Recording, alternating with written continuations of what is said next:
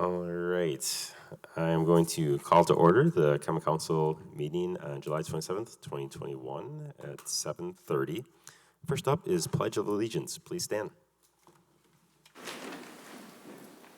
I pledge allegiance to the flag of the United States of America and to the republic for which it stands, one nation, under God, indivisible, with liberty and justice for all.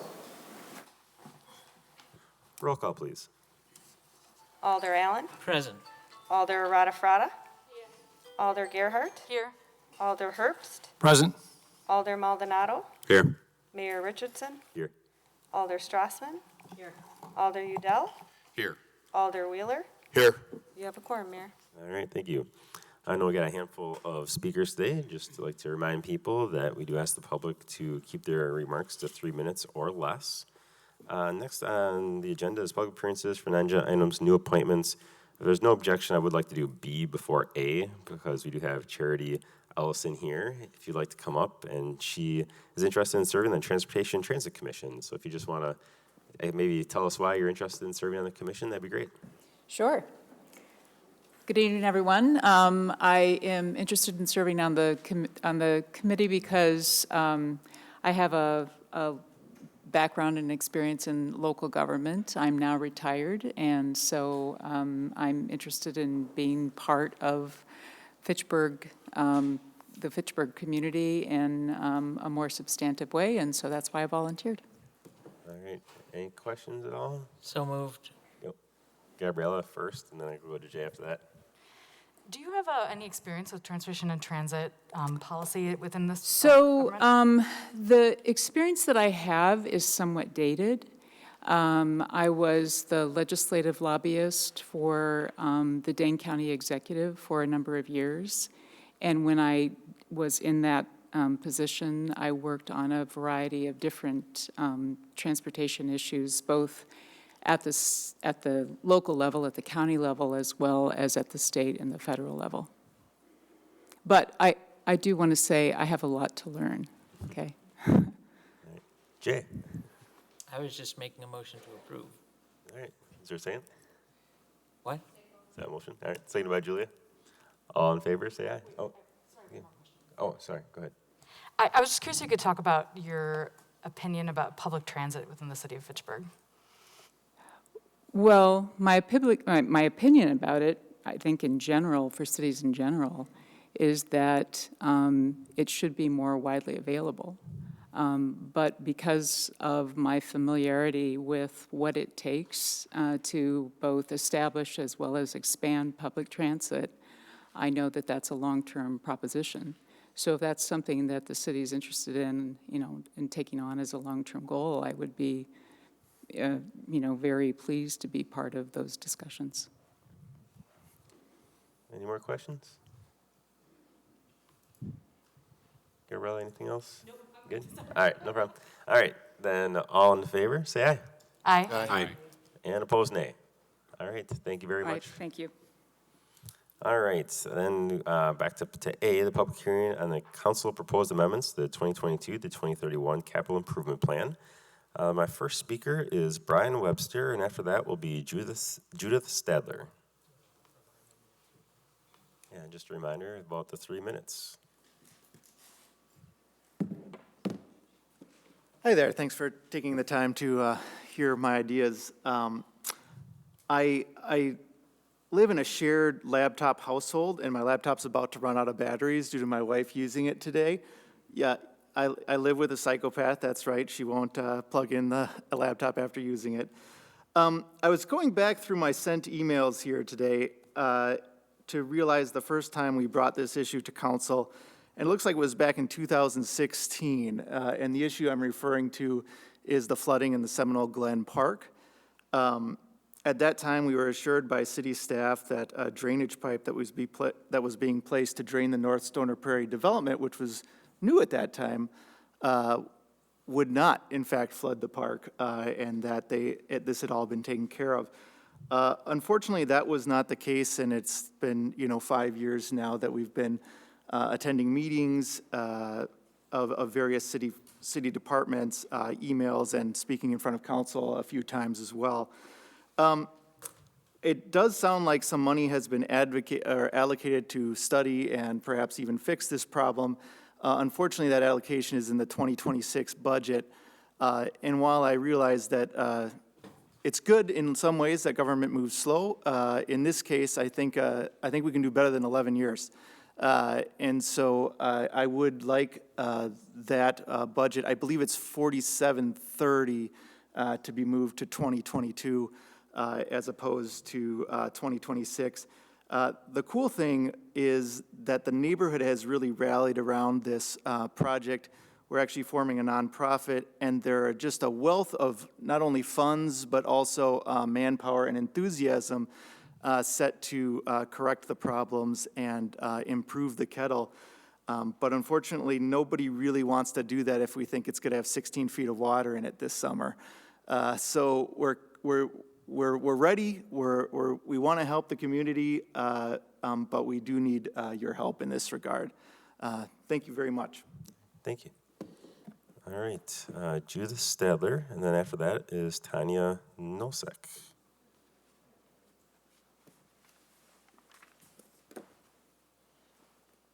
Mr. Mayor and council members, my name is Judy Stadler. I live at 5629 Newtone Street. In 2019, members of this body unanimously approved the Fitchburg Clean Energy Resolution. That was an aspirational resolution, not a binding action.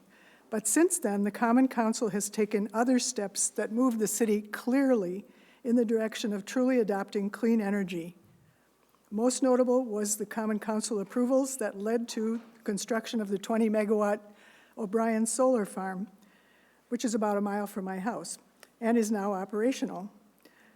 The amendment to add solar for the lift station in the Terravesa neighborhood continues that string of successes to my mind. It just makes a lot of sense to use clean energy to power all pumping and lift stations, if at all possible. Thank you very much. Thank you. Pardon? Yeah, we can't. No, all right. All right, Tanya, you are up next.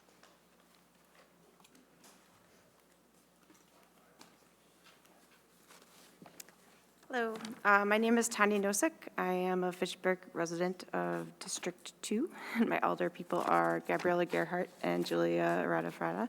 Hello. I just wanted to register my support for the two amendments to move forward funding for the community hub and the teen center. I think that the time to fund and promptly open a community center in the North Fish Hatchery neighborhood is now. And the time to fund and support a teen center for our youth is now, not 10 years from now. So please pass these amendments so we can keep building on the current momentum behind these much-needed investments in our youth and community members. I think that investing in human capital is as important to building a thriving city as investing in infrastructure and other things. I also want to support the amendments put forth by my alderperson, Gabriela Gerhardt, to utilize solar power. I find that these would be a well-reasoned, feasible, or fiscally responsible approach to helping our city do our part to help reduce carbon emissions going into the future. Thank you. Thank you. All right, I believe that's all of the speakers I have here for this, but we do have some people online. So Scott, who would you like to speak first online? All right, Tremaine, you are up.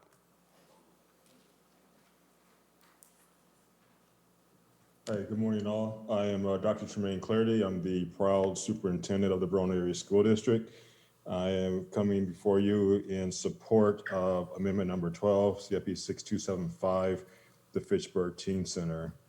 As the superintendent of the area school district and a proud parent of 3 teenagers in the Fitchburg area, I want to encourage our council to vote in favor or move up the timeline according to Amendment 12 that would show an investment in our children and our students. When you think about the perseverance that our students have shown in terms of their education in the midst of the COVID-19 pandemic, they have shown that they are strong and perseverant, but they need our support. This would definitely show an investment in our children and an investment in our community. As educator for 24 years, we've worked very hard to develop students that are both career and community ready. We cannot fully develop community ready students without investment from our community. So again, I strongly encourage you to vote in support of amendment number 12 and move the timeline and development of the Fitchburg Teen Center. Thank you for your time and thank you for your service. Thank you. All right, Sue, you are next.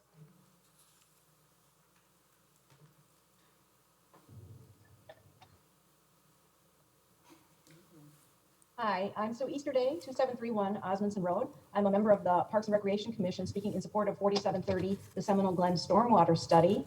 In fall of 2020, the Parks Commission discussed this park several times because of longstanding concerns raised by residents of the surrounding neighborhoods. The neighbors perceived that their concerns would not be appropriately addressed. Atop the list of issues is the expectation that this park will manage stormwater as a closed system, and it certainly does not do that well. There is a beautiful old oak kettle filled with heritage trees, which are at risk of death due to root rot. These are varieties that do not survive wet feet and in fact have lived 150 plus years in dry conditions, not the more recent wet conditions we experience in heavy rainfalls and flooding conditions. Given the terrain, size, and number of the trees, their removal costs after death would surely be astronomical and they'd be unsafe to be left in place. Seminole Forest was developed to less stringent standards compared to today's requirements. The idea was to channel runoff into the low-lying areas, call it a park, and call it a day. This year, the Parks Commission is updating the 5-year Parks and Open Space Plan. A surprising fact is that although the plan mentions stormwater repeatedly, there is no list of older parks which are to function as de facto stormwater management systems. Not there and not anywhere in the entire comprehensive plan.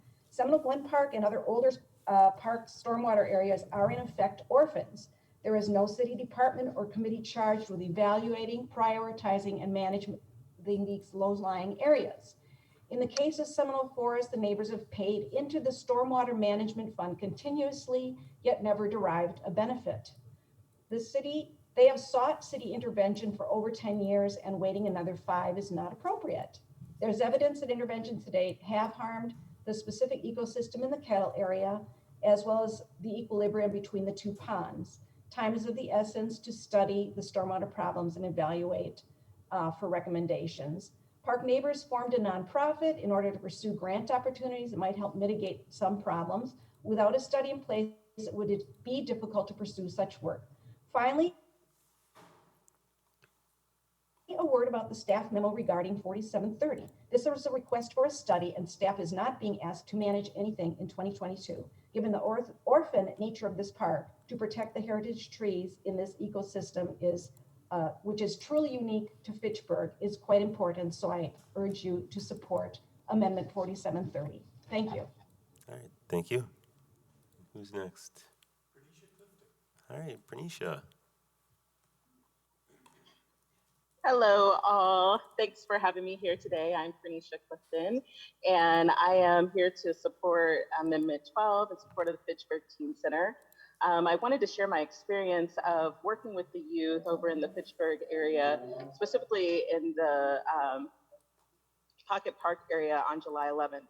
So many of the kids came out and had a good time and shared their experiences. And one of the social emotional resilience workshops that we did was advocating that they use their voice. And so in order to get tickets for ice cream or to get tickets for prizes, they had to tell us what their experience has been during this time. And what I found is even the parents, when they shared the experience, were like, well, we're surprised that you're having this here. Are you sure you're in the right park? And they're like, we desperately need these resources, but we just don't expect to get them. And the fact that a parent said that they don't expect to get these resources in their community was quite shocking to me. And I just think that the Teen Center could be a great resource for the families in your community to get what they need for their young adults and youth and to create some humanity in their development. Simply having things like tampons and pads and body wash, especially name brand body wash, was so impressive to the kids and the youth. And the other thing that I will say is that this is not a short-term investment this is a long-term investment in your community, because these same youth will grow up to be the same constituents that are working in your community, living in the community, and raising children in this community. And I believe that we're on a good track to creating healthy families and community by putting this resource in Fitchburg. So I really do hope that you all will support this amendment and continue to move up the timeline for the Teen Center so we can get this done. It'll be too late 10 years from now. And truth be told, you know, we're right on the verge of even going back into the pandemic with having to wear masks and variants rising. You know, we need to be mindful that this trauma could last longer than we expected, and that our youth are going to need some supports. So I really do hope that you will invest in this Teen Center and that we'll keep the time frame moving forward. Thank you. All right, thank you. Oh, Mr. Hartman, you are next. Hey guys, thank you so much, and thanks for your service as always. Are you hearing me okay? We can. Great. All right, I want to talk about lots of stuff, so I'll be quick today. Solar for lift stations and well pumps, and also the teen centers and the hub. So where the city has room for ground mounted solar panels, we should be installing to the net metering limits. MG&E only trues up imported versus exported power to the grid once per year. What that means is we can overproduce all summer long as we're a net purchaser by the end of the year. That's a huge benefit to Fitchburg and the owners of solar panels.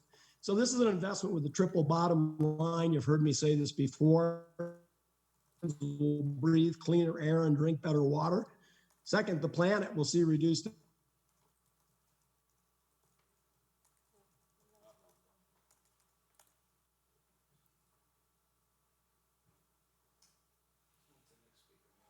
Oh, sorry, Tony. I think you have some videos. We can play those, and if he comes back after that, we'll come back to him. So if you go ahead and play those videos for me.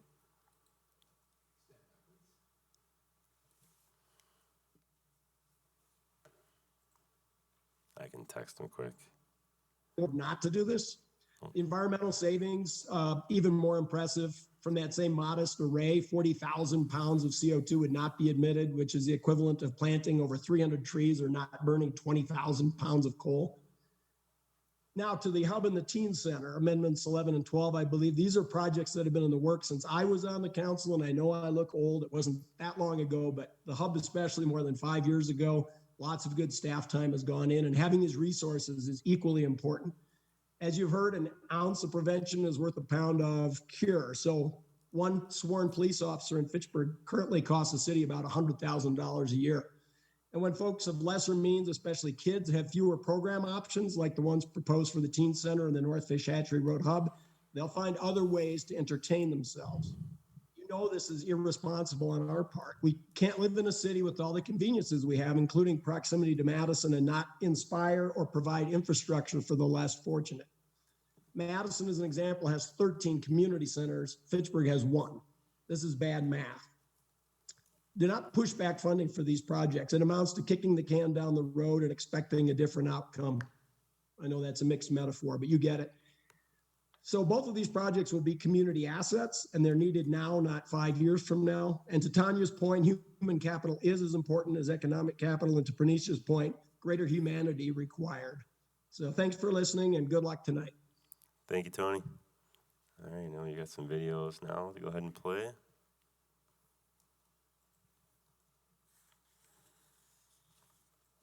Hello, everyone. My name is Marlon Hanna, and I'm a police officer with the city of Fitchburg. I have been with the city of Fitchburg as a police officer since December of 2015. The reason for this video is for my endorsement and or my support for the Fitchburg Teen Center. The reason I feel that this could be beneficial for the community in which I serve is because when I think of Fitchburg Community Center, first words that come to my mind is community and partnership. Ever since I was a small child, I was a part of a community center such as this in the city of Milwaukee. I recall having great memories there with my brothers and my very good friends, many of which I am still in contact with to this day. I believe that the Fitchburg Community Center being built there for teens can truly benefit the community. If you think about current crime statistics, a lot of the crime statistics that are currently plaguing the county of Dane is from individuals age 12 to 16 years of age. These are individuals that I strongly believe can benefit from an establishment like the Fitchburg Teen Center being built. This is something that I highly believe that even the parents of these teens would highly support. This is something that I truly believe that they could also have an input in as well, a positive input as well. This could help shed a better light on law enforcement and the community partnerships in which we share with the community. Every day I come to work, I am interacting with these individuals from all walks of life, creeds, genders, sexual orientations, what have you. These individuals I know could strongly benefit from the Fitchburg Teen Center being built. In conclusion to this video, I hope that you support the Fitchburg Teen Center as well in its creation and sustainability. Thank you very much. Have a nice day. Hey, my name's Nate Hobart, Fitchburg resident for almost 11 years now. I also serve as a pastor at Redeemer City Church, which is right on King James Way there. And I wanted just to send you a video just asking you to reconsider putting the teen center moving forward in the CIP sooner than 2030, but to get in there much sooner. I drive through that neighborhood. I live close to that neighborhood, and there's just a lot of opportunity, and it's real clear that there are some different pockets within Fitchburg where there's just greater density and a lack of resources that are there, and this is one of the areas where that is, I can attest personally where that's very clear, and so just wanted you to strongly reconsider as a council and supporting the Teen Center moving forward. I know it's a hard decision, but just really want to commend to you just from where my vantage point is. I think this is going to be vital for the future of Fitchburg and the health of our community. And so, yeah, look forward to working with you in the days and weeks to come and however we can to see that happen. So, thanks. Hello. Thanks to the Mayor and Common Council for allowing me to speak tonight. My name is Dave Richardson. I grew up on the west side of Madison and Fitchburg, and I've been a teacher and the head football coach at Verona Area High School for the past 22 years. It is with that background and experience that I would like to put my full support behind the amendment for the Fitchburg Teen Center.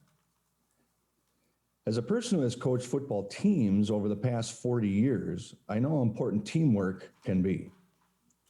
This neighborhood center, I believe, will help cultivate that team atmosphere, especially for the Verona Road West neighborhood.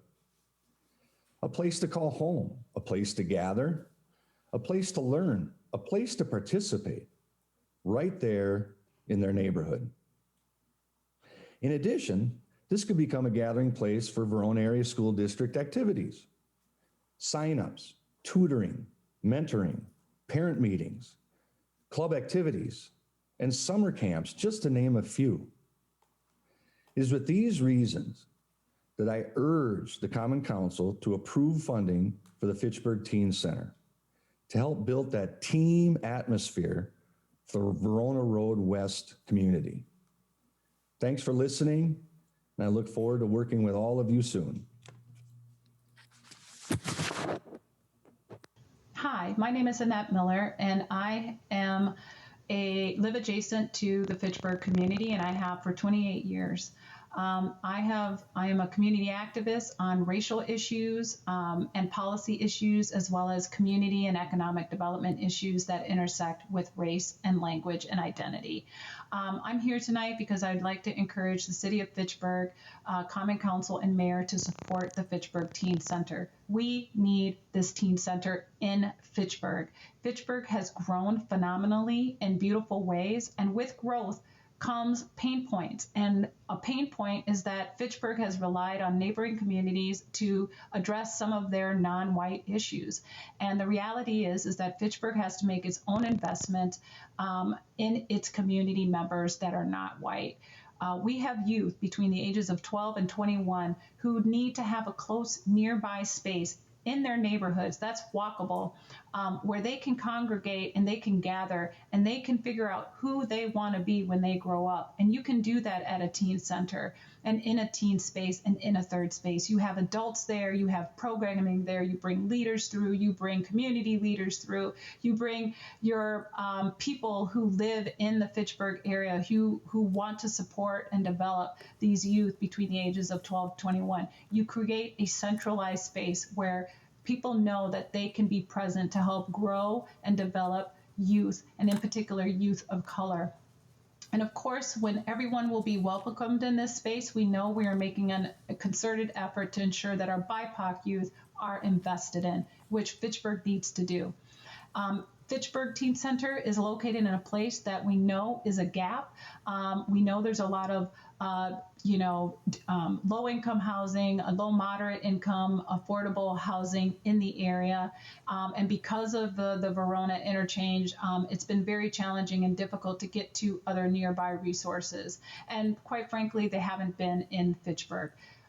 So I really encourage Fitchburg to make the investment in this Fitchburg Teen Center. When you make youth invisible, when you make BIPOC youth seem as if they don't belong or they don't have a place in the Fitchburg community, you are missing out. These youth are going to be great. They're going to surprise you. And the reason I know this is because I was one of those youth.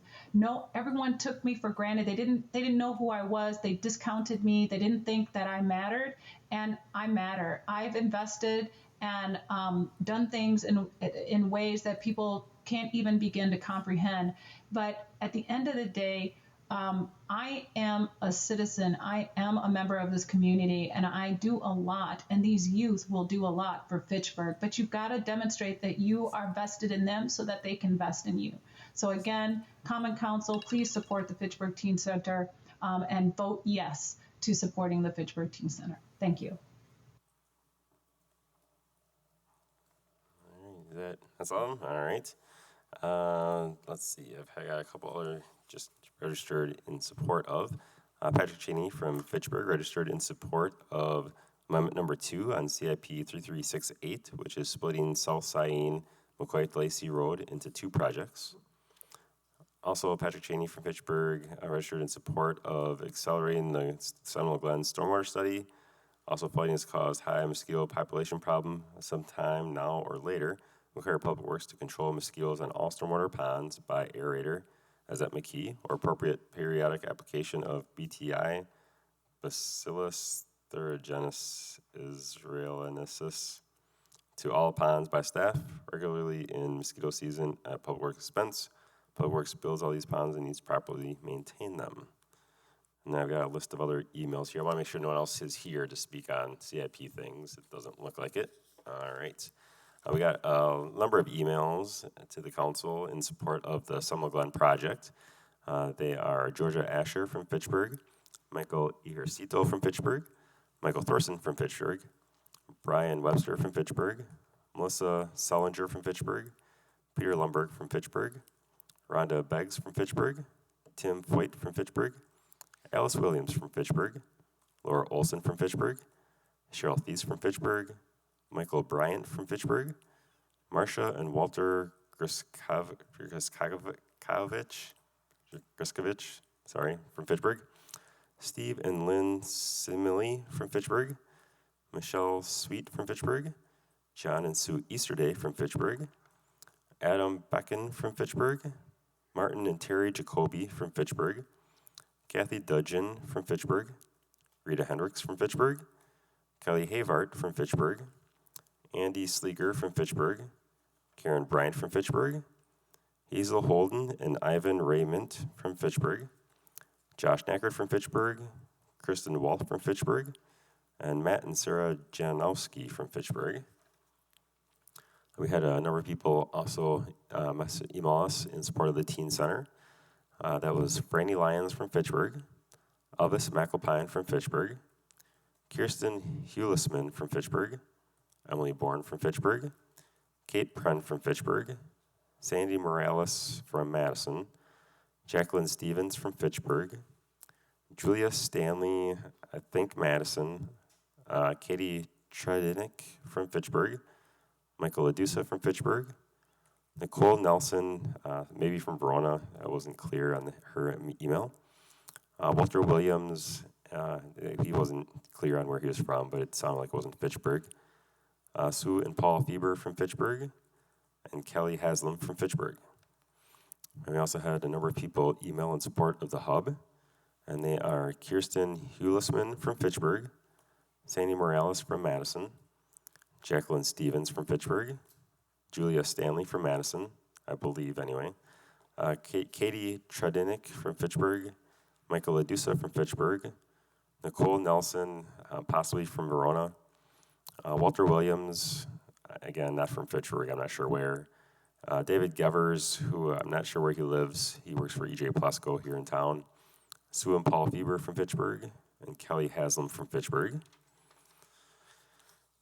And then I had, we support CIP Amendment 1040 to add operating funding for tree canopy management to the Town of Madison CIP project, and that is Brendy Hofer and Dennis Stedman from Fitchburg.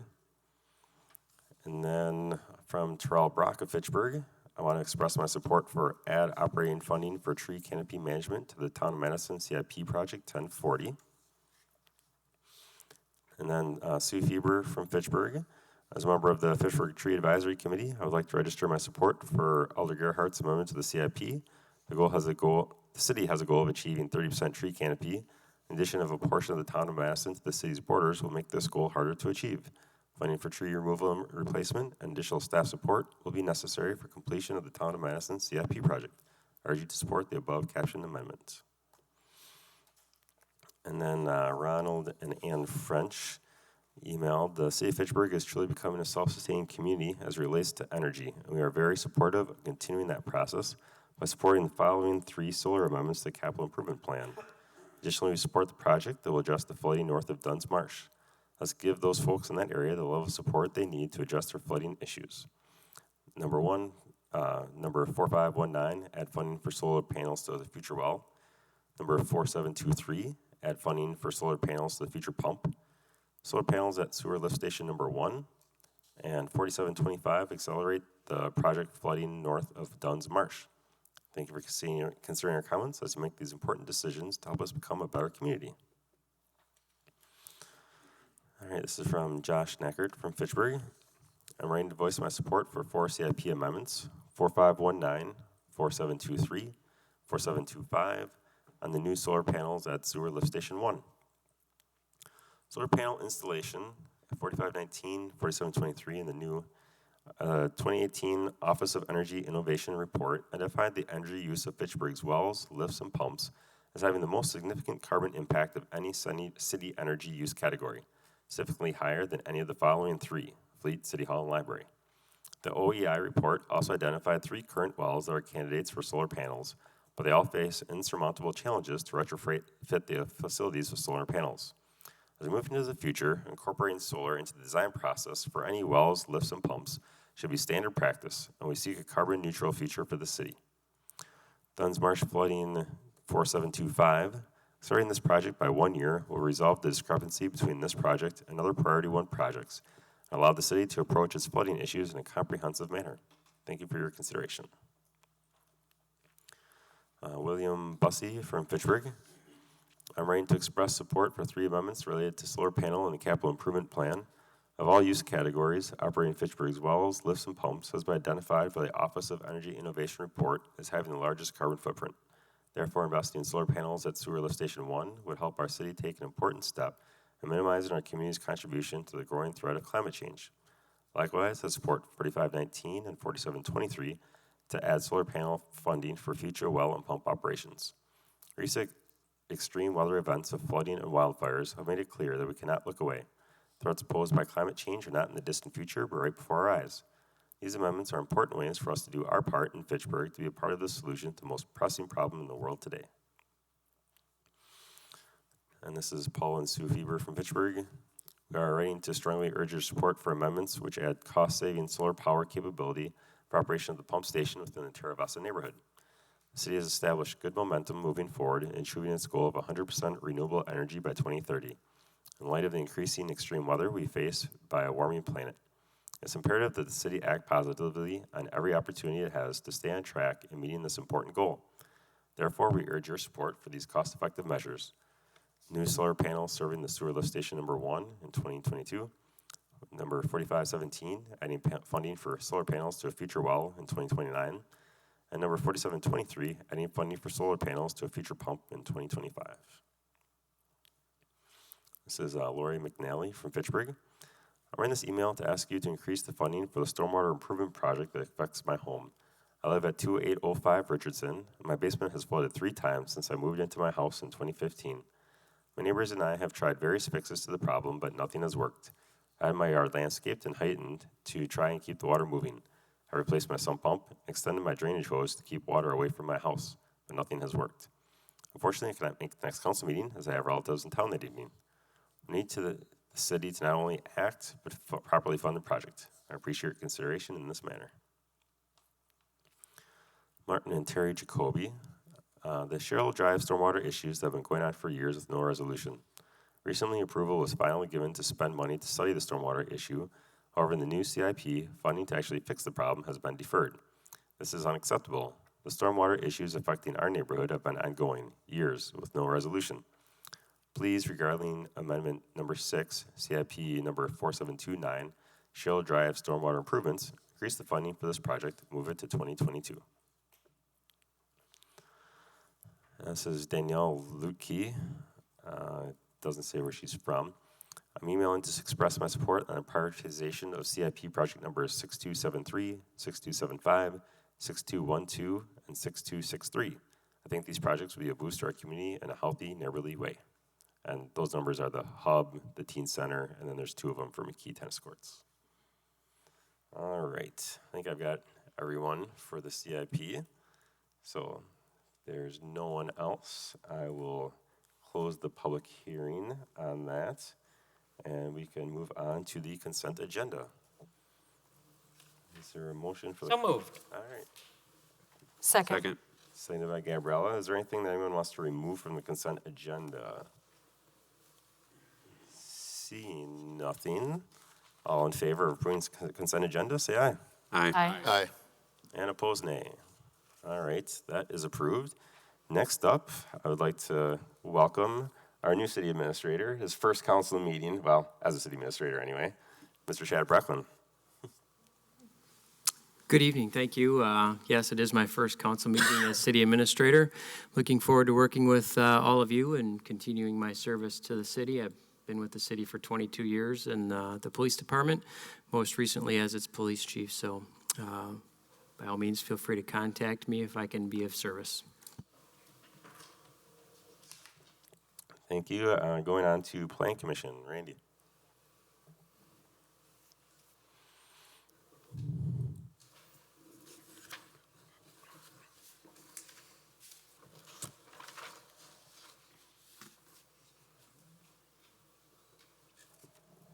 First item, approval of ordinance 2021-0-11 and Plan Commission Resolution PCR-01-21. Ordinance 2021-0-11, an ordinance to adopt the 2021 amendment to the Comprehensive Plan, amending map 4.3, future land use. Then figure a growth model in the McGaw Park Neighborhood Plan, and accompanying text on pages 8 through 10, 8 through 12, 8 through 14 for a portion of the property south of Nobel Drive in Section 15, City of Fitchburg, Dane County, Wisconsin. Outlot 8, Fahey Fields, and part of Lot 2, CSM 9896. Plan approved. And is there a second? Second. Seconded by Shannon. And do you want to explain it, Randy? I'll give some information. Would you like to step up? You're much more fluent in this area, or would you like me to just take it? Go ahead. All right. I'll help you out if you need There was it. a bit of a pause there. I thought, well, maybe. A little background on it. This is the city's comprehensive plan, which was initially adopted in 2009, amended to incorporate the McGaw, Southdale, North East Arrowhead, North Stoner Prairie, Anton Drive plans, and the 2010-2020 amendments. An update, a comprehensive plan was adopted in March of 2020 and allows the city to process amendments to the comprehensive plan no more frequently than twice per year pursuant to Wisconsin statutes, section 66-1101.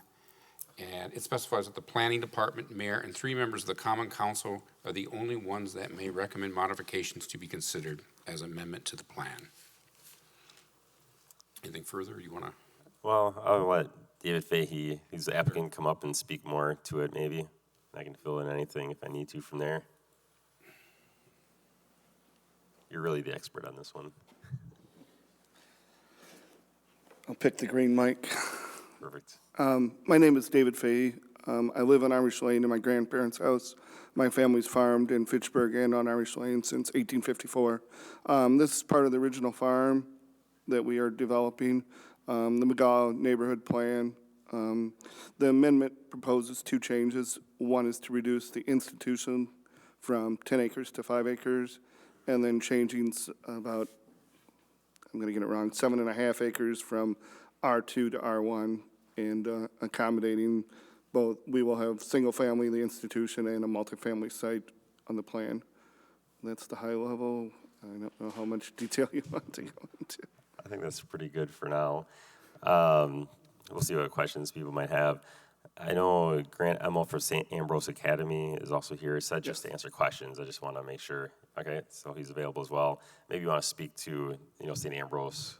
St. Ambrose will be utilizing the 5-acre site. St. Ambrose is a private Catholic school, grades 6 through 12, that used to be on the west side, and they have been looking for a new location for several years. And they will be coming in shortly with a plan on the 5 acres. They would like to move forward as soon as possible because they will be in a temporary site for until their building is completed. I think just the only thing I'll add is that this is all part of what was originally planned for this whole area, and just in phases is when it kind of comes through to the council. Like David said, rearranging what's there a little bit, but really still is, I think, at the heart of what was originally planned, even though things are maybe rearranged to a better location possibly. And then the institutional site decreased a little bit, but I know St. Ambrose was at the Planning Commission and said that the 5 acres meets their needs that they have for the school. So I can open to any questions or comments from the council. Julia? And then Gabriella.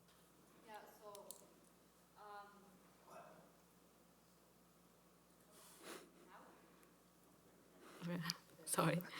So I have a couple of questions, but I want to see my fellow alders too, if they have more questions. But one of my questions is, I don't have an issue with the school coming to to amend this comprehensive plan to allow the school to be built. I have concern about the changing of the zoning from R2 to R1, or from high density to medium density. From my previous experience working in others neighborhood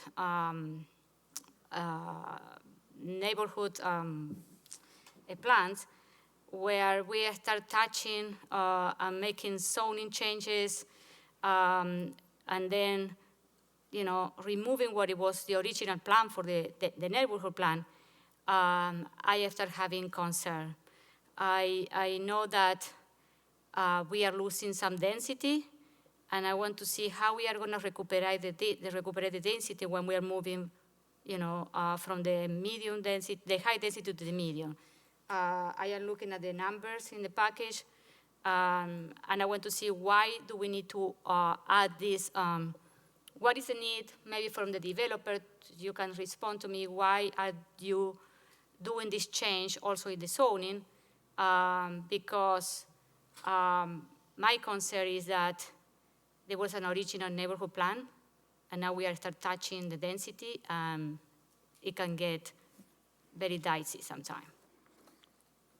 I mean, we will be balancing single family with the multifamily. We are proposing, which will come in shortly, 228 units on 12 acres, which will be our high density. And we also have sewer limitations on how much sewer capacity Fitchburg will allow us. And so the higher you get the density, the higher sewer capacity we need. And so that is kind of the way that we can, without building two multifamily sites, we cannot meet the higher density is the truth. I mean, that is why we've lowered the density to, and we will have a balanced neighborhood. I mean, it won't be as big a lots as, we're not going to have acre lots. We will have smaller lots following the current trends in the market. Yeah, that's an important piece that I should have mentioned earlier, is that there are limitations to the capacity of the sewer pipes that go through there. And so they actually had to reduce the density at the, I think it's not only the city, it's the DNR, the state, CARP-C, something like that, that said that the amount of density that they had actually wasn't going to be able to be handled by the sewer pipes over there. Yep. And as we started, I mean, the original 2000, the McCall neighborhood plan was a high-level picture in 2009. And as we've kind of taken each step and brought it through the process, we've got more refined as we come forward, and that's the reason for the zoning change. So my other question is, when this proposed plot was presented to the city for development, when did we find out about this issue with the sewer, the capacity in the sewer? I would say over the last 2 years, we've been looking at how much sewer capacity we have. I'm pretty sure that in 2009, we did not specify the flow from our 89 acres sewer capacity. I know it's not in the plan. I mean, and overall, R2 was included more, I got it backwards, it might be R1 or R2, included more land than just what we own. And so we're just focused on our own. We cannot focus on the neighbors. So we still need to provide some sewer capacity to the neighboring land to allow them to do what they choose to do. Yeah, they can't use everything. No, I know. I have another question, Okay. but I don't know if anyone has another question. Gabriella does, but if you want to. Okay. So, thank you. So, what you're planning to do, what is the density for the other 5 acres? Because we're at 10 acres from Well, that'll be single family. single family, okay. How many can you put in that 5 acres? It'll max at the 5 per acre. So we will. Is low density? The minimum is 5. We can try to max them out what we, that's the next step. Once we know the area of the single family, we will come in and plan the single family. It's kind of, until we know if we're going to change the 5 zoning, we can't really do what ifs at a very detailed level yet. They're going to maximize their lots because that makes them the most amount of money. We're not. You're not in this for charity. Oh, that's what the school is. No, I'm not supposed to say that. Sorry, Grant. Do you have any other questions, Julia? Or should I go to Gabriella? No, a final comment is I am looking to the land use and the McGaw Park plan. So it was multifamily 260 original, and then we are with the revision of this plan, we are going back 32 units. We're gonna, and then 5 units for single family. So my concern is, I know there is a capacity in the sewer, but how we are gonna, how we are going to restore that density that we are, units that we are. I can probably guarantee that the multifamily will come in at 228. Okay. We have a fairly detailed plan more on the multifamily than we do on the single family, and we will be coming in shortly, and we would like to move forward sooner versus later on that. And it's a pretty innovative multifamily because there's a mix of kind of your traditional big apartment building and then some, like, was it 4 units and some 16 units, which I think is neat to have a mix of rental. Yes. Okay. On 12 acres, so there'll be plenty of green space. Yeah. Gabriella?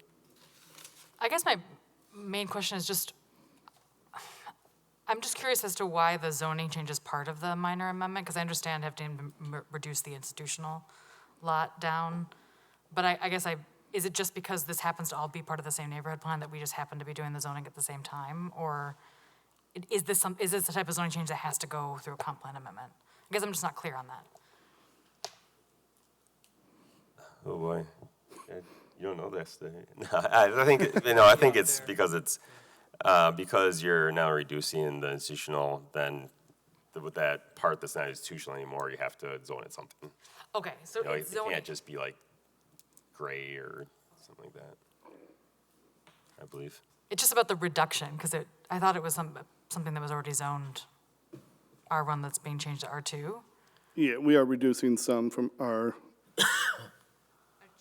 to the higher density to the lower density. And then extending that to the 5 acres that's being Yes. added because the institutional lot is going down. Okay. So that whole section is basically adding new land, 5 acres of new land with that zoning plus changing zoning for an adjacent area. And it also allows them to apply to get it in the urban service area as well, which is the other piece to it. We are it is. we are already approved through CARPC. Oh, that was what we did last year. That's right. Yeah, go ahead, you. Are you planning to meet with the neighbors before? We did last week. Oh, really? Why we didn't, was that information? I informed my 4 elders that are appropriate district of it. Yes. Well, next time it will be nice because this is to inform the whole the council because we are. I just didn't want to get a quorum. I didn't know the Okay. proper rules. I'm sorry. So That's how was, My fault. Actually, that's pretty standard. How was the did, feedback? and I'd let the Okay. neighborhood. can I ask another question? Yeah. How was the feedback with the neighbors? There were some neighbors mostly concerned with stormwater runoff, and we fully understand that we will meet the new or the proposed standards that will be coming forward from the city. We understand they're coming, and we will be meeting the stormwater on the whole site. We will have multiple stormwater ponds. Any other questions or comments? All right, seeing none. All in favor, say aye. Aye. And opposed, nay. All right. that's Thank you approved. very much. Thank you. Welcome, Chair. All right, next one. Next one, 7.2, Comprehensive Development Plan CDP-2379-21 was tabled until August 17th. All right, is there a second to table? Second.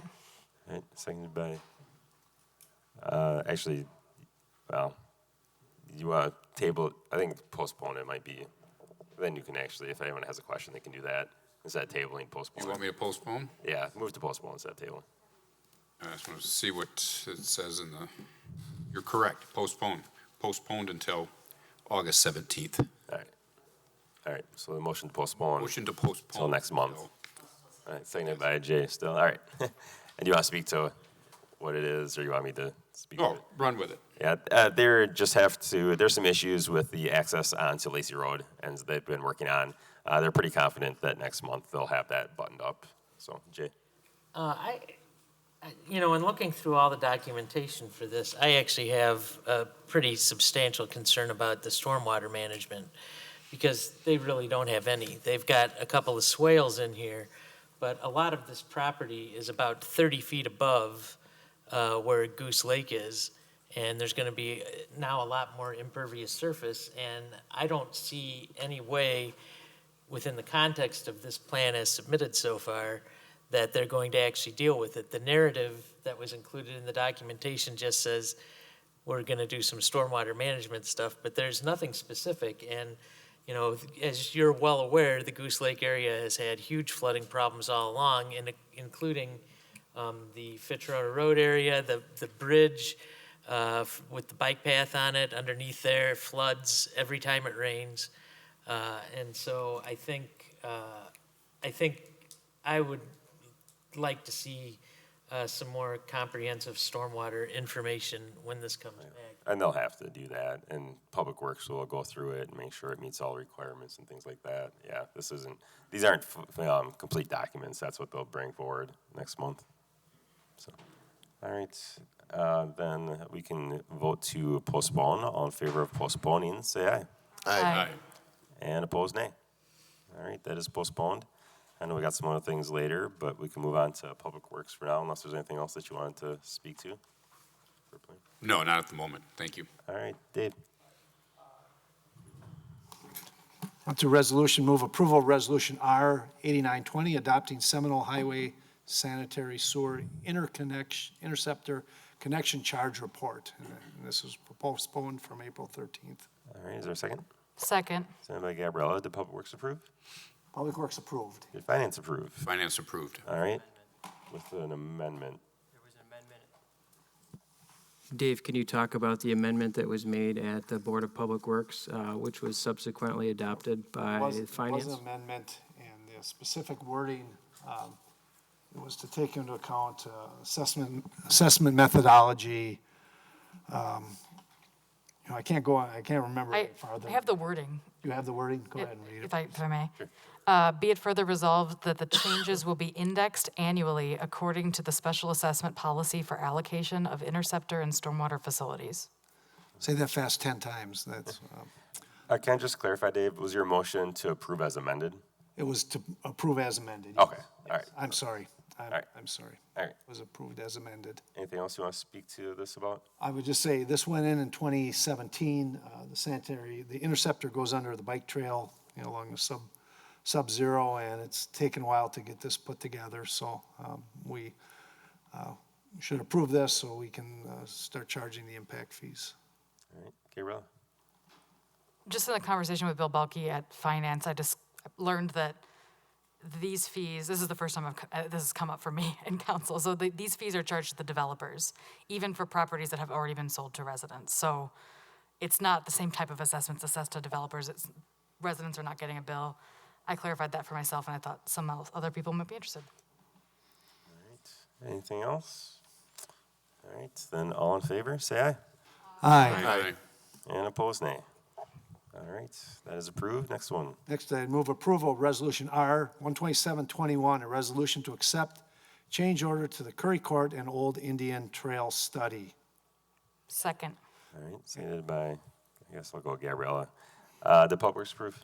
Yes, we did. Did Finance approve? Finance approved. Did RCC approve? Yes. All right, and what's this about, Dave? So we did a study. We hired a consultant to do a study to mitigate the stormwater, and they looked at two alternatives, and neither one of them really did much, as far as resolving the issue. And so another option was to look at a pumped solution to take care of this. So what we decided is let's get all the cards on the table, and we'll approve the change order for them to study the pumped option. Then we can present this as option A, B, and C, and make a decision on it. Right now, like I say, I don't really like any of the options, but at least I'd like to know what the pumped option would do, if that would improve the situation. I think you remember last meeting, Mark Jones and another resident, commented on this quite briefly, and I feel this is prudent to at least look at that option to give us, to make a decision, looking at all the cards. All right, anything, Julia? Yes, Dave, how much is gonna be the change order? Approximately $8,400, Julia. Okay. Yeah. All right, any other questions or comments on this one? Gabriella? I'm going to vote in support of this, mostly because the two alders in the district have been engaging with the residents, and they are supportive of finding out all the information. I do just want to make a statement, though, that I think we should be very wary of installing a pumping station, and I'm just given the cost to the neighbors, which will probably be assessed at 50%, and there's not. This is a very smaller area, but the Seminole Glen Kettle pumping station, for reference, would theoretically be in the $800,000 to $1 million range. So very expensive. They take a lot of energy. They're expensive to maintain. So I'm very suspicious of it being an option. That being said, I don't think there's any harm in actually studying it and finding out if it's a solution. So I'm going to support this. I share your concerns.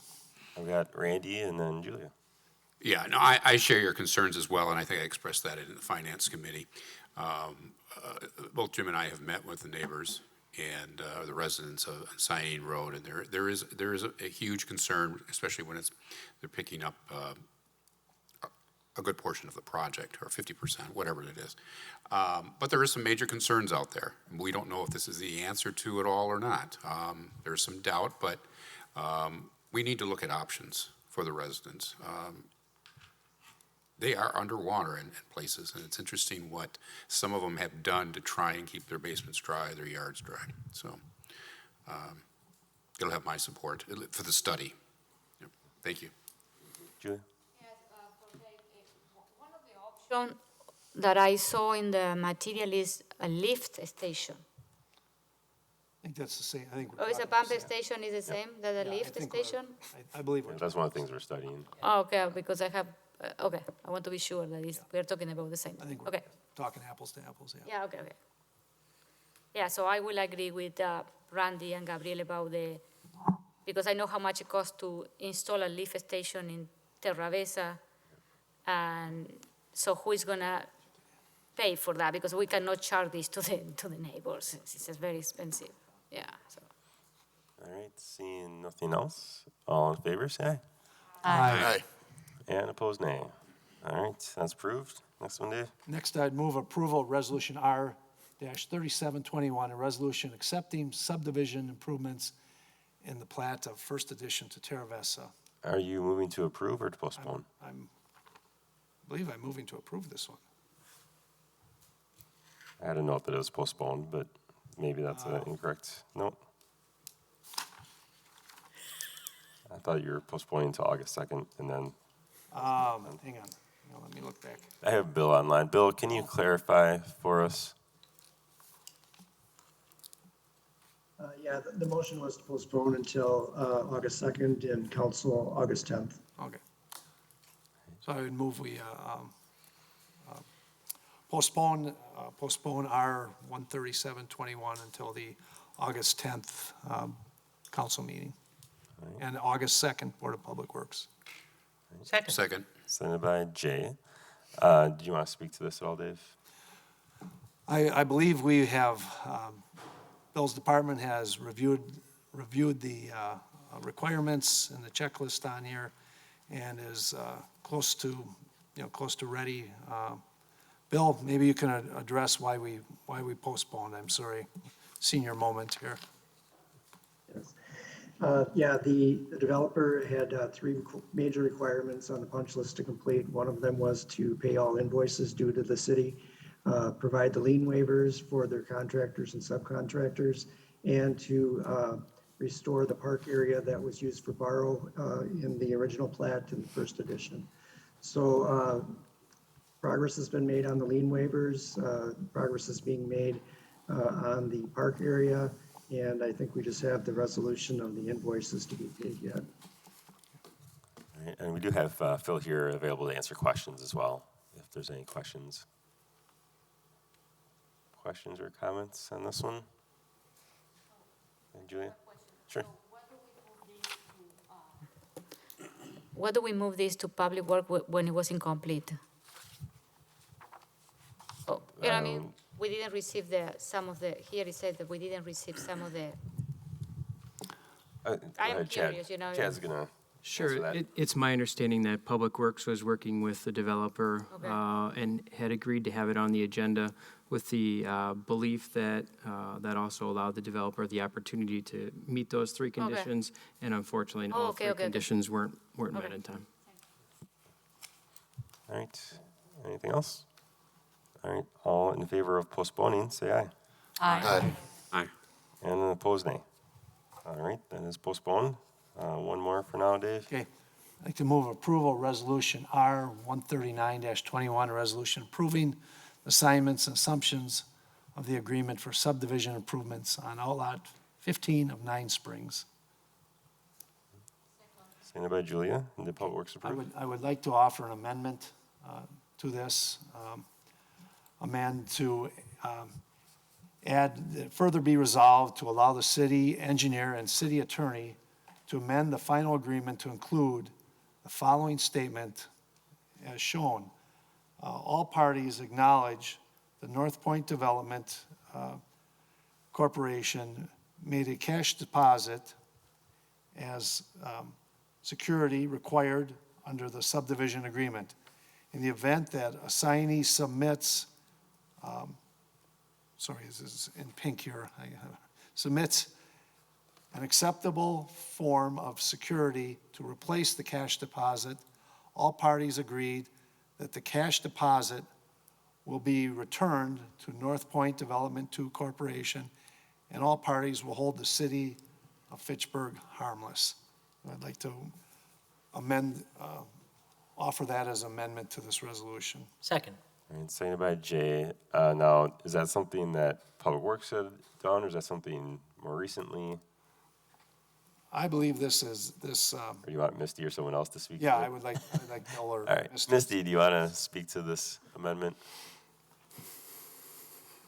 Hopefully you're there and not eating dinner or something. No, I am here, but I am not aware of this amendment, so unfortunately I'm not helpful. All right.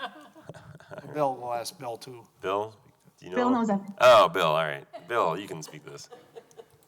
Yes, this was a recent development as of last night as we were reviewing the draft agreement that this clause was not in the agreement. And just overnight, we reviewed this with the city attorney and felt that this was appropriate to add it to the agreement. We do not have anything in the resolution as currently stated that would allow the city attorney to edit the agreement. So we wanted to make sure that it was inserted into the agreement. And there are some final edits, such as the assignment or the signature pages that are also being amended that need to be changed. But we wanted the ability to be able to do that after the agreement was approved. All right. So this outlot 15 has been purchased by Limerick. It's the corner of Lacey and the roundabout. And Sean, is Sean here? Yeah, yes. All right. Do you want to speak to this, Sean? It's where Lacey Road turns into Lacey Road at the Yes, roundabout. yes. It's always fun to explain. It's like, we're on where Lacey Road goes north. So this amendment, in order for us to purchase the property, we needed to have the permits issued. So our lender was requiring that. And because we did a CSM, there was a requirement to have a subdivision improvement agreement, but we didn't own the site at the time. So we asked the land seller to enter into this agreement. And also by doing so, there was this requirement of security of 120% of whatever the estimated costs for public improvements was going to be. And so we asked the seller if they'd be willing to pay that, and they kindly said no. So we put the cash in escrow, because since we weren't the owner, we weren't allowed to do a letter of credit at the time.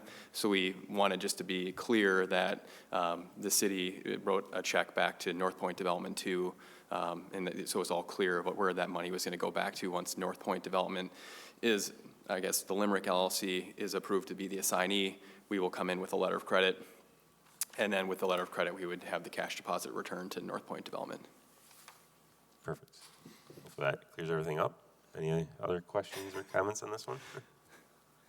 So my question, at the board was, they were assuming this. I want to make sure there's no finger pointing, well, the previous person should have done that. And Bill and Shauna assured me that all the I's have been dotted and T's been crossed, that this is a standard agreement that is, I don't want to say ironclad, but acceptable. Excellent. All right. First, we have to vote on the amendment, adding this clause in here. So all in favor of approving the amendment, say aye. Aye. Aye. And opposed, nay. All right, so the resolution is amended. Now, all in favor of the amended resolution, say aye. Aye. Aye. And opposed, nay. All right, that's also approved. Thank you. All right, anything else for now on Public Works?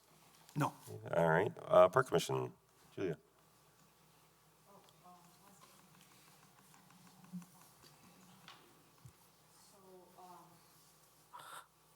It's not working now. Okay. So we met on July 1st, and we discussed several items in the agenda. One it was the ordinance, the amendment to the comprehensive plan that we just approved. So also we discussed, there was a presentation for a potential Terravesa agricultural park that was made by Wade Thompson. He's our community development planner. It's an agricultural park that can be generally defined as a public park space primarily devoted to various aspects of agriculture, including but not limited to growing food, product, plant, and providing educational opportunity. And ag parks are an emerging trend on public outdoor recreation lands, with then counting exploring this concept at Chubb Park within their system. So it was a good discussion, a great idea that Park Commission determined that it's worth it to continue exploring. So we're going to continue working on that, and when we have something more concrete and tangible, we are going to share with the council. But you can see, if you want to know more, you can look at that Parks Commission meeting. Then we talk about we need to update our parks and open space and recreation and plan. So we are working with Wade Thompson to determine the time frame, how we're going to do it. And then Scott Endel, our director of parks, he presented the 2022 proposed park operating budget. That's it. All right, thank you. Library Board. Unfortunately, I had something that came up at the last minute and was unable to make the meeting, but and the minutes are not yet posted, to my stunned amazement, but I did take a look at the video, and other than the standard reports that are generated every month by the library, there is going to be a request for a full-time custodian in the next year's budget, which you will get to tell us about later. All right, excellent. All right, and I believe that the draft minutes are supposed to be posted right away, maybe. It's supposed to be within 3 days. Yeah. I noticed in going through the website that there are a number of committees. There are committee meetings going back to July 1st where draft minutes haven't been posted yet, so that's a discussion. All right, we can look into that. All right, Commission on Aging Well. The last meeting was July 8th. I was out of town, but this week I met with Jill, met all the staff, toured the facility, and kind of got my feet on the ground. Two things, I guess, or three things I came away with. One, we're looking for more volunteers there. You know, the only reason we are able to have a facility like that and service we provide are the volunteers, and we're trying to recruit more volunteers. If you know anyone, you know, please let us know. Second, you know, Jill is putting another social worker in the budget for the town of Madison, and I feel that is appropriate. You know, the budget is relatively flat, but the third thing I'd like to add is there is a large number of senior housing going in. You know, if we look at over McKee, Sean O'Brien's project, there were well over, I don't know if it was like 500 units, you know, within, not real far, I believe some down in Fahey too, that we'd like to discuss, you know, probably with Misty, you know, in lieu of parkland, we'd like to find some mechanism to be moving those people, you know, to the center here, because we figure a fair amount of them won't be able to drive or don't want to drive. So that's something I think Jill would like to have ongoing discussions with the city if we can find an option. We believe one of the facilities may have their own bus, so we may be able to work something out. But with the number going in, I think we definitely need to find an alternative there or an option. So that's all I had. All right, thank you. RCC. The first thing is Claudia put together a great presentation about how stormwater assessments are done, like how she determines if it's 50-50 or it's 100% city, and just how they work in general. It's really interesting, especially in context of a lot of our recent conversations. So if you're interested in that, she started it at the 6-9 meeting because that was when she was meant to do the whole thing, but we ran out of time, so she finished it at our 7 meeting. And because it's really complicated, if anyone wants to see it, just let me know and I can help you find the links to both of those videos. But it was definitely interesting. Might be worth revisiting at a future committee of the whole. A couple more announcements. The fall recycling event is going to be Saturday, November 6th from 8 to 11 a.m. The new street sweeper is out and about with the beautiful new artwork on it, and I know the mayor acknowledged the winner of the contest to put the artwork on in a ceremony, and that was really wonderful, and you can see pictures on the website, and hopefully you'll see it out in the street. And then also the Public Works put together a trifold brochure about with general guidelines on how to approach basement flooding concerns in your home. It's available in the lobby of the City Hall and also online at Fitchburg City website. If anyone has trouble finding it, feel free to give me an email and I can send you a copy of it. That's all for RCC. Gabriella, can you elaborate on the recycling event? As far Yeah. as maybe what type of materials, fees, Yes, thank you. Yeah, so the recycling event typically is electronics recycling and a paper shredding event. So it's the things that you can't do curbside very easily, and often people don't have any other means to do it themselves. So we haven't had one in more than a year, so I assume people might have some old electronics and sensitive documents that they're ready to get shredded. So, but yes, and I'll probably announce it over and over again for the next few months just to keep it on people's radar. Thank you. All right, what about TTC? So we got a report from Andrew, our transportation engineer. You know, we're all aware that Fish Hatchery Road continues. They switched sides recently, so that's coming along nicely. The West Lacy Road reconstruction design is set to be completed this month, so it might already be done. And then we might look at the TPP, which is the more detailed plans, sometime in August or September, so that's forthcoming. And then the South Scion reconstruction planning is underway. No, that's it. All right. Cedar. So we met on July 22nd. We dedicated the meeting to a presentation from the H&A Advisor LLC. This was the Affordable Housing Endowment Pilot Program. So we had a presentation on the financial analysis. So it was a maybe more than an hour presentation about going through the numbers. So you remember that some of us received an email with a survey that they sent to us to determine what type of the feedback that we want to know for what is the development profile that we would like to see. So the feedback was that we want a 2-story, 2-car, new townhouse development of between 1,250 to 1,500 square feet, including 2 bathrooms, 3 bedrooms, with composite siding, basic window, upgrade counter, hardwood flooring, and basic appliance.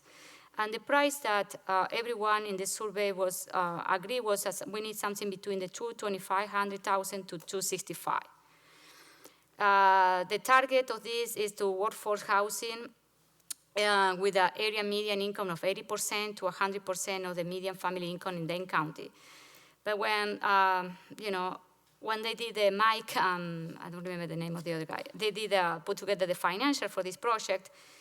So we know that the cost of construction can increase drastically. Lumber increase was 400% compared to this year. So this 225 to 265 townhouse now is a 335,000 townhouse. Okay, so so the other thing that we discussed is it's going to be a zero lot line style layout, to improve the land use, underground parking.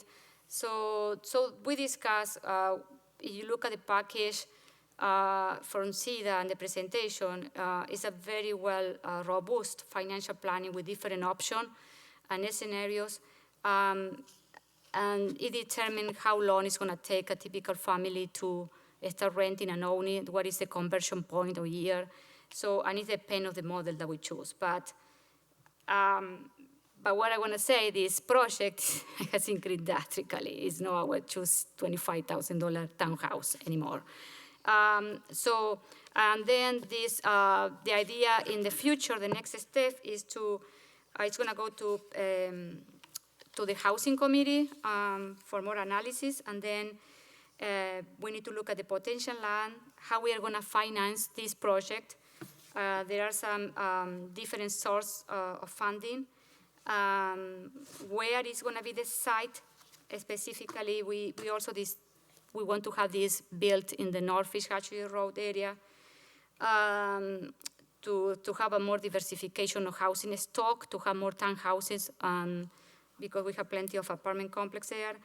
And then we are going to decide who are going to be the builders and the managing company and the bankers. So the project is moving along. It's going to come to council eventually for after the housing committee review this, and then we have some extra steps, and then maybe a committee of the whole meeting with the final product, and and to continue with this. This is a great idea, out of the box, to bring some affordable housing to the city. So we also discussed the 2022 draft Cedar budget, and then after the meeting, we had an update of some of the development coming to the city. We have another Promega expansion. It's a warehouse. We talk about the Ozona Institute that Promega is planning to build. They were presented a plan commission the other night, and it's moving along. It was approved. We talk about the potential development in lot 53 and 54. We already had a pre-application, a plan commission. We talk about the new river zone development coming in Terra Besa. And then there was another PDD inspection point, could be, or inspiration point, sorry, my hand gravity. Inspiration point, I think is like another independent living, memory care, and assisted living coming to Swan Creek.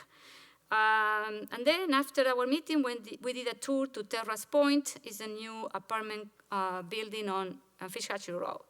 So it's a great apartment, good quality, and so that's it. All right, a lot happening.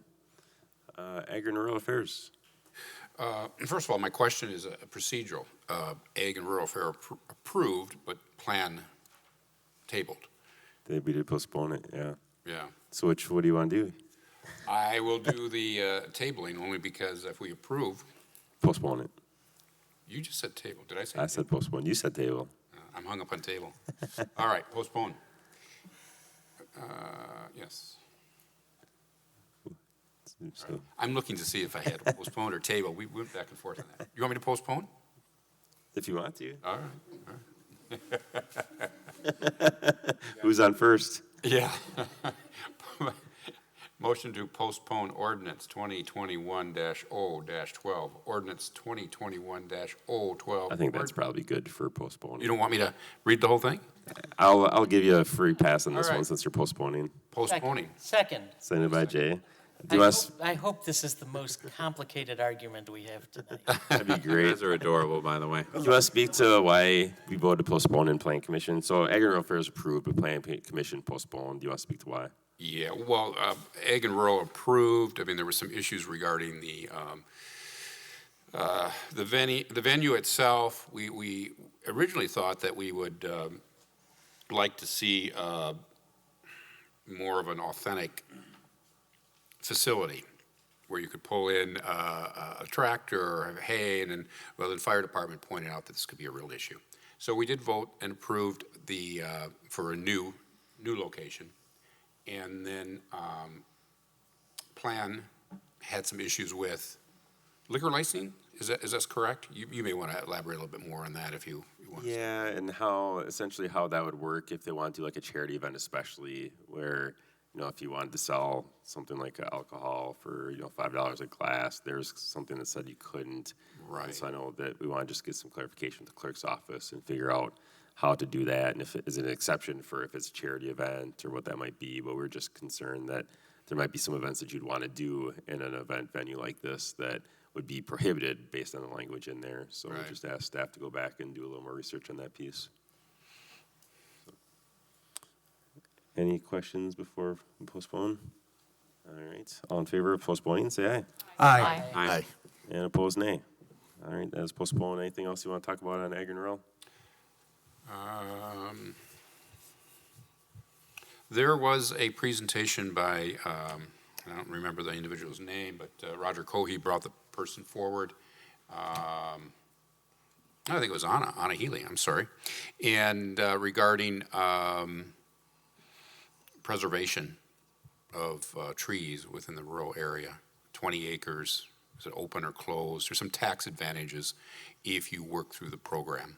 So, very interesting program. If you have an opportunity to watch it on Fact TV, I would encourage. So, All right. that's all I Thank have. you. EMS, Shannon. Our meeting was canceled. We'll have another one next month. Do you know when the annual meeting is? Huh? Do you know when the annual meeting is? It's in October. It used to be in October. Yeah, it's whatever the third Thursday is in October is the annual meeting. So if you can make it, that's great. Everyone's invited. Sure, question, yeah. So it's regarding EMS. I watched the meeting of the June 17, and I was surprised with the argument there. So the chief mentioned that there was an error in the formula for the non-transport that affected the calculation of the revenue for 2019, 2020, 2021 in hundreds of thousands of dollars.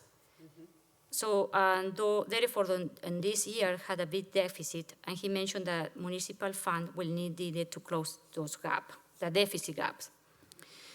So I was surprised because it wasn't reported to council meeting that we have following that meeting, and Fitchburg had to pay an additional 18.55% more in the 2020 budget to cover those deficit gap. So, and also found out that EMS doesn't have reserve funds to cover the deficit, so it's gonna come to us for budget, So, and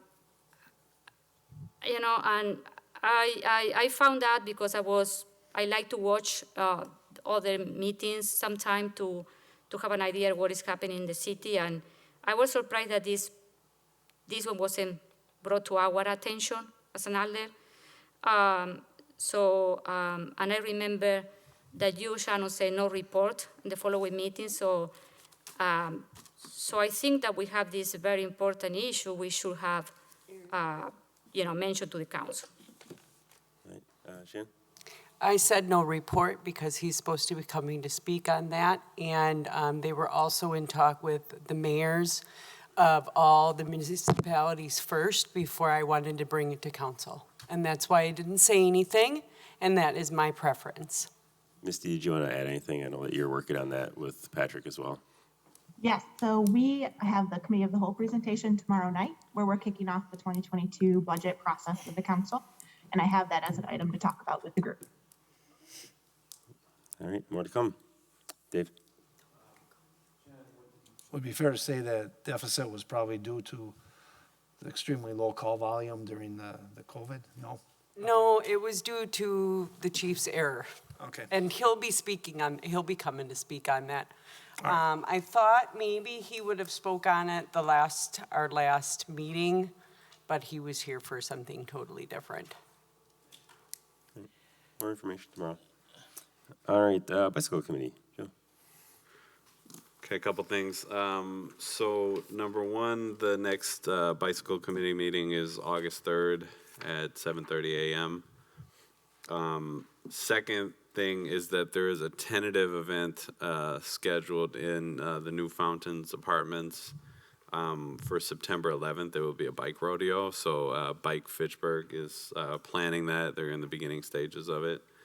And then third, for those who don't know, there's a Bike the Berg challenge in which folks are basically challenged to log 150 miles between May and September of 2021. You can go to the Bike the Berg website, bike-the-berg-2021.constantcontactsites.com. And you can also hashtag BikeTheBerg2021. You can share data in whatever way you'd like, whether it be Strava or another way. You're on the honor system. And if you log in 150 miles, you will be registered to be entered into drawings for fabulous prizes from local businesses. That's what they say. So definitely encourage folks to hop on their bike. And then the last thing, I say this every meeting, but just check the City of Fitchburg trails closing. Cannonball still closed for the most part, so I'll be extremely happy once it opens up. All right, Tree Advisory. We meet on August 12th at 3:30 p.m. All right, landmarks. Shannon, has landmarks met? No, we haven't met. All right, housing advisory. I don't have a report at the current time, but the next meeting will be September 13th at 5 p.m. All right, healthy neighborhoods. You're going to hear a lot about that tomorrow night because that's the first item on the agenda tomorrow. But the Healthy Neighborhoods Committee did vote to move ahead with kind of creating itself as a regular committee. So there'll be some work with staff to draw up the ordinance language for that, which will be coming to council sometime soon. All right, Storm Prairie Park Planning Committee, Randy. Yes, Stoner Prairie Park Planning Committee, it's its final report. The committee met a number of times since between early spring and July timeframe, end of June. Survey has, we developed a survey. It was sent out engaging the neighborhood communities, since it is a community park in that radius of Stoner Prairie.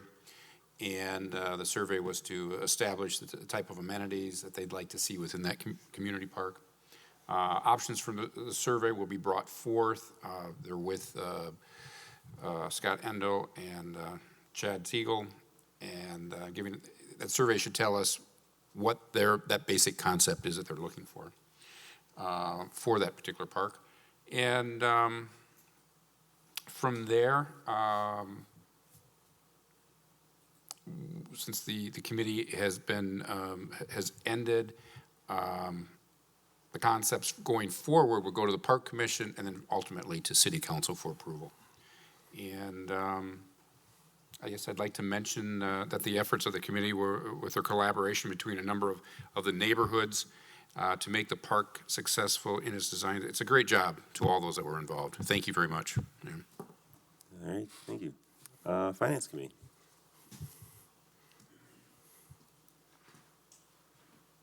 Finance, yes, this evening we approved, there was approval of bills.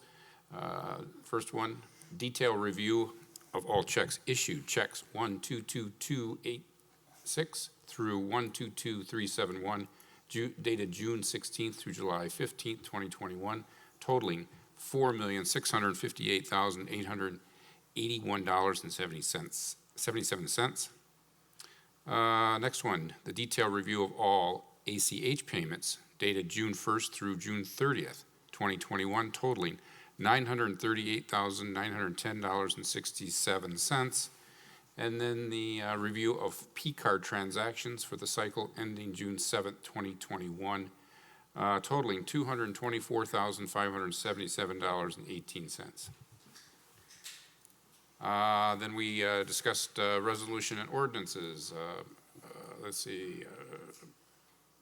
Motion to approve resolution R-128-21 authorizing to replace fire department staff vehicle. Right. Is there, first I need a second.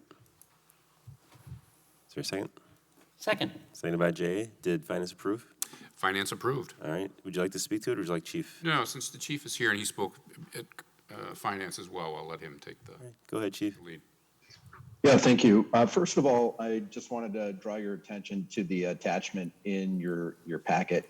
And one of the things that happened when we were submitting the proposal is we pulled the previous bid that for a vehicle that we purchased 2 years ago. The amount in the agenda reflects the amount that we're looking for, that being what amounted to $38,000 versus the $30,000 that's in your packet in the attached material. We were able to address that through finance.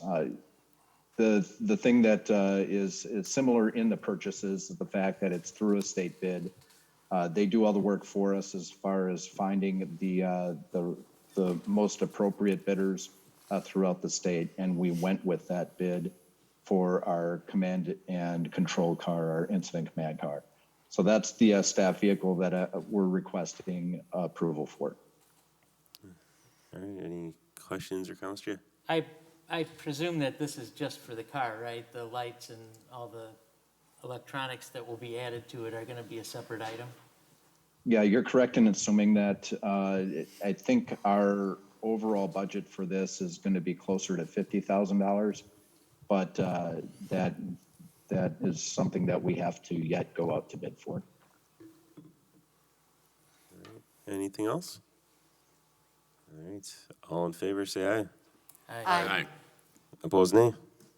That is approved. Thank you, Chief. Thank you, everyone. All right, anything else on finance, Randy? No, nothing else. Thank you. All right, personnel. Julia? We met on July 14. We discussed a topic about training of new committee chairs. So it's something that we have noticed that some of the new chairs, sometimes they are struggling how to handle the meeting and how to use, the procedures and the proper, Robert rules here on open meeting and all of that. So Gabriel and I, we gave Sarah Olson, our HR manager, some ideas on what we can do. And also Chad was there in the meeting, and also he suggested some also recommendation. And then we discussed about the new program initiative, the 360-degree feedback for department heads that the city is going to implement soon. This is a new performance evaluation program for department heads. It's going to be used as a development tool. The focus groups will meet in 6 months to see after the implementation how everything is going. And then the 360-degree feedback program initiative will start to be used in August 1st, 2021. Then we discussed a reclassification for a law enforcement data analyst reclassification. And then we discussed about acting pay addition to employee handbook. So we updated handbook to add some paragraphs of what happened when we have some head of the department that they had to act in other capacity. And then we went through the city administrator onboarding plan. So I want to say that Sarah put together something, a very robust onboarding plan for the new city administrator. And also we discussed, we have an update about the police chief recruitment process. So, and then we want to invite you to, for this, we have the 4 finalists for the police chief position. It is going to be an open house next August 3rd at 6:30, and the Unions Painter, yes, this is what I remember. So everyone is welcome. The community is the opportunity to get to know the 4 finalists and ask questions. So that's it. All right, thank you. Public safety, anything?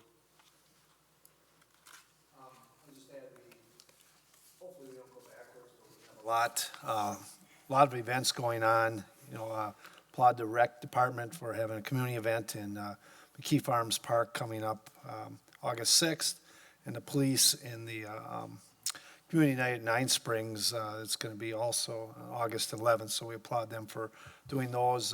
Notably, the Jazz at 5 will be having 5 nights in McKee Farms Park, and I guess this one last one, the cinema on McKee Road will now have a liquor license again, so you can have a beer there. I know none of you ever snuck one in to watch a movie there in between, but that'll be going on. I would add one thing. there was an event in McKee Farms Park a couple weeks ago, and we had a number of complaints from residents that the noise was excessive.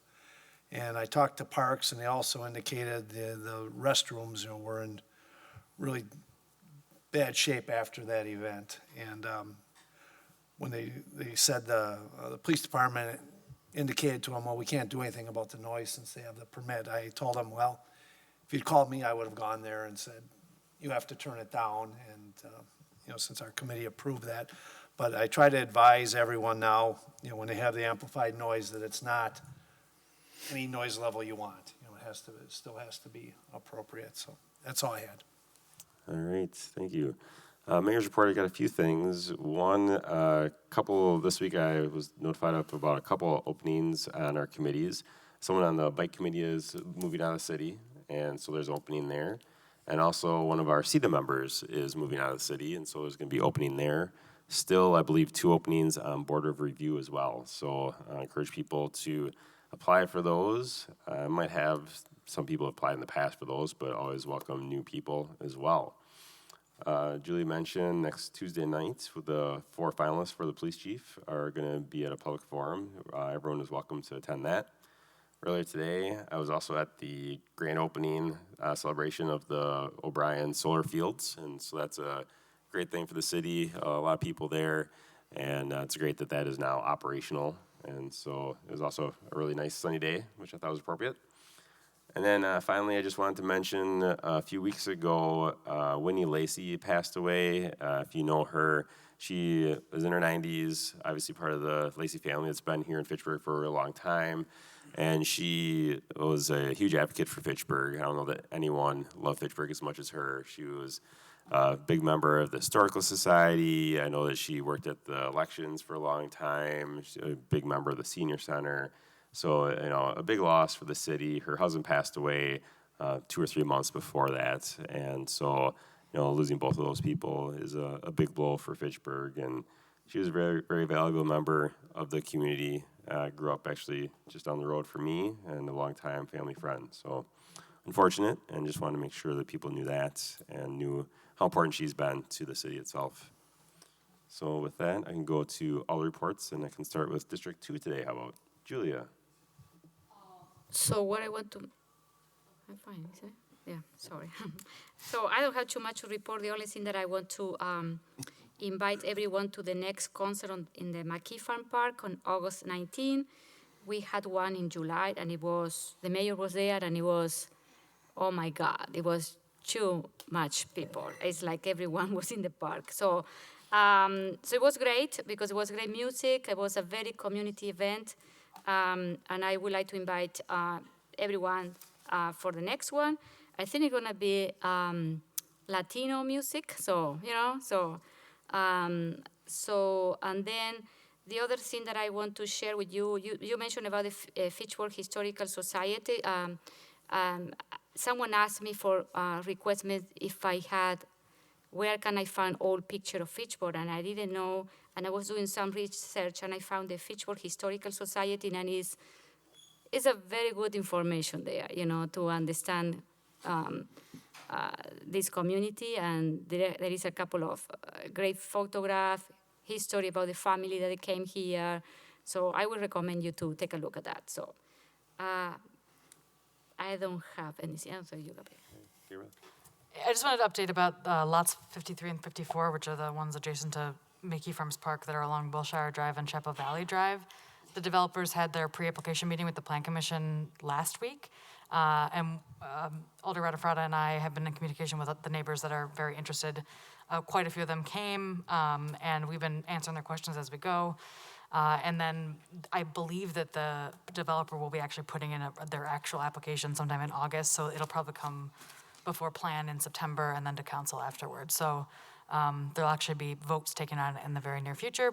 We're going to have, the developer's planning to have another neighborhood meeting that has not been scheduled yet, but it probably will be sometime in August, so I can let the council know in case you're interested in checking it out.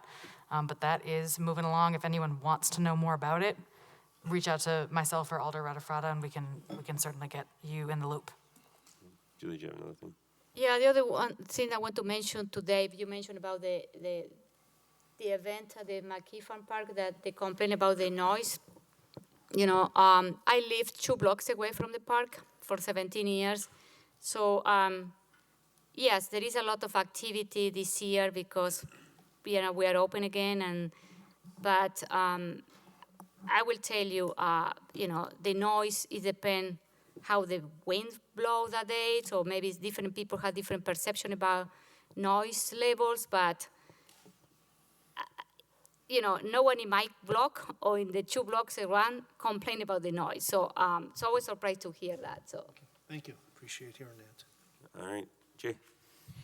Yeah, I just had a couple of quick things. Joe Pulvermarker, are you still there?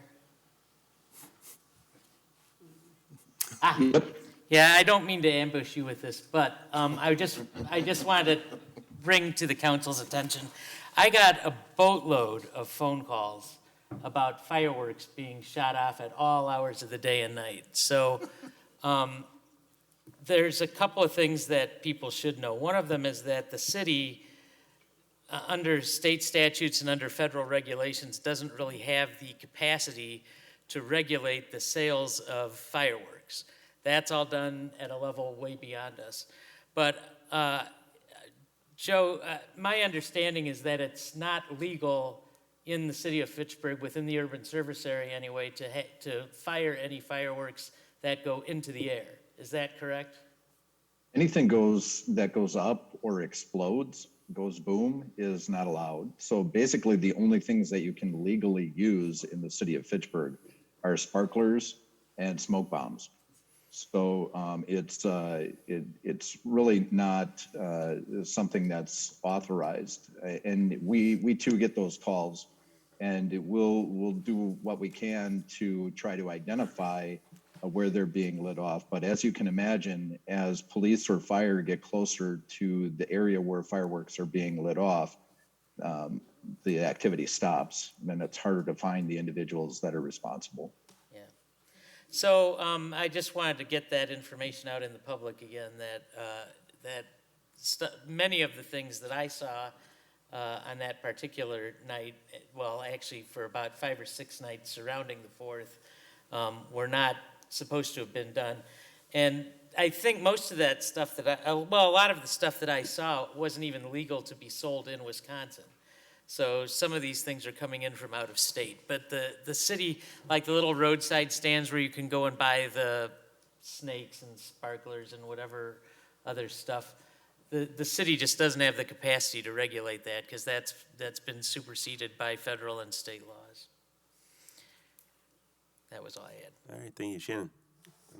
Jim. Nothing to report. All right, Jim. Nothing to report. Okay. Randy. Nothing to report. All right, Dave.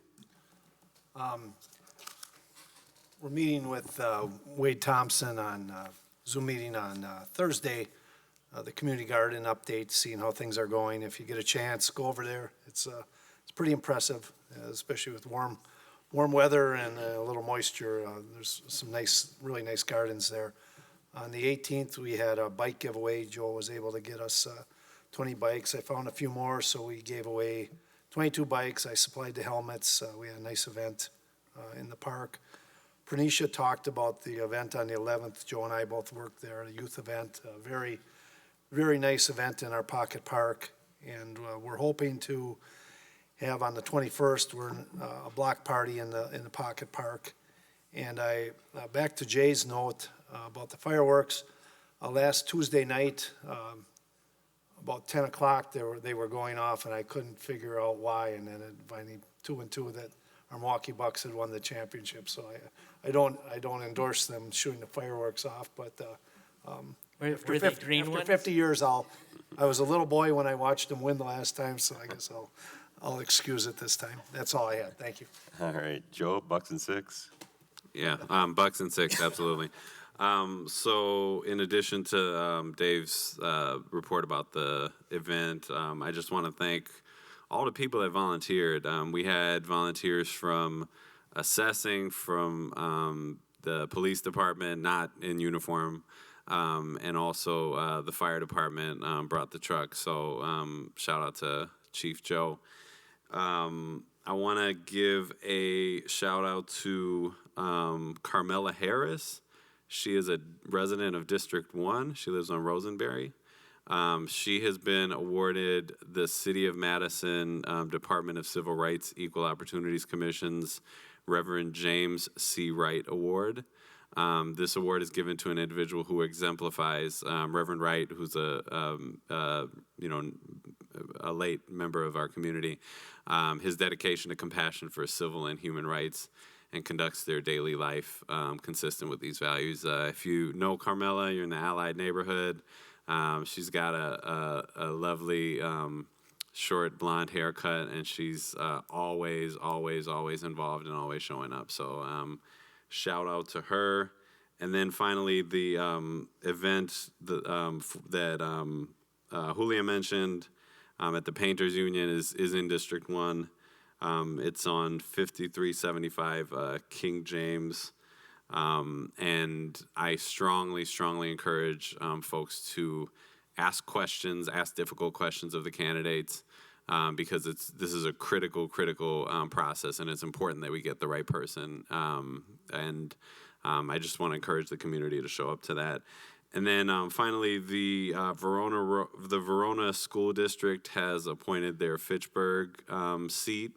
That would be Nicole Vafdari. She was selected by the current board to serve until April, in which case the seat will be up for re-election. So that's a very specific geographical boundary. It represents Fitchburg, but it's in the Verona School District. So thank you to both of the applicants for putting their name in the ring.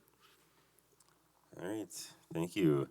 Down to direct referrals. There are more direct referrals I'd like there to be, but we didn't have a meeting at the beginning of July when we would have referred most of these out, so that's why there are so many this month, so apologies for that, but they did go to the respective boards and commissions as necessary. Randy, you want to do the first few here for Plan Commission? Yes. Motion to approve conditional use permit request CU-2392-21.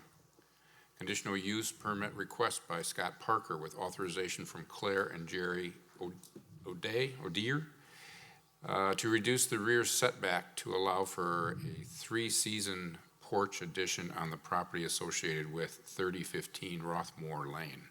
Second. Sent by Jay. Did Plan Commission approve? Plan Commission approved. All right, and do you want to speak to what it is?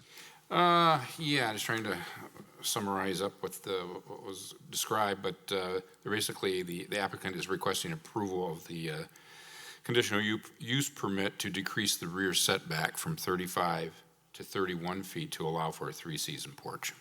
Something we've done a number of times as long as the neighbors are okay with it. That's correct, and we had no objections. Yeah. Jay? So, and I'm going to vote for this, but this is one of those things where I wish the information that came back to us had actual information in it. So, for instance, what Andy just said, that it's being reduced from 35 to 31 feet, I would have loved to have seen that in the documentation. The other thing that I would have liked to see is, since this is a conditional use permit, conditional use permits traditionally have conditions, which is why they're conditional uses. So I don't know what conditions the Plan Commission put on this, but that would have been nice to have been put in here so that we would know. Yeah, I guess I didn't look through the packet, but I know the Planning Commission packet had that information in it, so I'm surprised that Planning it's in here. Commission generally does. I mean, Yeah, I'm sorry, I don't know. I'll have to talk with Tracy on why all that information. yeah, some of them have 7, 10 conditions. Do you want me to?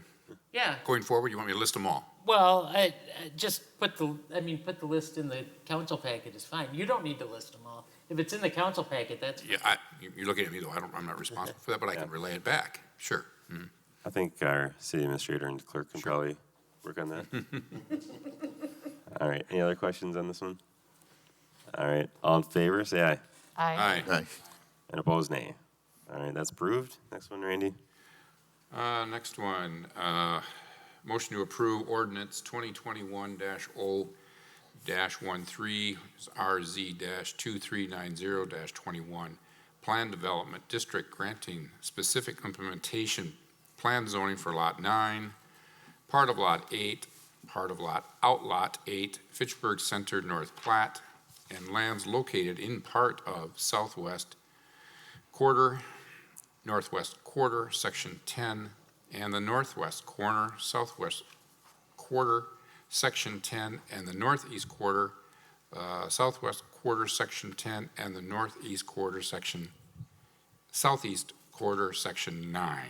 Plan Commission approved. Is there a second? Second by Jay. And what's this one about, Randy? Back to my notes. Let's see. Applicant is requesting approval of a certified survey map to create 2 buildable lots and 1 outlot. Proposed lot 2 is already developed and with existing Promega facilities.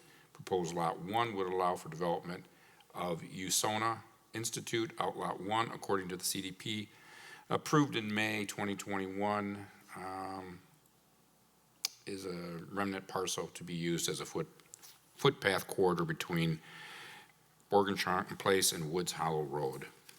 Yes, this is the USONA Institute Correct. that Promega is doing in here in Fitchburg and kind of rearranging the land up there a little bit for that property or for that project. And I know next Tuesday night they're doing a kind of a kickoff event. It sounds like there's a lot of people that are very interested in this, a lot of big investors, and it's going to be a really great thing, I think, to have here in Fitchburg. Julia? Yes, I have 2 questions. Is this parcel included in the tax incremental district there? Yeah, I don't know. Because this one is Misty, do you want to answer that? and it's I think it might be out of it, but this is where the USONA Institute is going to be, I mean, it's a nonprofit, so. yeah, but that one is my question. Misty, are you awake? No. So that one, In the my bathroom, question. maybe, getting some food. My other question that I have is, it's great that we have Promega investing in this, and this is a not-for-profit. So one comment that I want to ask is we can ask them if they can pay the city portion in lieu of taxes, because I know that we cannot request it in the contract, when we do, but it's important that we are having a lot of development that they are not-for-profit coming to Fitchburg, and they're going to use our services. They need to be connected to the sewer. They need to be connected to the water main. They are going to request, for sure, EMS, firefighter, police.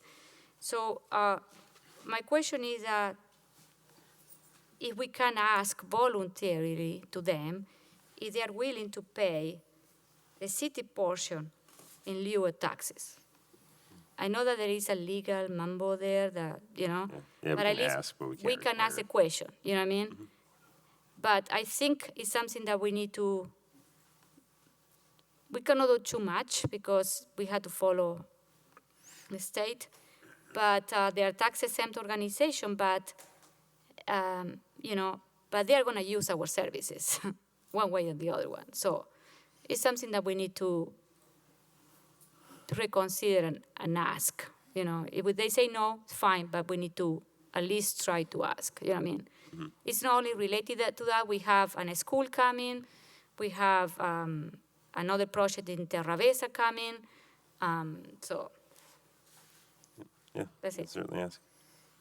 All right. Any other questions or comments on this one? All right. Seeing none, then all in favor, say aye. Aye. Aye. And opposed, nay. All right. Next up, Prairie. Yes, next one up, ordinance 2021-0-15, which is RZ-2391-21. Plan Development District granting general implementation plan zoning for Lot 1, CSM 13827. Second. All right, seconded by Jay. And you want to speak to this, Randy? We did approve, yes. So the applicant is proposing a 54-unit residential development with mixed housing types. The development will include 5 duplexes, 6 5-unit townhomes, 1 6-unit townhome, 1 unit CBRFs, which is 8 units total, for a total of 54 units. Yeah, so a bunch of owner occupied, but then also some essentially assisted living type of product. They're all condo ownership with an HOA as well. Yeah. Yep. I believe also a 1 and 2 story to really match the neighborhood around that piece of property as well. Right. We also have the applicant here for any questions that people might have. So if there's any questions or comments, Gabrielle? What does CBRF stand for? Community-based residential facility. Great. I would love if those types of things were written out in the background, because I do Well, not know that acronym. You're just supposed to know. That's actually really interesting. I was wondering why they had 5 bedrooms, so that's awesome.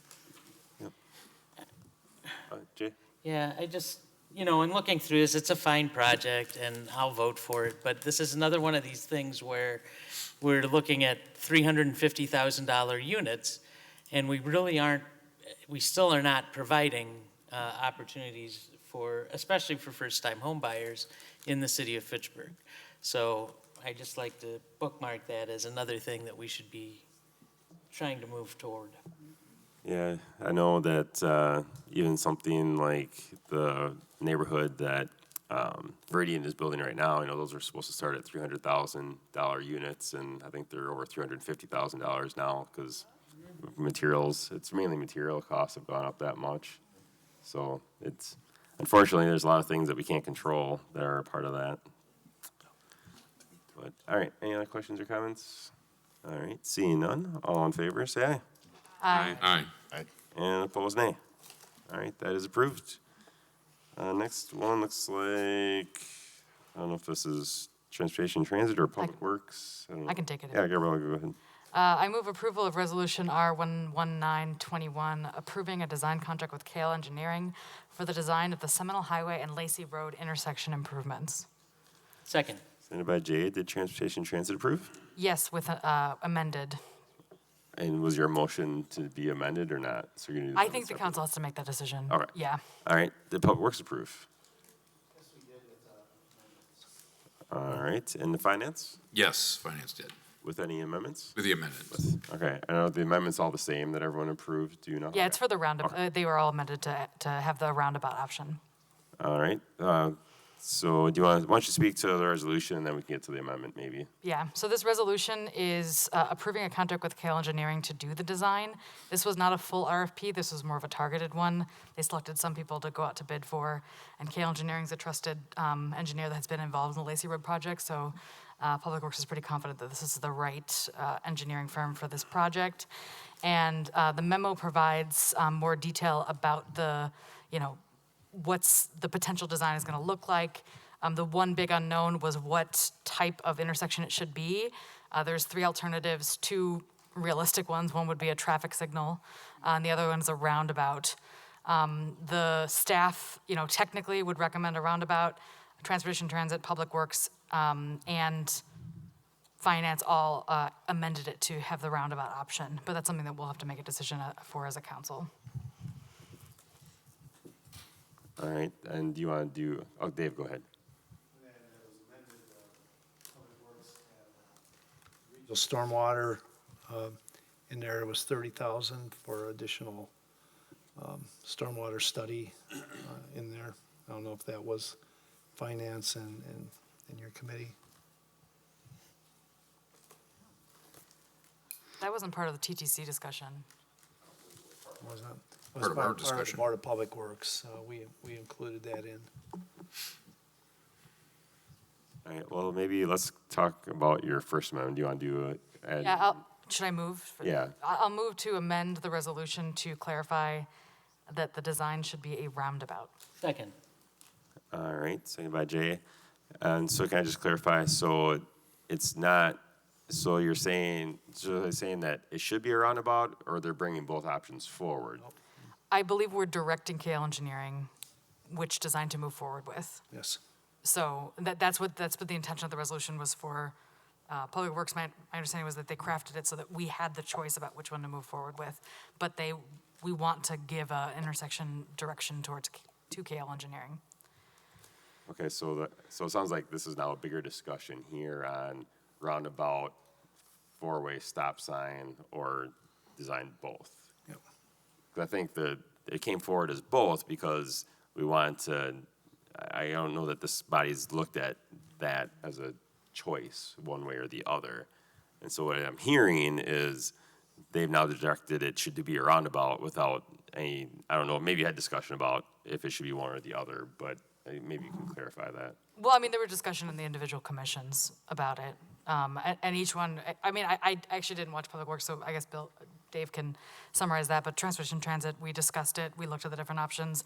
Andrew was showing the mock-ups, and everyone agreed that roundabout makes more sense for the intersection, especially during the down times, because there would be lots of times a day where people would be stuck at a light. And then it's better in terms of keeping people moving. People use less gas. It's a more environmentally friendly option. And Bill can speak to this too if he want. I don't know if Bill Balke is still. Yeah, I guess I would have expected someone to present the two options to this group to explain the difference between the two and why the roundabout is better. And it sounds like maybe having the committees, but it feels like that's something this group should have gotten as well. I don't know. But staff isn't here to answer questions and explain it. You can put it in the packet, but I think that if we're going to discuss it, that's something that we need to be able to ask questions about, I would think. I don't think, Bill, you're prepared to do that tonight, but I don't know if you want to speak to this any further. I know enough to be dangerous, but yeah, we did consider several of the alternatives. Like you had mentioned, the roundabout, the traffic signal, and then a four-way stop. We did analyze those for the amount of delay that you would be experiencing throughout the day, peak times, and we did not make a formal recommendation in the report itself, but based upon cost, based upon existing and future development, the proximity of the bike trail, staff personally would recommend the roundabout itself.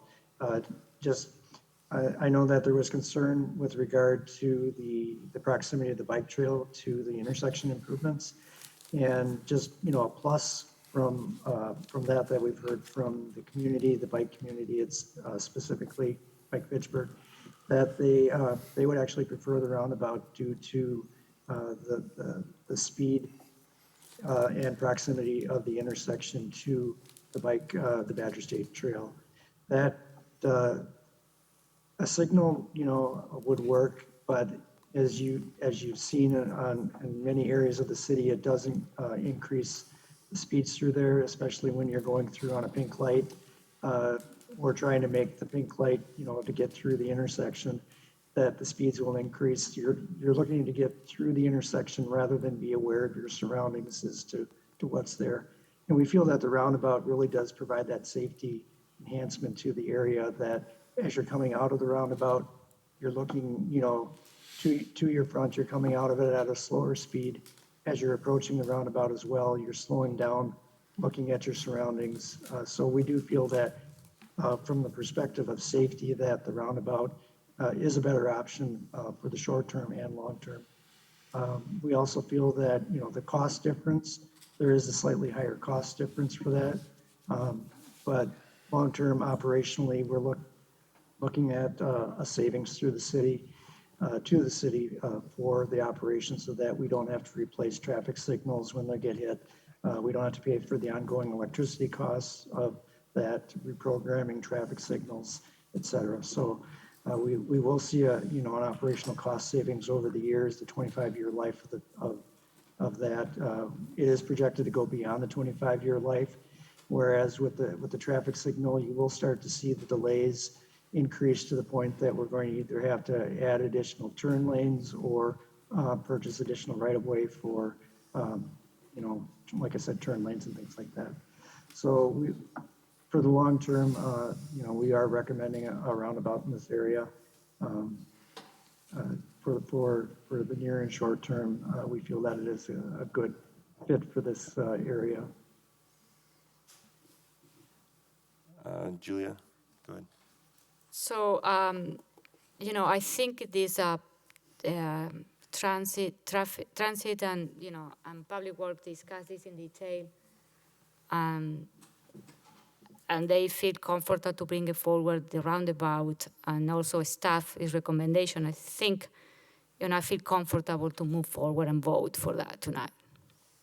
Yeah, I guess my big concern is that the neighborhoods I haven't heard anything from anyone in the neighborhood. I know that they had opinions. That area has a lot of opinions. And I guess my only concern, it's interesting the bike committee is okay with that. Every bike community is okay with the roundabout, only because when I think of where McCoy Road turns into South Saline Road, the bike path is right there as well. And we've had a lot of car versus bike accidents. In fact, someone got killed at that intersection. And the way that you turn right from McCoy onto essentially North Saline Road is very similar to what a roundabout is. And so if there's been concern, I've heard from the biking community that is not a safe intersection. And so that's where I'm concerned about the safety component for everyone involved and why, and I know that people in the neighborhood have a lot of opinions too, so I would hate for us to approve this and then hear from that community, that neighborhood especially over there saying, where did this come from? We didn't know about this. Because I'm pretty sure they'd be here knowing how active they are. But I got Jay next. Yeah, that is the comparison you just drew is probably the most awful comparison I have ever heard in one of these council meetings. I drive all of those roads every single day. Nobody drives at 35 miles an hour on McKee Road, even though that's the posted limit. They come around that corner at 50 miles an hour. I defy you to go through any roundabout in Dane County at 50 miles an hour. People are, if there's a roundabout there, they're gonna be slowing down to 15 or 20 miles an hour just so they can avoid hitting the island that's in the middle of the roundabout. Yeah, that intersection, and part of the reason that intersection at Saline and McCoy is so dangerous is because for a large section of McCoy Road, the bike path is like right next to the road. There's maybe 10 feet difference. Then the bike path moves off and goes behind some trees. And then the cars come around that bend to tear up Saline Road at 50 miles an hour, and the path is right there. So, and you can't see the bicyclists. I see these near misses almost every day. I have to drive up that road to get from where I live to where I work. And I see it all the time. So I don't think that's a reasonable comparison to putting a roundabout at this intersection. I think a roundabout at this intersection, I mean, you put a traffic light there, people are gonna run it like they run the stop signs right now, even though the stop signs have little flashing red lights on them. So I think the roundabout is the right answer. I got Randy next. Well, I think we're all making very good points, and I think a number of us probably favor a roundabout, but we're not giving the community of the residents, the people that we're responsible to answer to, we're not giving them that opportunity to voice their concern. And I think we're missing some transparency here. Suddenly we're making that decision without their voice, so. I got Dave, then Julia, Gabriella. I hear you, Randy, but no one lives there. There's no, I'm as much of a resident, no one lives on that intersection. Those people are down the street. I ride through there as much as anyone there. So I think now is a prime time. They say we weren't involved.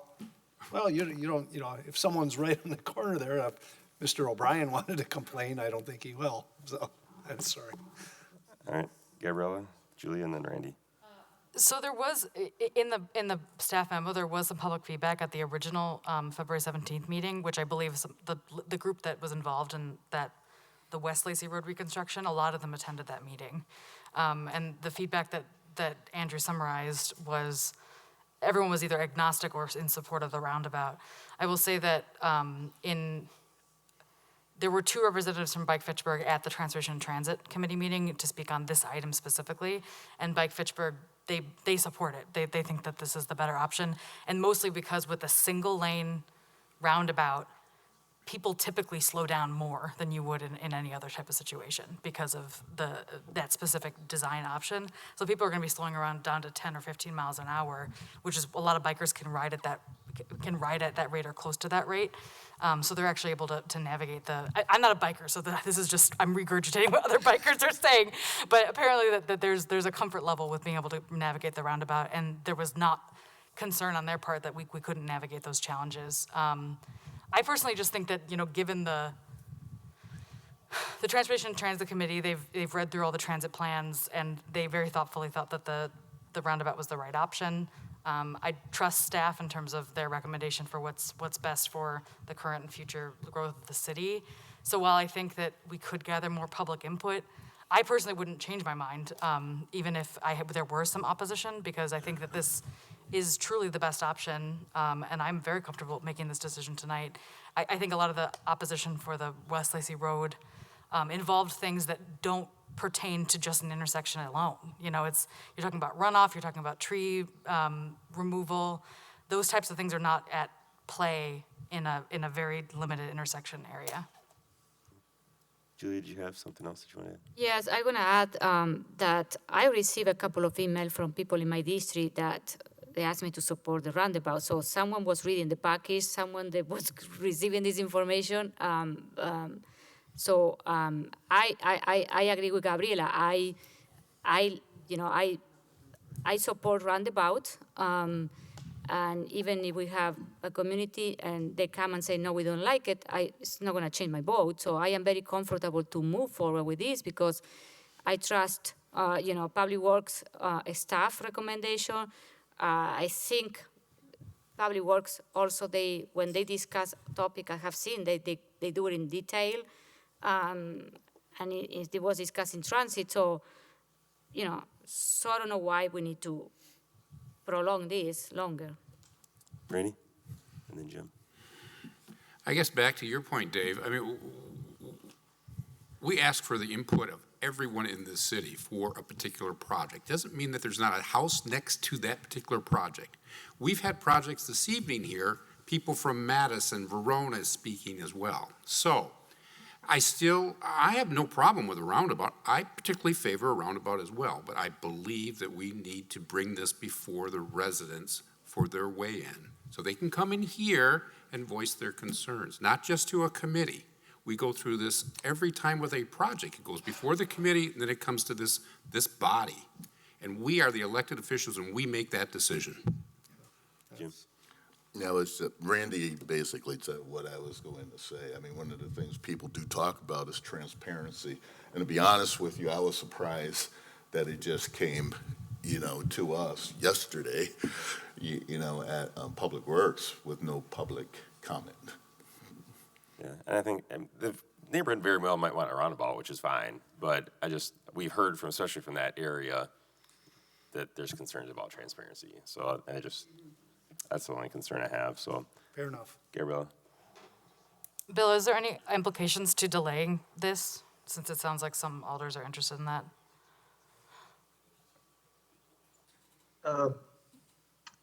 No, we do have some options in the contract itself that if we don't make a decision right now, and you want to go forward with more public input, and we have to change the design, there is an option in that, if authorized, that if they start down the road of doing the design of a roundabout and public input says no, stop, do a traffic signal, that we could do that. But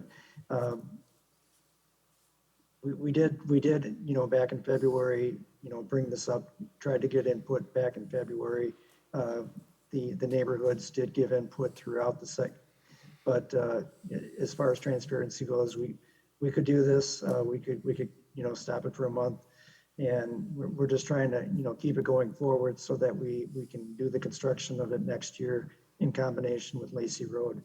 So we can delay this for a month, give public input, and it's going to be split again 50-50. That's pretty much what the February meeting resulted in, but we can do that. So I just want to clarify. So you said that the public comment in February was 50-50 split between roundabout versus stoplight? Correct. Okay. Joe? Joe. Yeah, so that February, that doesn't count as public hearing? I'm just wondering, because we're calling for like more public hearing. If that happened in February, does that not mean we did it already? How would more public input be different? That's a question. Rainey? What, did we actually have a, Here, it was in a different committee, correct? Wasn't it? No. So we've Hold on. we've had a public hearing on this then? On West Lacy Road, not this intersection. Oh, not this specific, but was Right. this intersection a part of that hearing? no, Bill's saying yes. I think there's some confusion on the council members even as well on that, which maybe speaks to Rainey. my interpretation of that is, and I could be wrong, is that we discussed West Lacy, and the intersection came into play because that was just a natural progression.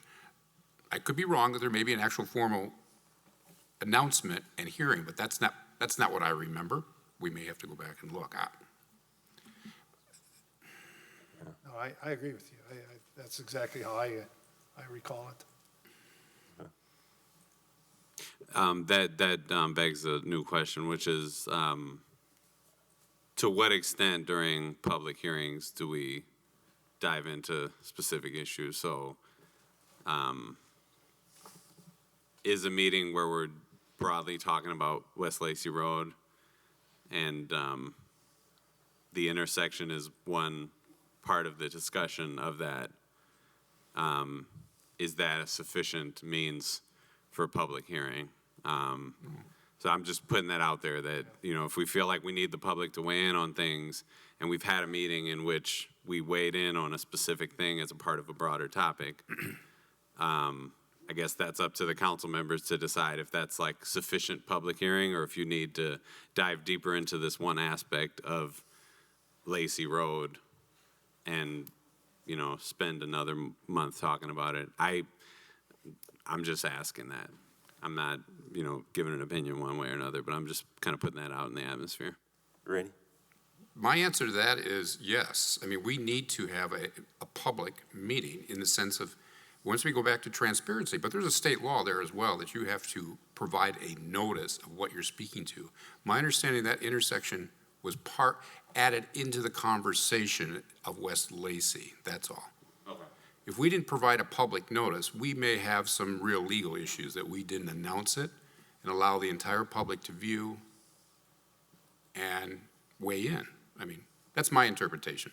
Yeah, thanks. Well, in fairness, the specific design of an intersection is not something that requires a public hearing. So, I mean, we can choose to have one, but it's not, the specific design of an intersection, how many lanes, that's typically not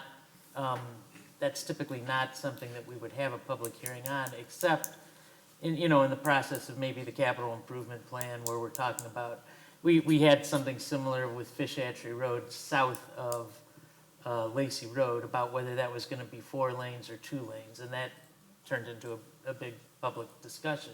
But it wasn't a posted public hearing. There's a formal public hearing, and then there's these meetings that we have where the public comes to talk to us about stuff. And so like tonight we had a public hearing on the capital improvement plan, which was a posted public hearing. There's legal requirements for how that is to be posted. We took action on a whole bunch of other things, and any member of the public could have come here and talked about any of those things, but those aren't public hearings. So I don't know which process you want. If you're done speaking, then I will. All right, here you go. Go ahead, Rainey. Mayor's permission. Very true, but all of these that we have spoken to that did not have a public hearing had a public notice. Well, this had a public notice. All right.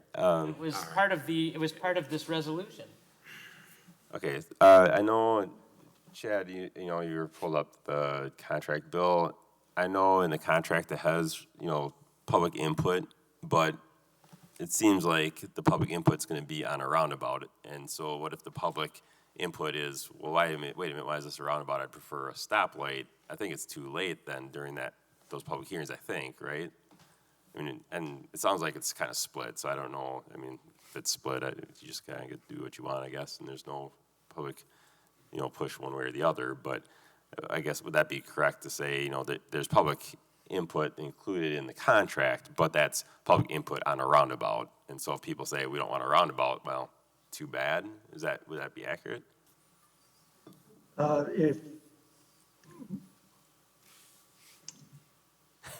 Sorry to put think you on the spot. what we can do is we can have the public input. It would be specifically around the roundabout, but, you know, we could have it so that the public can input whether or not a traffic signal would be more beneficial. There's a, if authorized, contract change in there, if they have to, you know, change track and start doing electrical plans for traffic signals and stuff like that. So whatever costs would be additional in that. If we do it early enough, if we can decide early enough, there probably wouldn't be a big change in the contract, but I don't have any issues with going forward with, you know, delaying this a month, issuing a public notice for input on intersection improvements to the entire city, community, region, and see who comes and says whatever, and we incorporate that into the decision. We do need to try to get this wrapped up pretty quick so that we can figure out what right-of-way needs to be acquired over the winter and start construction by June after school, so. I just know with West Lacey design, there's a lot of people here, and we ignored a lot of them, which is fine, that's all right, and they might come in and say, we want a stoplight, and this group says, well, too bad, we want a roundabout anyway, that's our right, but I know that this is an area that we've gotten that criticism, which is why I was a little surprised when I heard that people are making decisions about this, so, Gabriella. Is it possible for us to pass this resolution without clarifying the alternative, and then maybe Public Works could bring forward a resolution and the consent agenda next meeting that is specifically about choosing roundabout versus signalized intersection, and then we can talk about it at the following committee? So I don't know. I don't know if that's valuable, but I wonder if that's an option that would be better. I don't know if we need to signing this contract is important, or does the contract signing really need to come with a choice on the intersection design? So you're essentially, if I'm hearing you right, you're saying to not do the amendment and pass it with both options, but then whether it's next meeting or a month, after we get some more input, we can go back and say, yeah, okay, actually we just focus on roundabout or just focus on stoplight at that point? Yeah, I mean, because if a resolution was specifically about choosing the design, there would be a lot of clarity publicly about what that means. Sure. I'm not necessarily, I don't necessarily think I'm happy I could do outreach, you know, through my own personal, you know, how I do outreach to my residents, just to gather feedback. I'm not sure that, it sounds like maybe some people are wanting a public hearing. I'm not sure if that's required, but maybe the clarity about the fact that this is choosing roundabout versus signalized intersections. That's what I'm hearing is the issue, is that that's not clear based on how this resolution is written. And so maybe that's one solution. Yeah, can I just ask Bill about that and then come back to you? Okay, sure. If you read the original, Mike, there you go. if you read the original resolution, doesn't say which one, because in my comment in preparation for tonight, I put which is the intersection control that we are going to use. Because if you read the package and you read the resolution, it doesn't specify which one. So we don't need to change anything in this resolution, because you guys amended because it was missing here. So that one is what to say. Bill, I don't know, what your thoughts are on if we just didn't do the amendment for now and passed it anyway, or if you'd rather just postpone the whole thing. Well, yeah, you brought up some good points, and what I would recommend, I think, would be to go ahead and approve the contract so that we can get the preliminary information started. There's a lot of information that we're going to need to gather. And we should do it sooner than later, the field survey, subsurface investigation, utility coordination, start the stormwater part of it. We're gonna need to do those things. So if we could get the contract approved and, over the next month, we can have the public here, a public meeting, informational meeting, present the information again to the public.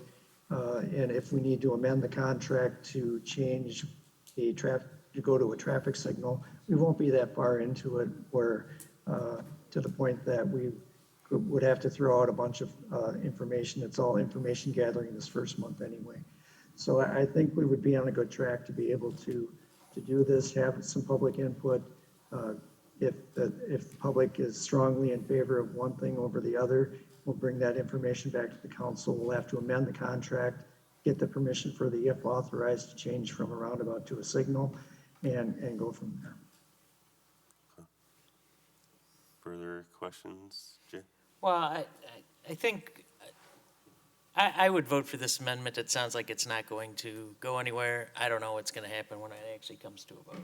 But the resolution R-11921 says approving a design contract with KL Engineering for the design of Seminole Highway and Lacey Road intersection improvements. And in the June 28th memo that came from the Public Works Director, it identifies alternatives. Now, granted, I'm very, very familiar with this process, and maybe many members of the public are not. But for me, when I read something like this, what this tells me is we have proposed options, and we're going to come out with something that is going to be the design of Seminole Highway and Lacey Road. That's what it tells me.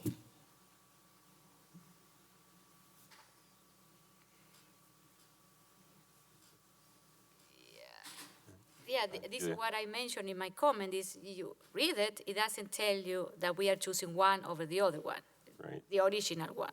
Right. That the one that is there in the package. Right. And the committee's decided. And then the committee decided and brought the amendment, so this is what, but we can approve this, and then we bring which is the option, and then we can invite the public. Yeah. Okay. So we still have the amendment on the table, which is to essentially direct it towards roundabout. I'll rescind the amendment. You're going to just rescind it? Okay. All right. So there's no longer an amendment then on the floor, and we just have the original motion unchanged, which is just approving design and with options, but it sounds like in a month, we'll be able to have some input from the public to direct at that point in time. Okay. So nothing else. I don't think I see anything else. So all in favor of approving unchanged the resolution, say aye. Aye. And opposed, nay. All right, and that passes. All right. I'm not sure, is this, Gabrielle, is this transportation transit also number 5? Yeah, I move approval of R-14321, a resolution approving the cost-sharing agreement for, I'm sorry, Nope. I'm saying the wrong one. Number 5, there you go. There we go. Okay, I move approval of resolution R-14121, resolution to reject the bid for the fabrication and installation of exterior wayfinding signage project. Second that motion. Seconded by Dave. The transportation in transit essentially approved to reject. Yes. All right, Public Works. Rejected, yes. All right, and Finance. Same for finance. All right, Yeah, this is pretty simple. We want to rebid it out. We had to reject the bids in order to do that. So this is what resolution is serving that function. all right. Any questions? Jay? Just, what was the expectation for what these bids would come in at? I think that the scope of the project that was given to the bids was not accurate to what was actually in the end wanted. So the bids didn't match what Public Works truly wants. Gotcha. I think it was All right. vague. Yeah, they had to fix the RFP to clarify. All right. So, see nothing else. This is a little weird because yes means you want to reject, which is a little awkward. So, all in favor of rejecting, say aye. Aye. And opposed, nay. All right, that is approved to reject. Looks like Public Works is the next one, Dave. Next, I move approval of resolution R-143-21, resolution approving a cost-sharing agreement for chip sealing Post Road and Sain Road between the city of Madison and the city of Fitchburg. Second. Seconded by Jay. And the Public Works approved? Public Works approved. The Finance? Finance approved. All right, what's this about, Dave? Madison was doing, they were doing the chip sealing on that section. We were due for that same section, so we asked them to do the portion, in Fitchburg. And actually, they have, City of Madison had a little better rate than we did for, per square foot, based on their larger volume. So this was on our list for us to do anyway, and it saved us a little bit of money doing a cost sharing with the City of Madison. They are physically, Madison's doing the physical work. We'll be paying them for that, for our footage, square footage. All right, any questions? Yeah, Julia? The money's coming to pay this. It was in the budget? Yeah, I believe that would have been in the street resurfacing budget, Okay. yes. All right, all in favor, say aye. Aye. And opposed, nay. All right, that is approved. Next one, Dave? Okay, next, move approval of Resolution R 145-21, approving the revocable permit and license agreement between the City of Fitchburg and the Limerick Fitchburg LLC. Seconded by Julia. The Public Works approved? Public Works approved. The Finance approved? Finance approved. All right, and we do have Sean O'Brien here available for questions, unless you want to say anything, but it sounds like you're just ready for questions. Do you want to speak to this, Dave?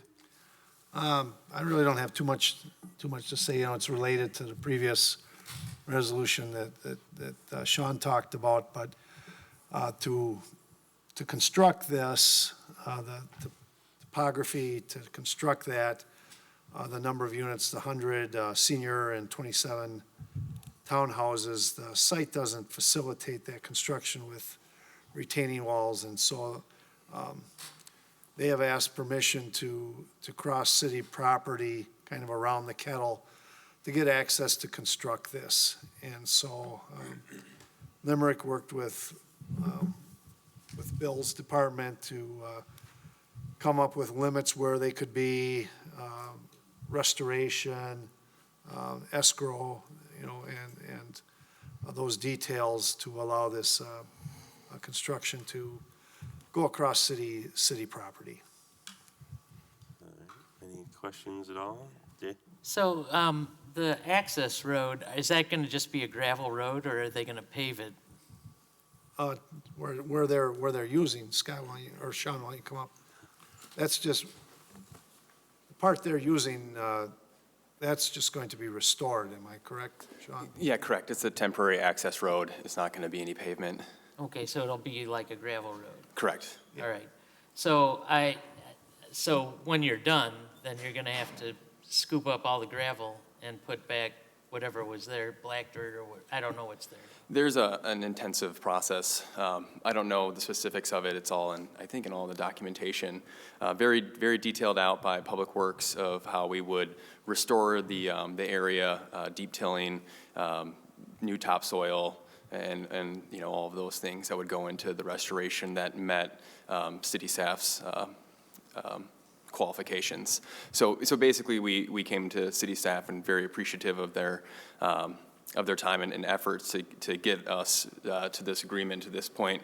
But basically, we just went to city staff and said, what do we need to do to get it back to where you believe it needs to be, and then how do we also restore it to a point that's even better than the condition that's in currently? Yeah, well, that's the only concern that I would have is we rely on some of that land as part of the stormwater infiltration, and when it gets compressed, then it doesn't infiltrate very well. So if city staff is satisfied with it, that's fine. I just want to be sure that it actually gets put back the way it's supposed to be. Sean, I'm not sure if you want, I don't want to redesign, but the business I work in, a lot of times they mat areas like that to wooden mats so they don't compress, and it ends up costing them a little less. But something for you to consider when they build power lines through swampy areas, they put down wooden mats for the equipment, big heavy equipment to go across. I don't want to redesign this for you, but. No, I think that in combination, we're looking at city staff, we're taking precautions and making sure that what we're putting down can be pulled back up and that, that we're not compacting things, and we will be doing that deep tilling to get the soil back to where it needs to be. Any other questions or comments? All right, seeing none then. All in favor, say aye. Aye. And opposed, nay. All right, Thanks, everyone. that's approved. Thank you. Thank you, Sean. Public Works again. Dave. Next, move approval of Resolution R-150-21, approving purchase of water meters with Midwest Meter Incorporated. Second. Sent by Randy. Did Public Works approve? Public Works approved. Did Finance approve? Finance approved. All right, what's this about, Dave? So with the side effect of the pandemic is not being able to get, electronics. You've heard about this for cars. Our meters, the existing meters that we bought are the same issue. The vendor isn't able to get the chips they need for the transponder and the meter, so we're purchasing enough meters from a different vendor to get us essentially over the hump.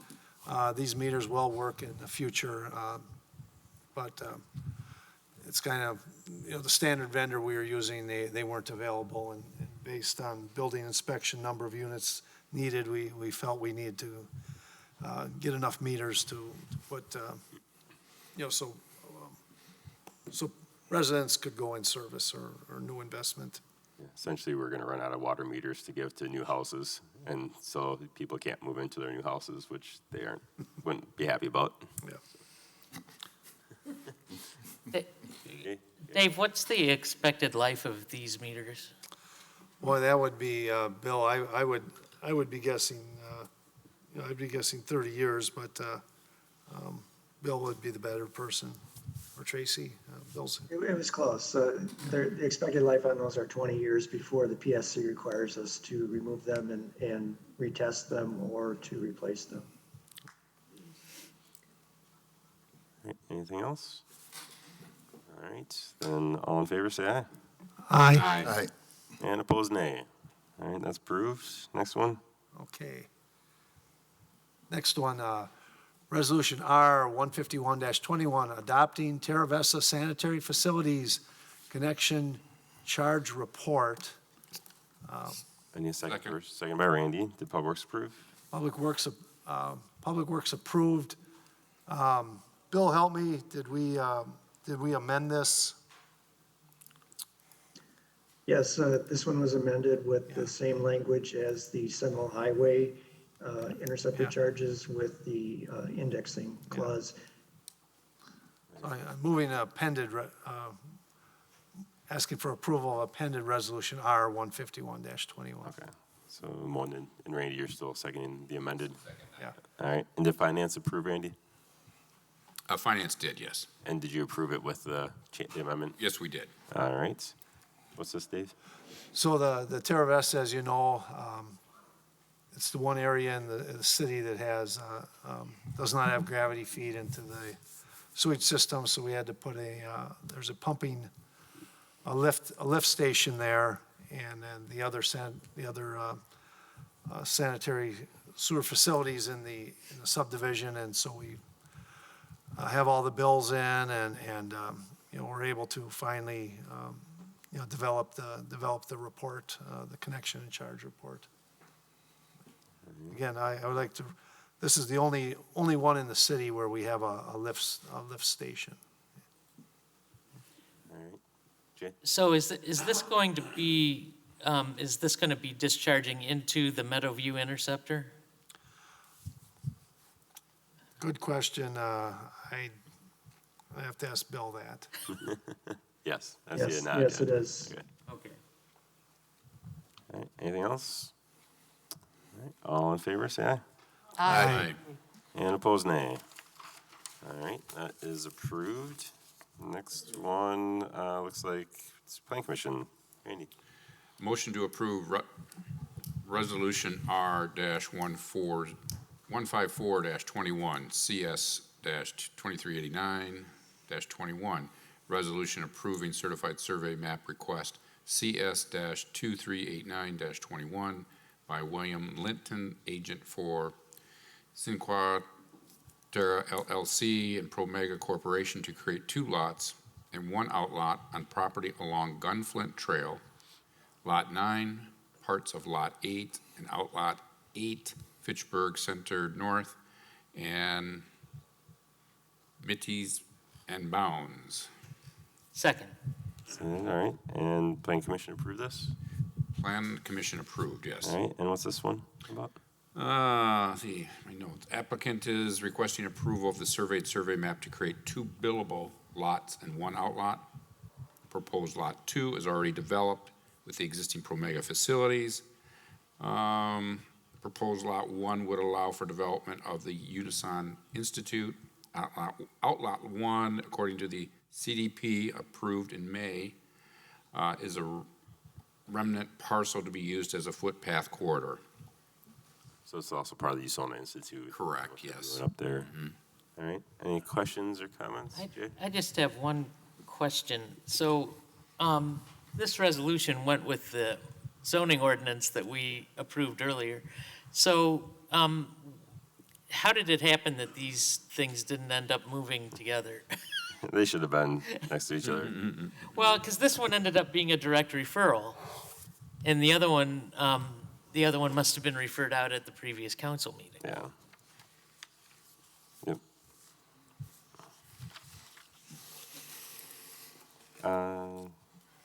Yeah. Yeah. Very Okay. accurate. Got it. All right. Any other questions, comments? All right. All in favor, say aye. Aye. And any opposed, nay. All right, that's approved. Next one, Randy. Next one, motion to approve resolution R-155-21.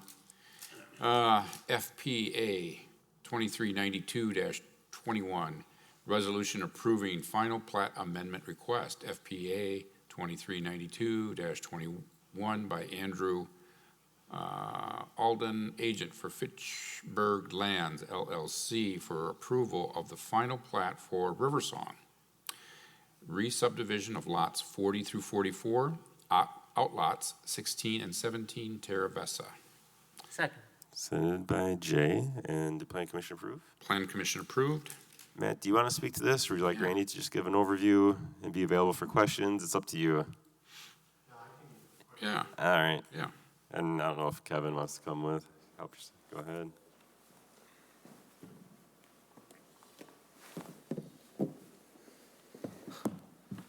Good evening. I'm Matt Mothy, the CEO for Marquardt Management Services. We're a faith-based nonprofit organization headquartered in Watertown, Wisconsin. And we have been looking to build a senior living project in and around Fitchburg for about the last 4 years. About 3 years ago, we connected with Phil Svem with the Terra Vesa subdivision, and we're excited about the opportunity to put a senior living campus there because we felt like that multi-generational aspect would be so beneficial to our residents. And so we're looking to build 126 independent living apartments for seniors, along with 60 assisted living memory care units for individuals to age in place, along with a town center that will connect both the independent living and assisted living that will provide all of the amenities for our residents, as well as be open to the public, including things like social spaces, gathering rooms, a bistro, a formal dining options as well. So we're excited about it. We've been working with staff for quite some time on this and had to create a special district in order to meet the needs of the project and of the people that we serve. And we're looking to push this across the finish line. We're really excited to be in Fitchburg. We currently own a low-income housing building, McKee Park Apartments. We also provide home health and hospice throughout the Fitchburg community, and are excited to have a retirement community here. So here to answer any questions, and Kevin is as well, as we look to finalize these couple of items. All right, I also had Phil Svem register in support of this. And can open up to questions or comments from Council. Julia. Thank you very much. I really like the project. I think is another housing, bring diversity to Terra Besa development. My question is, I'm going to ask the same question that I asked before, because you are a not-for-profit. So, are you willing to voluntarily pay the city portion of the taxes in lieu of taxes? Yeah, in all of our communities, we pay a payment in lieu of tax, and we've provided that to the city staff, our contract that we will work from. Okay, no, great. Thank you very much. Yep. Yeah, I can verify, they've offered to pay Okay. the fee. Other questions or comments? I just have one. So the information that came in the packet had a map, and it says you're re-subdividing various lots. Is this map that we had the current subdivision, or is it the proposed subdivision? It would be the proposed subdivision. You're proposing to take basically 7 lots and turn them into 5? Correct. Okay. And this outlot 2 that's on the map that apparently is not part of this, what's on that spot? So that would be a private civic space. That's a part of the Terra Besa development, which will be developed into a plaza space. Anything else? All right, seeing none. All in favor, say aye. Aye. Aye. And opposed, nay. All right. Thank you. Thanks for bearing with us. All right. I was going to actually ask that. Do people want a 5-minute recess to maybe use facilities So or moved. get a drink of water? All right. Is there a second? Seconded by Randy. All in favor of taking a 5-minute recess, say aye. Aye. Aye. Opposed, nay. All right. Take 5. All right. All right, we are back. All right, so we have a resolution. I believe Randy is finance chair. You would make the motion here. So what we'll do is we'll make a motion for this resolution, have a second, and then we'll go through the amendments one by one from there. All right. Randy, you want to?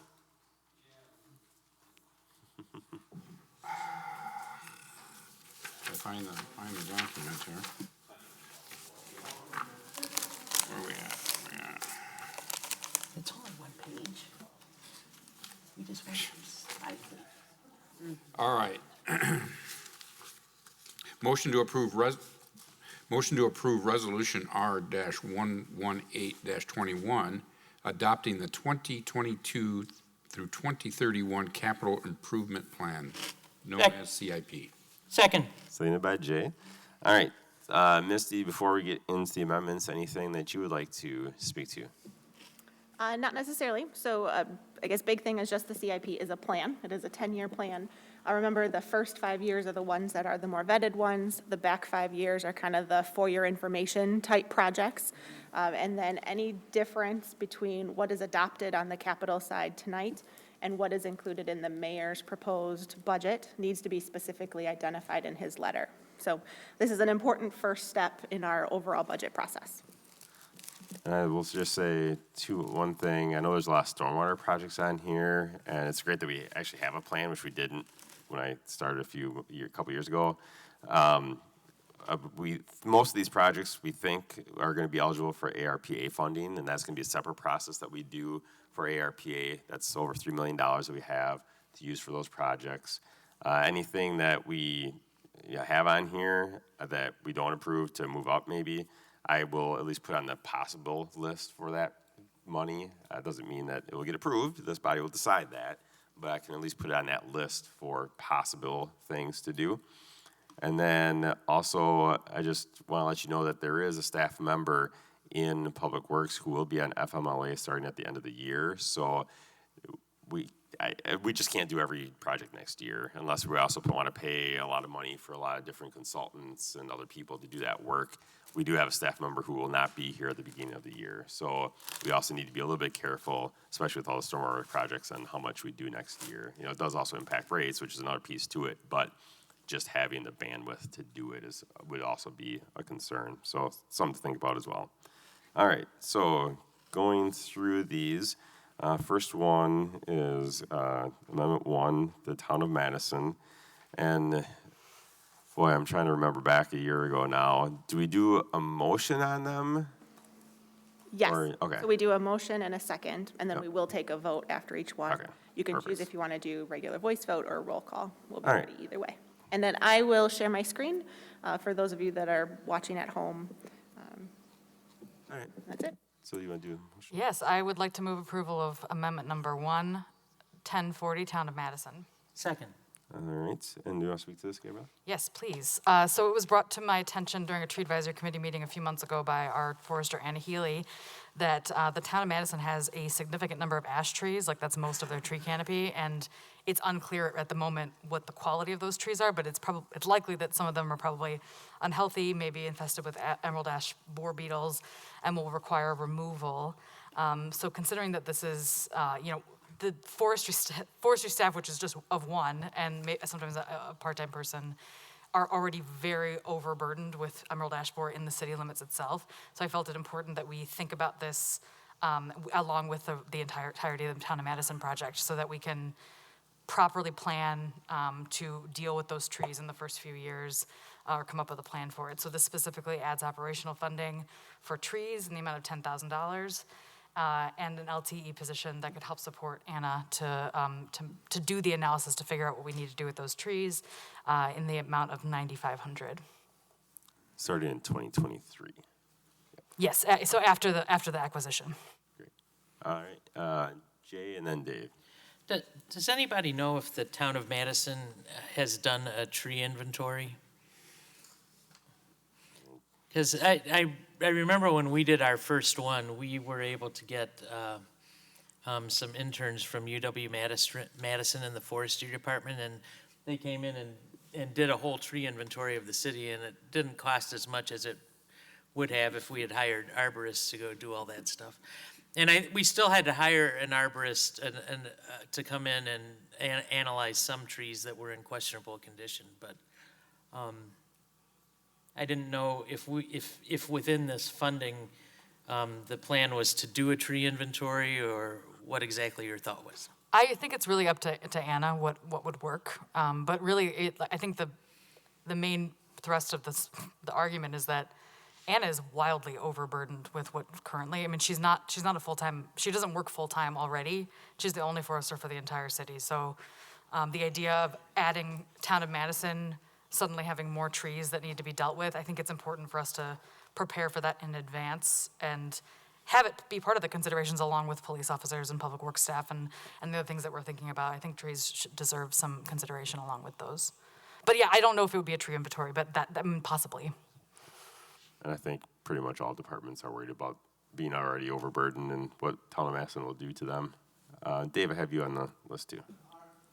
Well, we don't know. The majority of these are on private property though, right? You know, our boulevards in Fitchburg, you know, we don't have trees in our boulevards that the city is responsible for, not very many. We have some woodlots, but probably the majority of these are on private property to start with, aren't they? And it'd be the residents' responsibility to take them down? I mean, I can't speak to that. I mean, I just do know that there are a significant number of trees along city streets that are the city's responsibility. If they're, my assumption would be that there are plenty of trees that we are responsible for, even if quite a few of them are private. But the problem is that I can't answer the specific questions because we haven't had a chance to analyze it yet. And Anna won't have that capability for some time. Julia?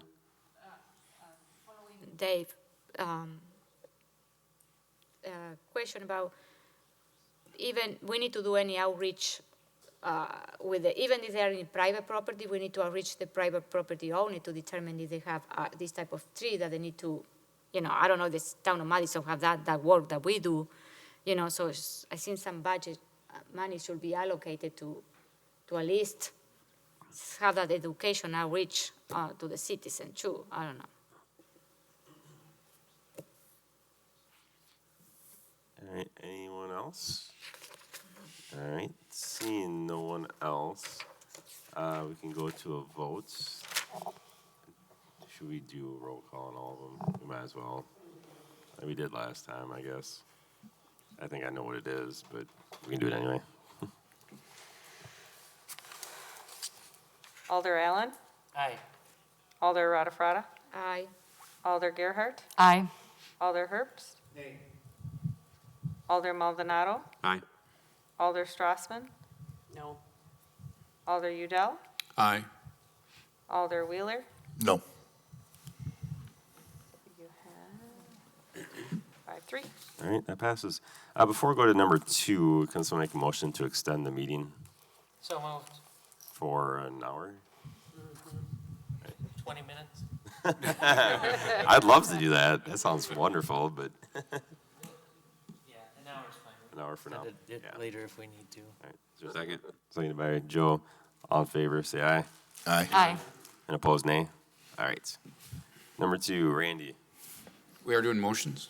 Yes. Yes. Motion for amendment number 2, CIP number 3368, South Sain, McCoy to Lacey Road, split into 2 construction projects and add funding. Since this was brought, Give me a second first. Second by Jay. All right. Now you can speak to it. speak to it. Second. Since this was brought forth from city, I would like to have Misty speak to it since she knows all the particulars in and out. Absolutely, and Bill is here to back me up too on Zoom, so that's there also. So project 3368 was originally included in the CIP as an $8 million project. As originally conceived, the new estimate is about $12 million, could go down to $10 million. I had a couple of options as we were trying to figure out what to do with that additional cost. And the recommendation from Public Works and from staff is to split the project into 2 pieces. So the $8 million will still cover the first piece, but then kind of cut off the top of the project and make that be a separate project. The reason why we're recommending this is from a timing perspective. So we have the railroad crossing that is part of TID 4 and is the reason why we can't close TID 4 yet. We really want that to get done in 2022. We don't want to delay that to 2023. And then same with Quick Trip. So we want to make sure that we get the part of Sain Road done in 2022 that affects Quick Trip. The north part of the project that we are proposing to create as kind of a separate phase 2 would be done in 2023. There is some additional funding in here to do some additional design work. The reason why that's in there is based on the accidents or the crashes that have happened between bicycles and vehicles at that northern part of this project. We believe we'll be eligible for some pretty significant county funding to pay for part of that. So we will have to invest a little bit more in design, but then we will get more of that project overall paid for through grant funding. I believe Andrew said one of the reasons for additional cost is because the bed of Sain Road is terrible. We ran into this problem with Clayton Road where once we started resurfacing, we started digging up the current road and went, oh, wow, we need to put in a lot better, essentially, base for this road. Exactly.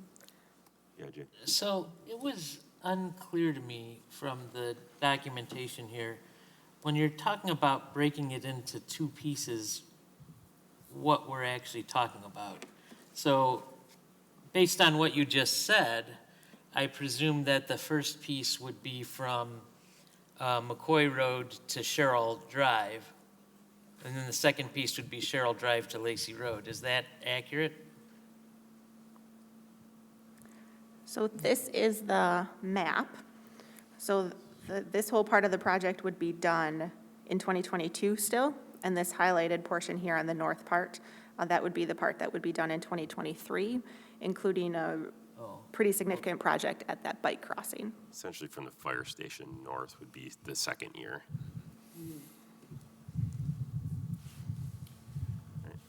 Jim and then Randy. Misty, with one thing that always kind of I get leery of, and when I see these, is grant funding will be pursued. And I always want to know, what's the likelihood of us actually getting that money?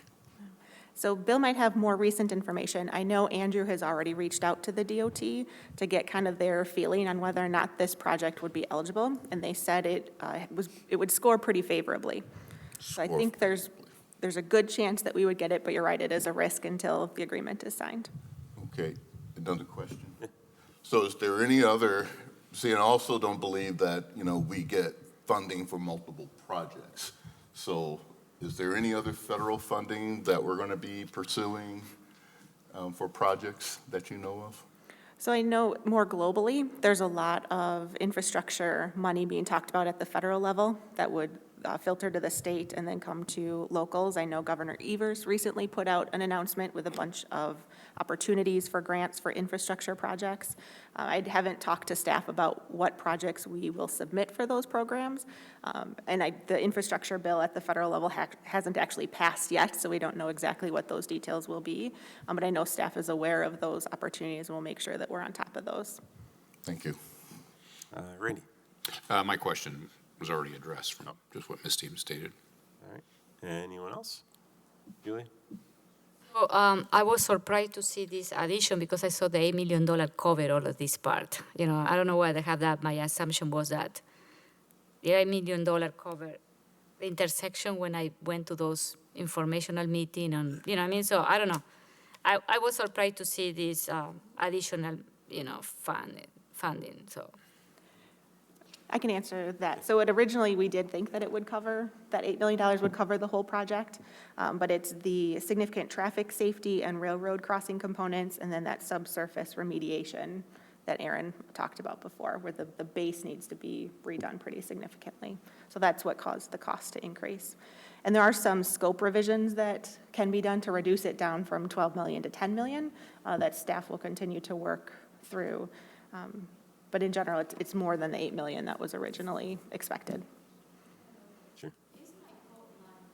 McCall Road is a Dane County road, it's a city road? It's a city road.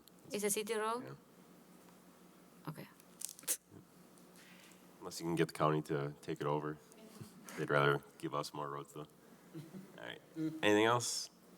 All right, then let's go to a vote. Alder Allen, Aye. Alder Rada Aye. Alder Gerhart, Aye.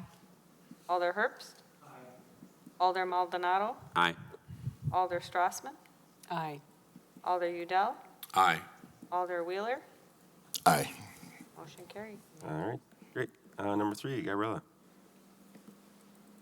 I move approval of amendment number 3, number 4519, well 13 and pump house. Second? All right, what's this about? So, just for background context, the Office of Energy Innovation did a report in 2018, and our sustainability specialist, Phil Groupie, reported back to the Committee of the Whole earlier this year about the energy use in the city. They did a full-scale analysis. And I'd like to show you just one of the visuals that, is it possible for me to share my screen? Yes, I'm let sorry. me stop, no problem.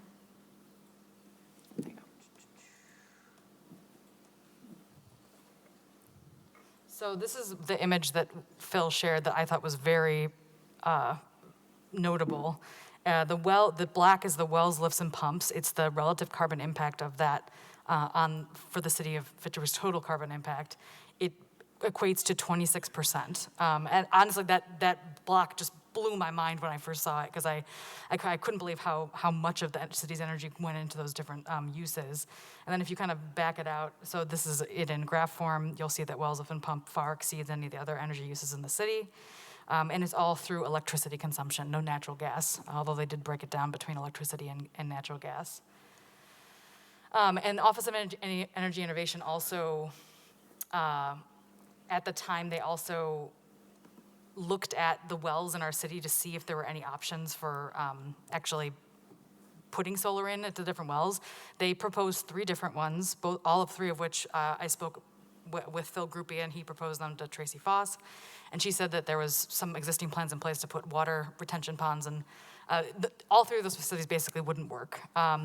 So the idea behind this amendment is to make sure that as we add this well 13 in 2029, that we are thinking about solar from the outset, that we include it in, as we're selecting the site, we can think about, do we want ground mounted, do we want roof mounted, do we want a mix of both? What would the site look like? If we have it in the CIP from the outset, we can make sure that we are selecting a site that fits the needs so that solar is a possibility and that solar power can actually take care of a good amount of the that well energy use. So that's the idea behind this amendment. All right, Dave? This is kind of what I do for a living, and they're big pumps, and we're pumping thousands of gallons a minute. But I would prefer, I'm for the renewable aspect. I would prefer we buy that capacity from the O'Briens, MG&E, the solar field there, rather than having the city another something else that we have to maintain, wash them off, repair them when they're done. I feel it'd be better for us to just purchase power from the solar field to meet these needs is my what I think is the lowest cost and best way for us to go, and it achieves our goal of moving towards carbon free. Can I just ask, I believe that our energy use from the Bryan Solar Farm is already maxed out. We've requested as much as we can, and we're getting a significant amount from the solar fields, but it's not like we can just, I don't believe we can request more. Hopefully there will be more solar fields in Fitchburg in the near future, but my understanding is that we can't do that.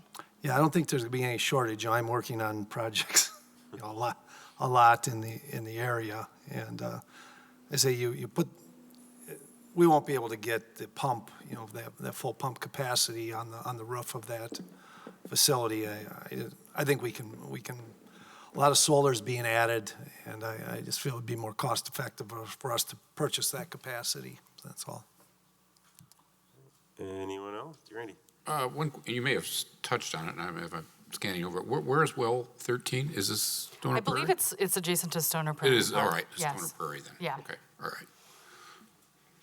Yeah, just a quick question. Would you please send that chart out to us?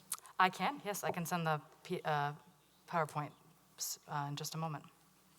I don't need it right now, just. Okay, yeah, but Whenever you have. all the Office of Energy Innovation stuff is on the Green Fitchburg section of the website. There's a lot of detailed reports. Anything else? I would just add one thing, those carbon things, the state of Wisconsin, I'm personally involved with the retirement of nearly 1,500 megawatts of coal that is being replaced by solar and natural gas. Natural gas is a predominant generation source in the state now. So, that if you look at that amount of carbon, that's based on a coal-fired power plant. The state is moving away from that. So we're going in the right direction, I guess, is what I'm trying to tell you. All right, Gabrielle? And I do just want to make the point, too, that, it's very rare that you get a CIP project that will pay for itself. All of these solar projects will pay off within 15 years, likely less time because there's a lot of grant funding available. There are also alternative funding models that I'd be interested in exploring. I know Misty is a little wary about, but obviously this is just the CIP, but this is the first step in the process, but it's likely that the cost will come down. And there might even be battery options come out in 2029 that would change the situation. But I mean, this does pay for itself, and we have very low. Borrowing is very cheap for this city because we have such a high credit rating. So, this is an investment that will pay off, unlike almost any other CIP project that we will vote on. Joe? Yeah, just also add, like in the, like Misty said in the beginning, the last 5 years of this CIP are more, less concrete, maybe there's a better word, but it seems like the price of solar has been going down steadily, even since I brought my solar panels 5 years ago. So I feel like this would be a good investment given how far away it is. Dave? I could get behind it if we had a model, when we did, what facility, was it on the library or, fire station? But it was funded by one of these groups. They basically made the investment, and the city didn't have to borrow the money, and it was paid back, offsetting our electric rates. So, if you could get something like that we don't have to borrow. I realize borrowing's cheap, but still costs us money. I could get behind this, but unless we have that model, I think we have better options to get green. Gabrielle and then Jay. Just to respond to that model is an option. It's something that I've discussed with Tony Hartman, who is a former alder that works in solar. I think it's something that we could discuss as a council, but obviously that would be at the point where it was in the budget. and we could discuss if we wanted to do an alternative funding model. I do believe that that's the discretion of the council. Am I correct about that, Misty? It is within certain confines. Okay, yeah, so I do think that's an option we could explore if we had money in the budget to put solar power in. Jay? So the project that you're talking about, Dave, if we're thinking of the same one, was the project on the roof of the library.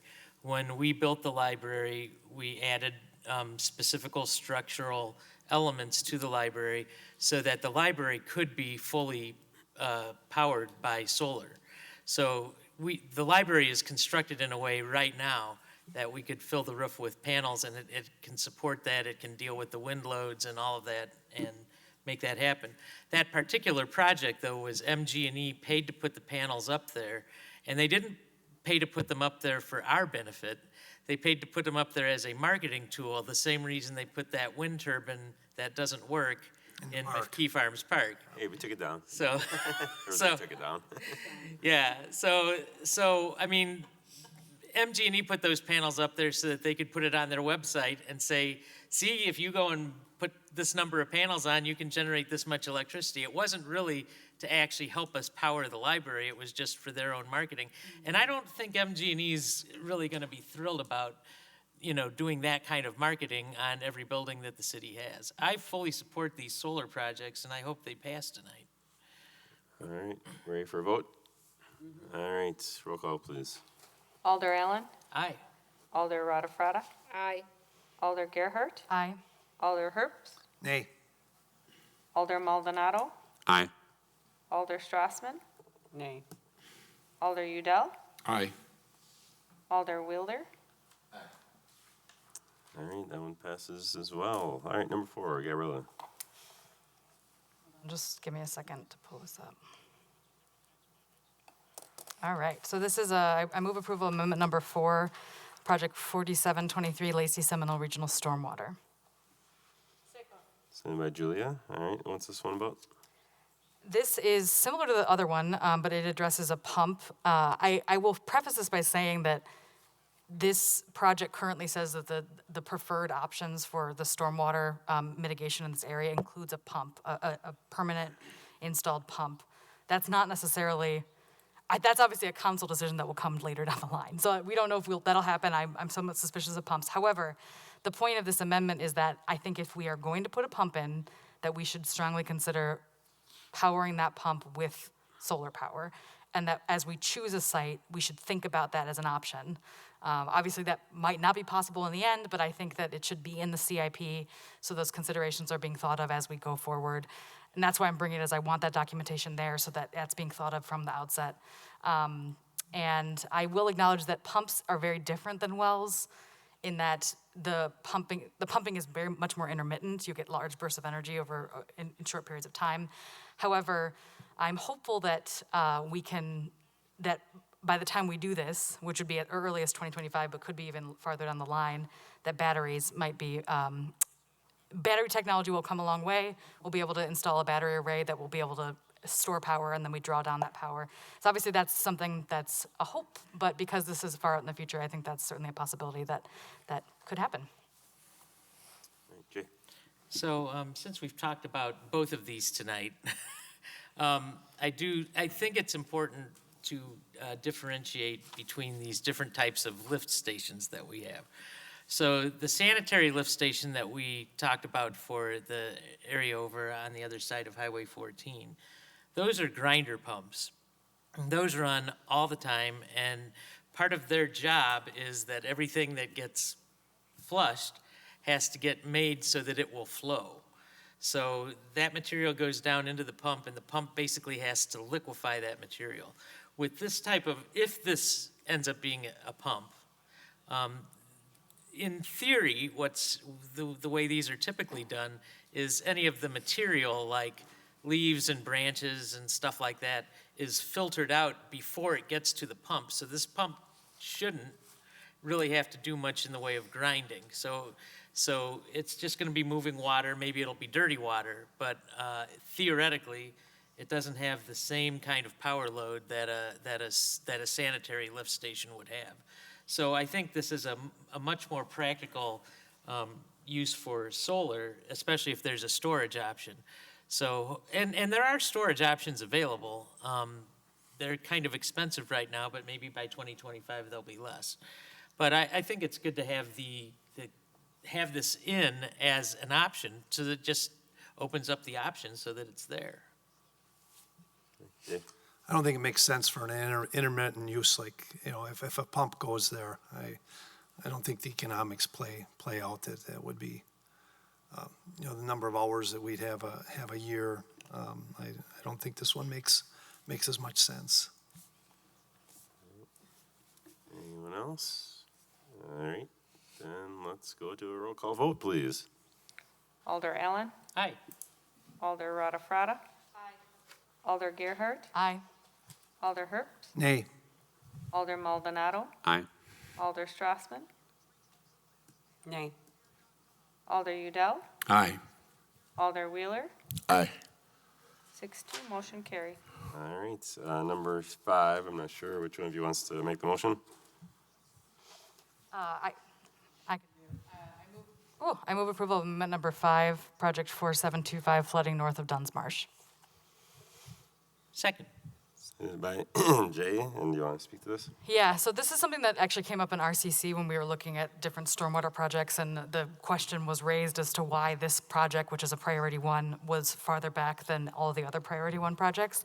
I thought it was a very good question. So I took a look at it, and I moved this up specifically for that reason, that this is the only priority 1 project that has not had a study done. It is a stormwater problem where actual structures are being flooded in addition to city streets and flooding of vehicles. So it's a significant problem that I think deserves immediate attention. So what I did was I shifted all 3 years of the project 1 year earlier. So theoretically the study would be next year. I think this kind of evens out. I think we should utilize our prioritization system. We should trust that the stormwater engineer is prioritizing that for very good reasons, and that we should make decisions, at least in part, based on that. Obviously, that's not the only consideration, but I do think that this resolves a problem with how we've been prioritizing these projects, and I ask for your support. Randy? I think you just answered it, but who gives it the priority? Is it Public Works? They sit and look at all the projects and 1, 2, 3, or how does that work? I believe it's our stormwater engineer does the prioritization for each of them, and there's a criteria for 1, 2, 3, 4. It's based on how much it affects actual structures, city property. There's a kind of a whole grid. There's a whole process to it then. Okay. Dave? Misty, is this one that would qualify for those, the federal money? Absolutely. So nearly all stormwater projects will, as long as they're capital related. Okay, so how do I know that that's how we're going to fund this? I guess that's the guarantee I'm looking for here. So if I may, I would encourage you not to focus on how you're going to spend that ARPA funding yet. I think we really should do that public process first, where we let the public say how they think we should spend the money, and then, engage in those conversations before you actually decide how to spend it. So yes, it is eligible. I think tonight we should focus on if this is an important project or not. And then if we replace the funding with ARPA, we can make that decision later. You might have $3 million of other projects that you end up liking better. So, yeah, go ahead. I mean, the way I say the CIP, that ultimately everything has to make it into the budget. This is just the plan, and I think we're resolving an issue with the planning associated with this project. I guess I just had one question for you, Gabriella. The staff expresses a concern about how many projects they can complete. There's not another amendment that moves another project back, is there? Okay. No, but I did speak with Claudia about this project and specifically, and she has, very serious concerns about this issue. So, yes, she did express to me that it's a concern, but she also thinks that this is an important project. So, Catch-22. It is a very important project. Yeah. It's a little bit of both. Yeah. Joe? Yeah, I've said this before, but just given I live 2 blocks from here, this is something I've seen happen sort of year in and year out, despite the fact that we've got, stormwater or retention ponds, and we've got a lot of wildlife over there, but still, like, that whole area along Crescent Road gets, like, flooded. every few years, and it's pretty nasty. So that's why my name's up there with hers. Jay? Well, this one, as well as some of the other stormwater issues that we're talking about broader in the city, these are issues that go back a long way. The Curry Court issue, that's been out there for 35 years. The Seminole issue, that's been out there for at least 20. And so what we are now experiencing is what happens when councils and mayors just say, you know, we don't want to spend the money. We don't want to spend the money. We don't want to spend the money. And the money doesn't get spent, and the problems get worse and worse. And especially in an age now where I am 56 years old, and in my lifetime, I have been able to see the changes. I've lived in Fitchburg since 1983, and I have seen the changes that are associated with climate change in that short of a span. And so all these problems that kept getting put off and put off and put off and put off, the chickens are coming home to roost. And it's time to take some action. And, you know, it's unfortunate that it's all happening now, but, you know, many years of you know, like for me, many years of being the lone voice saying we need to do something about this, and everyone else saying no, you know, now we have to do something, and we really don't have any more options. So this is the time. Until I was mayor a couple of years ago, there wasn't any plan in place on when we were gonna, you know, attack some of these problems. Right. And that's exactly right. Dave? I'll be supporting this, but, you know, the sky is not falling. We have a well-managed stormwater utility, and we cannot control all acts of God. You know, and to think that we're going to solve every flooding problem, we're foolish to think that way. There's going to be some things that are going to overwhelm us, and there's nothing we can do about it. We try to, you know, the routine things is what we're trying to take care of. We do you know, you said we never did anything. Well, I think we managed since the formation of our stormwater utility. We've done a pretty good job compared to many cities in the state, you know, this age. So, again, I'll support this, but I don't think the sky is falling as much as everyone would like to say, you know, regarding stormwater. Jay? Well, we also have the added benefit of becoming a city that used to be a township. And when this was a township prior to 1983, you know, a lot of construction projects, a lot of development projects, including Tower Hill and the areas down Sain Road and part of the Dunn's Marsh area, the county basically said if a developer came in and said, hey, I want to build this, they said, fine, go do it. There are residential neighborhoods that are in our city boundaries that would never, ever be approved under our current development standards because of the inherent problems that exist there.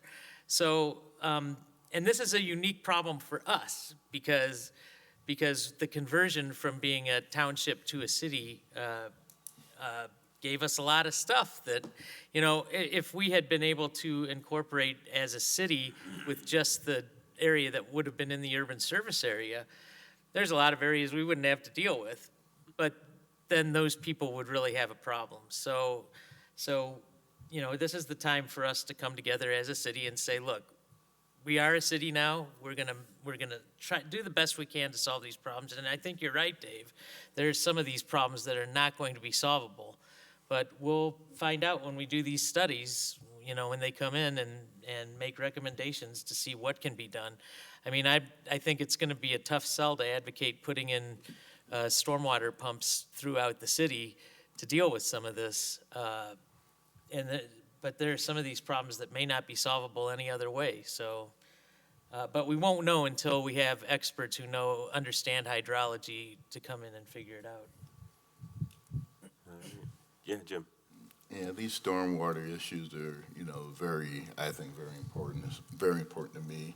My last year working, dealing with the flood in Madison, I was in the Emergency Operations Center, and when you have people being flooded out of their homes, and everything, and that's not good. And, you know, some places in this city, people basically are building walls, sandbags, just to keep water out. So, I mean, these stormwater issues are very important. Seeing nothing else, I'll ask for a roll call. Alder Allen. Aye. Alder Rada. Aye. Alder Gerhart. Aye. Alder Herbst. Aye. Alder Maldonado. Aye. Alder Strassman. Aye. Alder Udell. Aye. Alder Wheeler. Aye. Motion carried unanimous. All right. Julia or Gabriella is making this motion? Can help me. So I move approval of amendment number 6, project 4729 is Cheryl Drive Stormwater Improvement. Second. Second by Jay. And you want to speak to this, Yeah, Julia? so this is another stormwater issue that we have in District 2, in the south part of McKee Farm Park, Cheryl Drive, that area. Some of the neighbors came to several of our meetings to complain about this issue. The city already has a project for next year, and a study is underway right now. We are going to have the result of the study in the fall of 2021. And those, I read some of the RFP and some of the possible solution, and it's not going to be cheap, okay? So what we have already allocated for funding was around $130,000. What we're going to try to do with this amendment is to increase the funding to $300,000. And if you see in the language of the amendment, I included the language from the ARPA funds because this is another project that can qualify for that. So we don't know exactly how much it's going to cost to fix this issue. To be honest, I don't think this is going to cost. It's going to cost more than $300,000, but at least we are recognizing that this is an important project. We need to allocate some of the ARPA funding for this issue possible, and to be sure and increase the amount. Gabriella? Yeah, I'd also like to point out that this is a priority 2 stormwater project because it floods city streets and cars. And I guess in my mind too, this is just making a more realistic project versus what was put in there before is unlikely to actually cover. So this is actually bringing it to fruition, and this is probably more likely what it'll really cost so that we can properly plan for it. Jim, and then Dave. Maybe Gabriella or Julia, you can answer this question, but it's also an ice issue in the wintertime because of this? Yes. Yes. Thanks. Dave? I'm for a project. I'm not for moving it up. I don't want to keep dumping things into next year. I'd prefer to keep it where it is or Yeah, keep it in the way. funding. But it looks like you're moving it up. No. Isn't that what you said? No, we are increasing the amount of money, but the study is done now. They are working on the study right now. We are going to have the result in the fall, and then Public Works already, scheduled this project. This is why we don't have any notification from Public Works for next year. So what we're trying to do is to increase the funding. That's it. Misty, you want to speak? Do we know? Hold on. Misty, you want to speak to that? Yep, I can just clarify that one real quick. So the original plan did have a little bit of funding in 2023, $30,000. So that is getting moved up to 2022. So there is a bit of a timing change, but the bulk of the project is still planned to be done in 2022. But you don't know, the increase you have in there. You don't know if it's needed, if it's too little, too much. Do we have enough? Okay. Tell me, are we doing? Is this for the study or this the resolution? No. So the study's happening right now. So this is money to put towards the fixing, so that there's more money available for whatever fix the study recommends. Julia? Yeah. So if you read the amendment, we already talked to the consultant, and the consultant that they are doing the survey, he came out with a range of solutions They say there will be an additional inlet that we need to do. We need to do pipe upgrade, pipe repair, soil dredging, culverts clean out, and, more storage maybe in one of the ponds in McKee Farm Park. So the whole of this thing, it sounds very expensive, you know what I mean? Yeah. So this is why we decided that we needed to increase the funding. Anyone else? All right, seeing none, let's do a roll call. Alder Allen. Aye. Alder Radafrada. Aye. Alder Gerhart. Aye. Alder Herb. Aye. Alder Maldonado. Alder Strassman. Aye. Alder Udell. Aye. Alder Wielder. Aye. Motion carried unanimous. All right, great. Randy, number 7.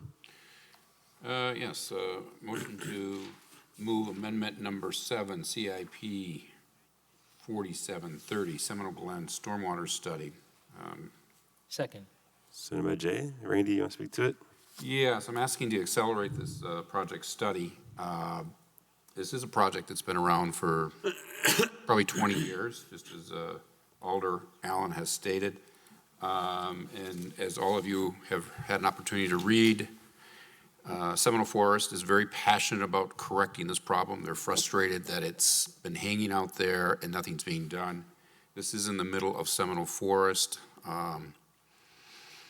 The field flood because an asphalt sidewalk was placed from one end to the other.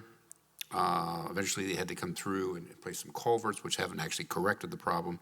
Wintertime, the water runs over, the walkway freezes, creates a problem. The 2 ponds that are natural are relatively full at this point. And these 2 have been dredged, maybe 30 years ago, 40 years ago, somewhere in that period of time.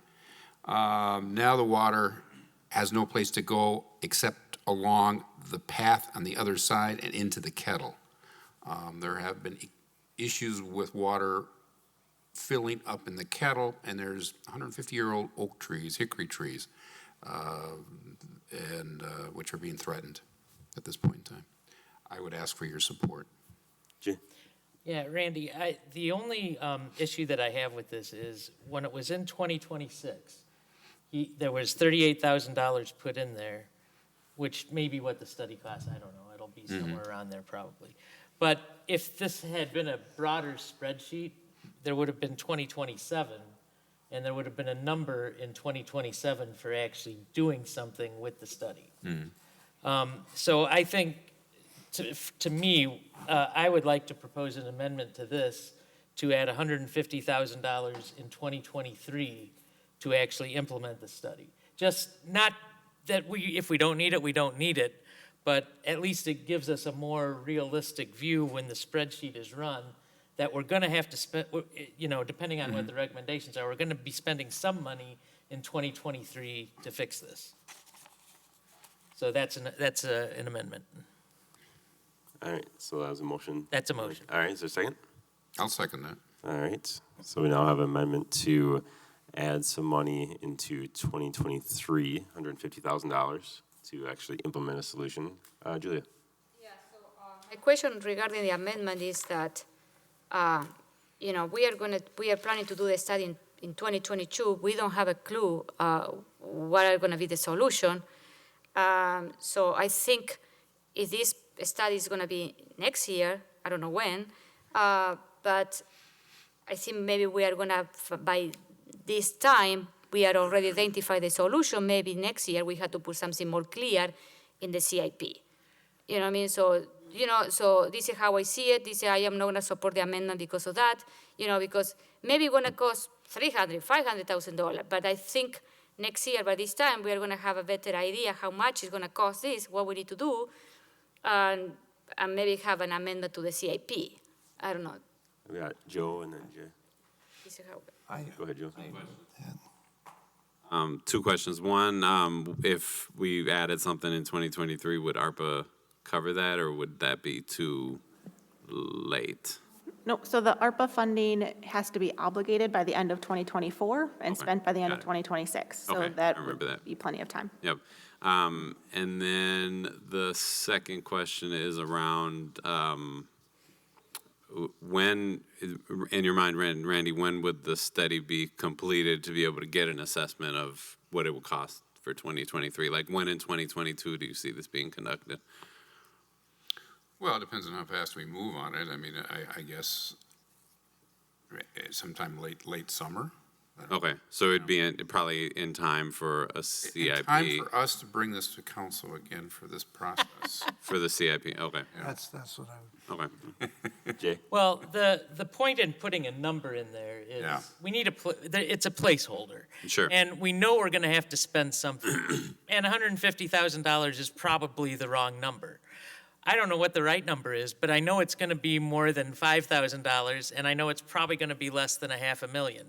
So $150,000 is a number to put in there. You know, if you recall in June, we have our financial analysis that's done based on what's in the CIP.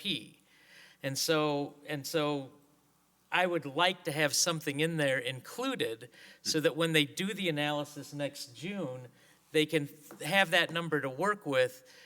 It's going to change, like all of the numbers in here are going to change. They're never going to be exactly what we put in here, but at least having it in there puts something into the calculations that Ellers does for us so that it doesn't come as a complete surprise in 2023 when we now have to, you know, something's going to throw it way off. So that's the reason for the amendment, is just to have a more realistic view of what's going on. Julia? So, but also we can, you know, because we need to prepare the list of projects that we are considered fund with ARPA. So maybe we can put this project, you know, in the list, you know, in the, you know, the project to fund. So, you know, I will feel more comfortable, I don't know, doing that way. Say the funding is coming for a stormwater rate, so we're going to fund it with that. Isn't it? Not with levy. No, with borrowing. Well, the stormwater, I mean, the funding source will get worked out later. We don't have to work that out now, because that doesn't come out of the tax levy for this no matter what. No, Even if it's not covered by ARPA, it's still going to be covered by the stormwater utility. All right. Anything additional? Yeah, Gabriella. I do want to point out that this is, you know, I'm a big believer that stormwater projects are important. I am concerned about the number of things over the next 3 years. And our stormwater utility, we had to increase rates earlier this year because, you know, we probably should have raised rates a long time ago, but we didn't. So we had to raise them this year. I anticipate we'll probably have to raise them again next year, especially considering what we're looking at in this CIP. I would hope that if this passes, that, which it sounds like it very probably will, that the people that are advocating for this so passionately will also support an increase in stormwater utility rates, which is going to be required for this to happen. I would personally be more comfortable if this was in 2023 or 2024. I do think that 2026 is too far away, but given the, you know, I heard from people that, oh, the department doesn't need to do anything next year, so it doesn't matter that there's going to be a vacancy. Putting together the materials for an RFP and doing the public hearings and all that does take a lot of staff time. So there's a lot to it that's, even though the staff themselves aren't going to be doing it. So I have a lot of concerns, especially considering that this is, although I do think it should be moved sooner, I think that, you know, we're dealing with some priority 1, priority 2 projects in these same years, and I do think those take priority. Randy. Well, I appreciate the fact that you support the project, but once again, you're advocating for what's been done for years and years and years. Move it out, move it out, move it out. And so I can hear the scenario next year. We'll move it out. We'll move it out one more year. So I'm advocating to move it into 2022, and that's my position, and I ask for your support. Okay, yes, we don't have any, can I say something? We're talking about the study. Who's first? I'm sorry. Sorry, Dave. Sorry, Dave. You know, I've spent a lot of time, you know, I've walked this with Mr. Haith, pretty good understanding of it, and whatever solution, I think we need to temper expectations. You know, there's a large park area there with fields and things like that. That was an infiltration basin. and you hear from the neighbors, oh, the park is flooded, we can't use it. Well, that's what that's there for. You know, there's gonna be times in the spring or whatever that's just how that is. And, you know, any solution where you say, oh, we're gonna, you know, have that grassy area always usable for us, I think that's not what it was there for. You know, in a dry year, we're able to use it, but most years it's probably a little too wet, you know, and certainly in the spring and in the fall. So we need to temper our expectations of what this is gonna be. The water is coming in there. We're trying to keep it out of the bottom kettle somewhat, but I just want to make sure we're aware of that, you know, that the neighbors aren't gonna get, you know, they think they're gonna get this athletic field stayed nice and the ponds restored, and, you know, you have to temper what the expectations are for. This was a drainage basin down there. Julia. Yeah, so you took what I was planning to say. I walk a lot, the parks in the city, and I walk that area a lot with my husband. And one of the things that I put here is why we don't convert part of that empty place, because the park is big. Every time that mostly every afternoon that I go there, you only see people playing in the playground. You don't see people playing there is a field, but it's not even nothing. So maybe we need to convert part of that area in like a prairie, so we have more improved infiltration issue that we have with native plants. Also, they are going to alleviate that area too. You know what I mean? So that one could be something that maybe we can consider, or it's going to come in the study. Maybe it's a recommendation in the study, but also we need to think about, you know, that I agree with Dave in that sense that, you know, that area was originally, they have another purpose, and now we reconverted, and now we are suffering the consequences. So this is what I say. The other thing, I will support the study, Randy. No one is against the study. What I feel uncomfortable is with the amendment. I know that after a study, we are going to have to do, it's come the action plan, you know what I mean? And I think it's coming next year, you know, after we have the result of the study. That's it. Well, I'm sorry. Oh. I had Randy first. Sorry. Yeah. My fault. To follow up with your comment, Dave, you're absolutely right as far as the water itself, and I think that was always it was natural. The issue becomes, as far as water and utilizing those fields, we as humans came along, developed, and now we want to use the fields. But the point is that asphalt walkway from one end to the other has created a dam. Understood, yeah.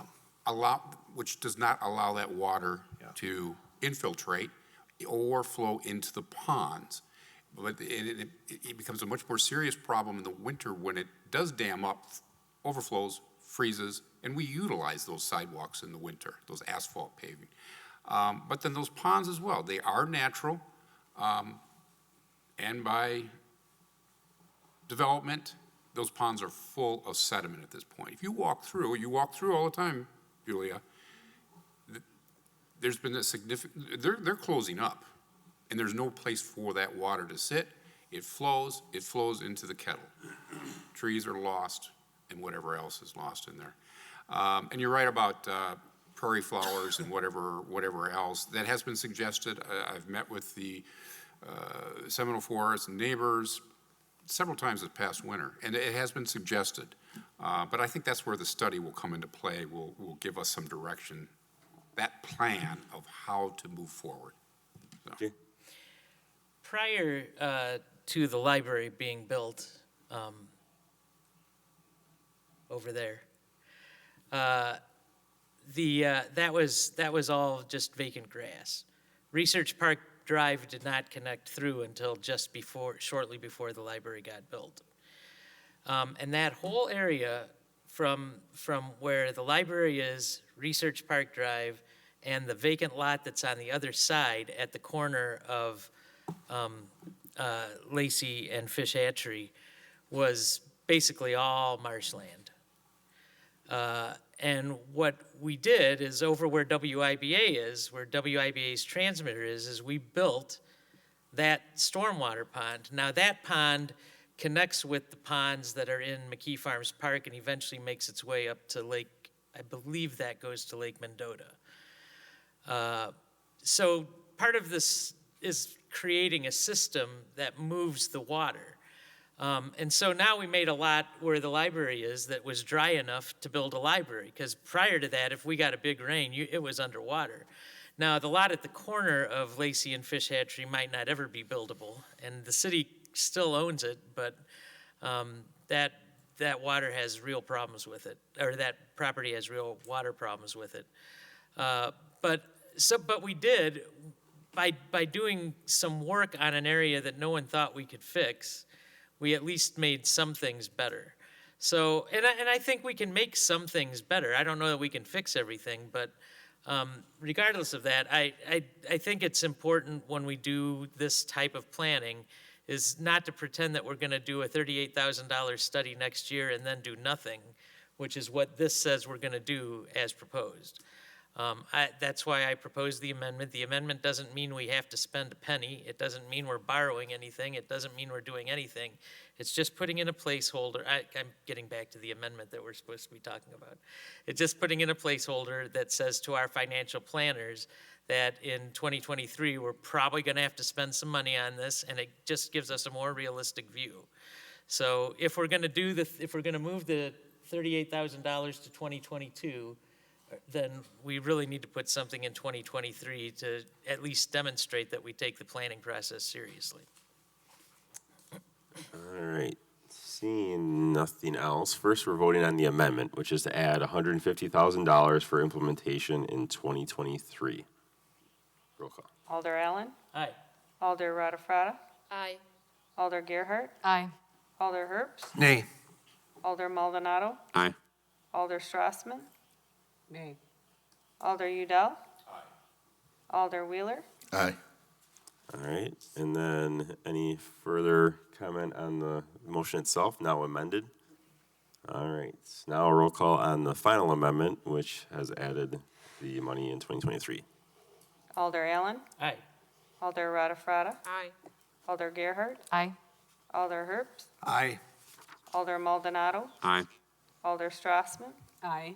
Alder Udell. Aye. Alder Wheeler. Aye. Motion carried unanimous. All right, next up is number 8, Julia. Yes, I move approval of amendment number 8, capital project number 6212, McKee Farms Park improvement. Second. All right, seconded by Jay, and do you want to speak to this, Julia? Yes, so what I want to mention is when we discussed this project in parks, it was allocated in the parks department budget. The money was allocated in the budget for maintenance, but then for some reason, the director of parks told me that it doesn't qualify to be in that budget. So this is what I am bringing the amendment, include an amendment to include that amount in the CIP. It's for the tennis court in McKee Farm Park that they really need an upgrade. It's very, as you know, it's the only tennis court with lights in the city. It's used by a lot of people all the time. So, and I have received plenty email and phone call from people that play complaining about the condition. So this is what I bring forward the CIP amendment. All right, Dave. Well, yeah, explain to me again, why doesn't Scott have that in there? He's pretty good at maintaining his parks and equipment. Explain this to me again. I don't know, maybe Misty, can you explain that? Yeah, so it was moved from capital to operating, I think, 2 years ago, back when the project was like $10,000, $10,000 to $15,000, much different than the scope of the project that we're talking about now. So I think it was just a miscommunication between Scott and I.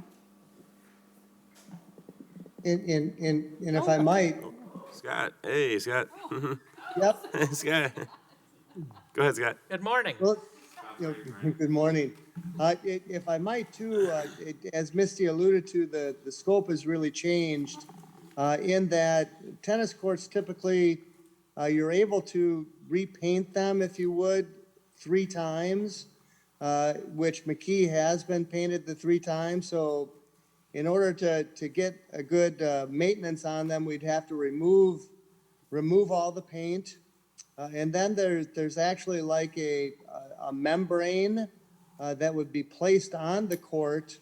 And if you're familiar with McKee, they're called expansion joints, and they're in the right spots, but they're getting to be, even 2 and 3 inches wide. They're not on the plane surface, if you would, but they are, trip hazards outside of the plane surface. And then actually 225,000 of this would be to have the exterior fence posts pounded back down into the ground. What has happened is the frost and the heave thaw, what they've done is they've lifted the support posts of the fence, and what happens now is the ball scoots underneath the bottom of the fence. We've placed I think they might be 2x8s or 2x10s there as a temporary fix, but they continue to, the fence continues to raise out of the ground, if you would. All right, thank you. Randy? I remember in our drive along this is for Scott, last year, the fence, it had raised, and I think it was a 2x10 or something like that you have placed along the perimeter. Is it possible to lower that fence, or does that have to be replaced? No, what we would do, Randy, is the fence wouldn't be replaced. As I understand, what they would do is they'd have to take the top rail out and then just post pound, if you would, those anchor posts back down into the ground. So it wouldn't be a new fence. Okay. It would be you'd pound down the anchor poles back down into the ground, and then over time they would again heave out, but that would be the fix. And so it's this particular project is correcting the fence, not replacing it all, but also the surface. Correct. Okay. Correct. And you're like I say, you're taking all the paint off. You're putting like a membrane type of material on the top, and then painting it, and that would be the fix for it. We've got Joe and then Jay on the speaker list. Go ahead, Joe. And now I'm going to say something you usually hear other people say, but given the town of Madison annexation, Scott, in your professional opinion, what would be the impact of pushing this back a year? Well, and people still play on them, Joel, but we've been, this has been before the council for a number of years now, and as Julia says, it is, I know it's a priority decision. It's not like they're unplayable, but, it gets to a point where that $165,000 fix becomes a $350,000 or a $400,000 where you got to redo them, kind of thing. But they've been like this for the last couple years, so. I got Jay and then Jim after that. So, Scott, I have a couple of questions about this. So this will raise the entire funding to $990,000. Let's call it $1 million. Is that all for McKee Farms Park? No, I don't know where the only thing that I'm talking about is 165. I don't know what that 825 is, to be honest with you, Jay. Well, maybe our finance director does. Yes, so included in the packet is the full original CIP project for 6212. The bulk of the rest of that money is for the Kids Crossing redo, $750,000 in 2020 or 2026, and that's on page 51 of the packet. So, all right, so all we're talking about is the $165,000, and that covers both the resurfacing and the pounding down of the posts, right? Correct. Now, is the underlying asphalt at the tennis courts? I don't know how to build a tennis court, so I don't. Is the underlying structure still sound? It is solid, yep, it's Okay. sound. Yep. You good? Jim? Yeah, I just want to add that I go through that park a lot, and you do see people of all ages playing tennis there. And one of my concerns is when Scott said that there's a trip hazard. You know, I really worry about, and I'll put myself in that group, seniors being 59 years of age. We do not heal very quickly. And when we're talking about trip hazards, I think this is really important. Julia?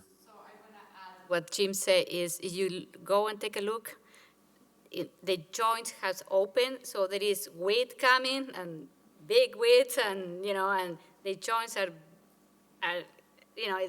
is widen every year, so it's dangerous. Well, Jay, go ahead.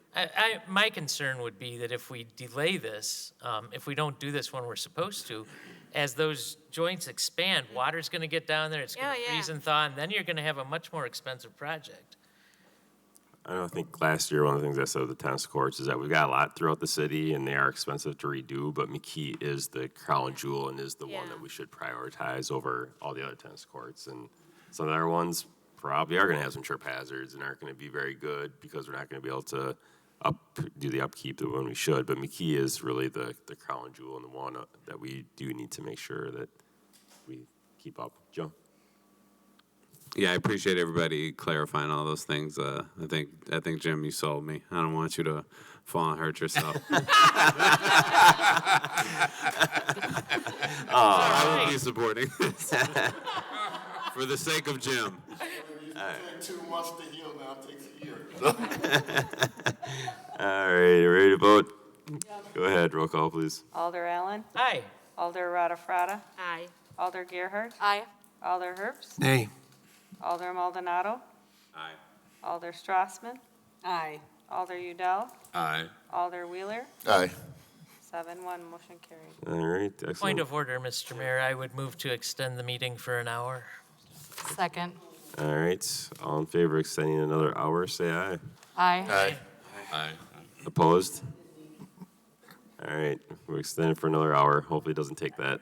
All right, Julia, number 9. Let's keep moving. Move approval of amendment number 9 is project number 6261, 9 Spring Golf Course. Second. All right, do you want to speak to this? Yeah, so do you remember that we have a lengthy conversation in council on May 11 with resolution R-95-21. This one was the $75,000. I think is increasing the shed in the golf course. This original was planned for 2026. So what I am doing is because of the feedback and the discussion that we have as a council, like 2 months ago, and I am pushing this back to the original year. It's 2026. Okay.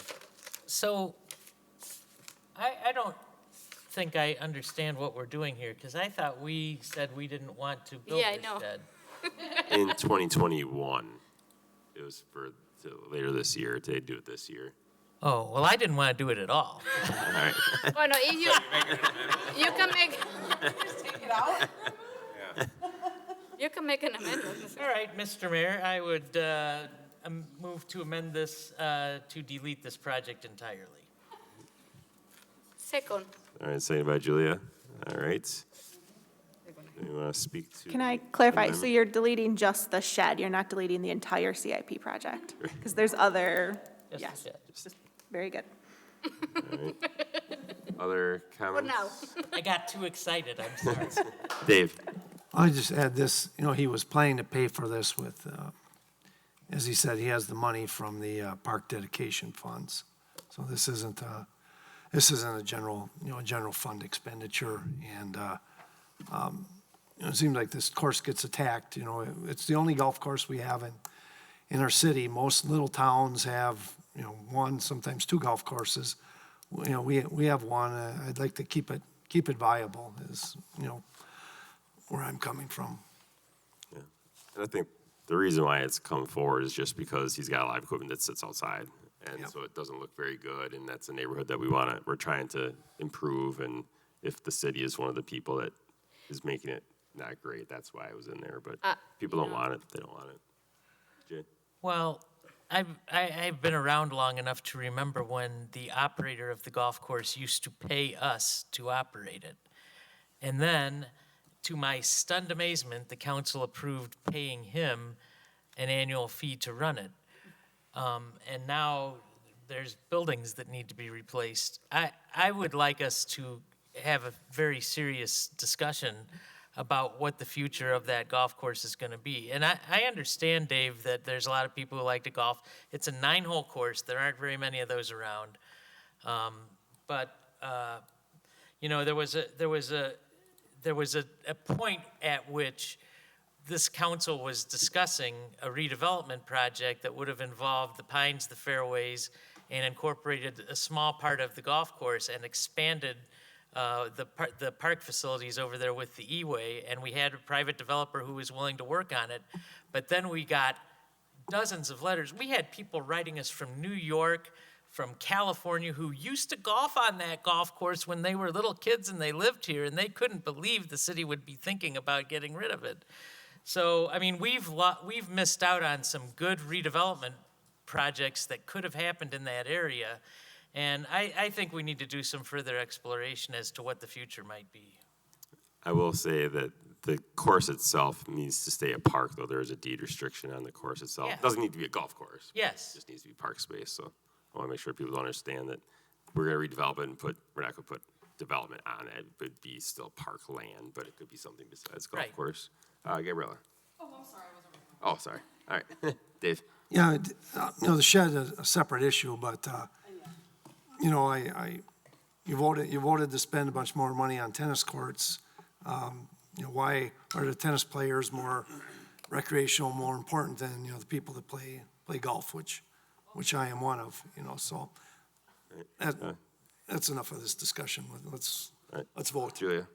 I want to talk about the equity, with an equity lens about here, because the tennis courts is open to everyone. They don't need to pay. To be in the golf course, the resident need to pay a fee to this private operator, and most of those equipment belongs to him. If those equipment that belongs to us, I would say, yes, let's put a cover to that, you know what I mean? So he's receiving revenue for the, you know, for running the golf course. Some of that equipment belongs to him. So why, as a taxpayer, I need to pay for something to cover his equipment for a park that it's not a community park, because I am not going to call the golf a community park, because the only way that you can play there, you can have access to paying. So we cannot compare tennis court with this. So. All right, ready to vote? Oh, Dave? I just have to, it costs $10 to play there, okay? You know, All right. that's all I'm gonna say. It's All right. golf, it's modest. Let's vote on the amendment first, which is to put in $0 for the shed. Alder Allen. Aye. Alder Rada. Alder Gerhart. Aye. Alder Herps. Aye. Alder Maldonado. Aye. Alder Strassman. Aye. Alder Udell. Aye. Alder Wheeler. Aye. Motion carried. All right, so now it is amended to $0. So final vote on the amendments, please. Alder Allen. Still aye. Alder Rada. Aye. Alder Gerhart. Aye. Alder Herps. Aye. Alder Maldonado. Alder Strassman. Aye. Alder Udell. Aye. Alder Wheeler. Aye. Motion carried. All right, number 10, Julia. This is, okay. So I move approval of amendment number 10 is project 6263 is a tennis court improvements. Second. All right, and Julia, you want to speak to this? Yeah, so this one is an amendment to restore the funding for the Chicory Meadow tennis court that is in my district for $160,000 that was original there a couple of years ago, and then we removed. And this one is for the year 24-25, you know. So this project has been removed in the previous CIP, but since, people are using more the tennis court, and this one is another one that I received a couple of email and from residents that are playing in there that, that they need some repairs, So this is what I am bringing here, this amendment to restore the tennis court improvement for this park. All right. Other comments, thoughts? All right. Seeing none. Jay. Is Scott still there? Yes, I am. Yeah, so what is the scope of this project? Is this similar to the McKee Farms Park? Yes. No, That's only the place. this would be a redo, Jay. This would be similar to Wildwood South where we redo the whole thing. It's kind of past the idea of resurfacing, if you would. Okay, so this is one where the base is just no longer usable. Yeah, it needs to be redone, right? So I just brought up a map, and it looks like there's a basketball court adjacent to this. Is that in? So we'd end up doing that also. Okay, so would this require just grinding down the asphalt, or would this be removing it and replacing the base? I don't know about the base. Certainly removing the blacktop, see what kind of base we have, and that's just kind of a estimate from the work when we did it at Wildwood South where we redid that one. So the cost, and this doesn't have posts that need to be pounded? No, this probably would be new fence then also. So this is $160,000 and McKee Farms Park is $165,000. Now, there's 4 courts at McKee Farms Park, right? 6. Oh, there's 6. Okay, so that's why, because it's just a much bigger area. Yeah, it's much bigger area, yep. Okay. Anything else? All right. Roll call, please. Alder Allen. Aye. Alder Rutherford. Aye. Alder Gerhart. Aye. Alder Herbst. Nay. Alder Maldonado. Aye. Alder Strassman. Aye. Alder Udell. Aye. Alder Wheeler. Aye. Motion carried 7-1. All right. Number 11, Julia or Joe? Okay, I'm going to start with this one. I move approval of amendment number 11 is project number 6273 is the Neighborhood Hub Phase 2 Community Center. Second. Seconded by Jay. You want to speak to this, Julia? Yeah, so this one is, for the new alders, this one is a project that the city has been working for at least, 4 years. And it was brought to the CIP for the first time last year with another amendment that Alder Maldonado and I put together. So this amendment is to restore the original funding of this project. Last year, Alder Maldonado and I found the money to fund this project and the teen center. And I was very surprised to see that the funding was removed. It was changed for park dedication fee, if available. This is the language where it say. And I am very surprised because we found the money last year to fund this project for the phase 2. And I want to restore the funding. And I am very disappointed that the mayor didn't even call us in advance and say, I'm going to remove the funding. I was surprised to read this when I was reading the CIP for the first time. So this is a project that is needed in this part of the District 3, North Fitchburg Road.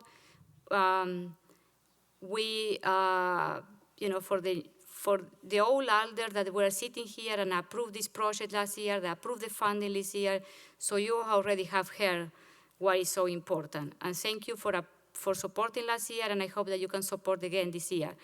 And I will ask the support from the alders in the District 3 because this is a great investment for your district, especially in the area where it's totally, they don't have too many activity or programming or community services in that area.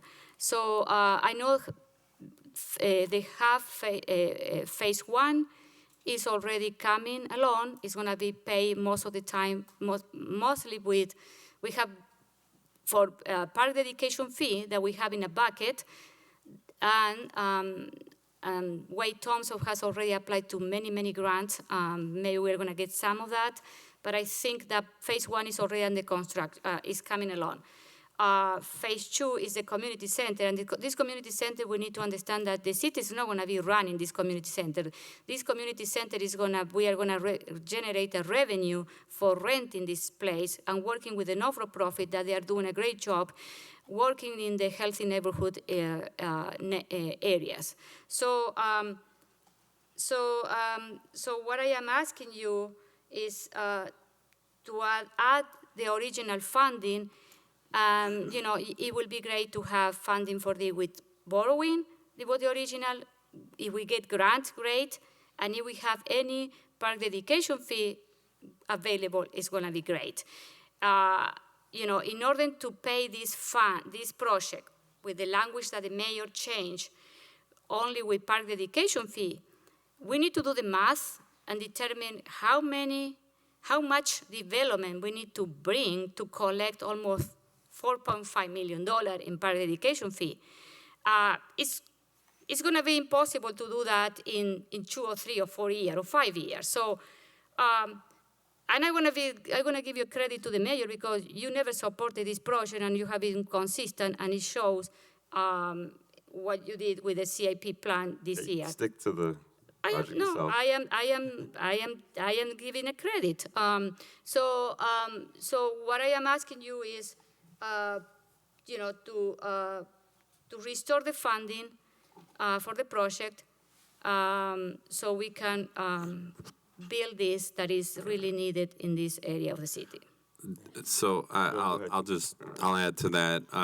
For anybody who was watching or was on council last year during the CIP process, you didn't see it tonight because, you know, I don't think we necessarily did that outreach the way we did last year, but I mean, you had the principal of Leopold Elementary School, you had parents, you know, from the school, you know, PTO, and the neighborhood on the Madison side and the Fitchburg side has a very active neighborhood resource team, and just kind of a plethora of different organizations, people, volunteers, residents who you know, support the neighborhood, and I think that's something not to be left out of this conversation. That if, you know, we need to ensure this happens, hopefully through park dedication fees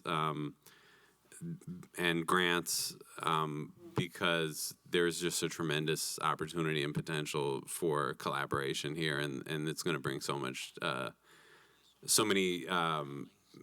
so much to the neighborhood that we can't even calculate. This neighborhood is one of the more challenged neighborhoods in the city. And other than things like the Fish Hatchery Road reconstruction, which was going to have to be done anyway, the city has done very little to invest in this neighborhood as long as I've been around, which is a long freaking time. We've invested millions of dollars in other parts of the city. And this particular neighborhood, the city kind of views as its ugly stepchild. And it is time for us to do something to improve the lives of the people who live in that area, and not just the people who live in the affluent neighborhoods. So I support this project. This is something that I supported 10 years ago. It's something I supported 20 years ago. It's something I supported 25 years ago. And we still are here talking about the same thing because nobody wants to bite the bullet and do the right thing. Well, it's time. My only concern with these projects, again, and I'll bring it up, it just seems like we're double dipping, saying we're going to get all this money from these grants, the city of Madison, Dane County, and I'm sorry, but the city of Madison has what, a $40 wheel tax every year that you get because they can't pay the bills? Dane County has a $35 wheel tax that you get every year because they can't pay the bills. And, you know, those things may not seem important to some people, but let's think about this. Those wheel taxes are regressive. The people who are trying to get to work, pay the bills, and everything else like that, they now have to pay extra money because they can't pay the bills. And it's great to say the city of Madison is going to be there, and it's CBDG, whatever, is going to be there. But I want somebody from Dane County to come and tell me that all three of the projects, the Hub 2, and the Teen Center, are going to get grants. I mean, when we look at the Job Center that Michael Johnson put on Verona Road, that's going to be on Verona Road, I went to that groundbreaking, and it was very, very inspiring to hear that millions of dollars were raised, and someone asked, hey, why do you want $17 million? And he said, well, the $7 million is to get the Job Center up and running, and $10 million will go into an endowment so that it's self-sustaining. And, you know, I keep hearing stuff about, you know, the world falling apart. I'm old, and I admit that. I'm 59 years of age. But when I was growing up, and I'll share this story, when I was talking to Michael Johnson, he said, you know what, Jim, we need to redirect these kids from the drug dealers who have this money. He said at 13, I had a job, and that was so empowering. And for me, that just took me back to the time where my dad, at 14, said, you're getting a job. So you're not going to be running the streets of Philadelphia. You are getting a job, and I pump gas. Now they don't have that anymore, you know, except in New Jersey. In New Jersey, you still can't pump your own gas, okay? But I walked there miles, and I'm not going to say it was uphill both ways. I worked in the rain, I worked in the snow, but how empowering it was to actually get money in my pocket. And that I can grow as a person, because it taught me personal responsibility. It taught me that I can have skills to do things, and the benefits were just outstanding.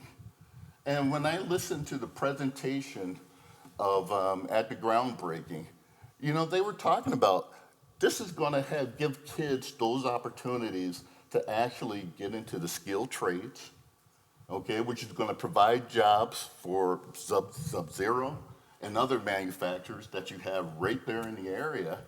So, you know, everything's not going to, you know, I don't know, everything's not going to hell because we don't have a teen center or recreation centers. And sometimes it gets insulting. It was an African-American person in Philadelphia. They were talking about the gun violence. He says, stop building the damn centers. Give people what they want, jobs and hope. And let's go from there. But to keep saying we're going to get all these grants and nobody's doing anything, there's a lot of people doing stuff. I can't look people in that Greenfield neighborhood in the face when they just got a $7,000 assessment. And that's just to put the pipe in. Okay, we're not even talking about the cost to actually hook up. I can't look people in the face who are on fixed incomes and they're worried about their taxes going up. Because when you're on a fixed income, it's very different. When you don't have any other option to get money except, well, maybe I'll go out and get another job. And we got to start looking at our finances and being fiscally responsible. I get that we need to help and redevelop underserved areas. I get it. But who's going to pay the bills? And I would like to hear something more than the aspirational of, you know, we're going to get all these grants, you know, we're going to get these organizations, they're going to come in. And I'm like, show me the money. We do these things, and then we're going to do a feasibility study. Let's build and do a feasibility study. I can't I don't know. I can't go there. I've got Gabriella, then Joe, then Julia, then Jay, and then Randy. I just want to say that I fully support this project. I have from the first time I heard about it.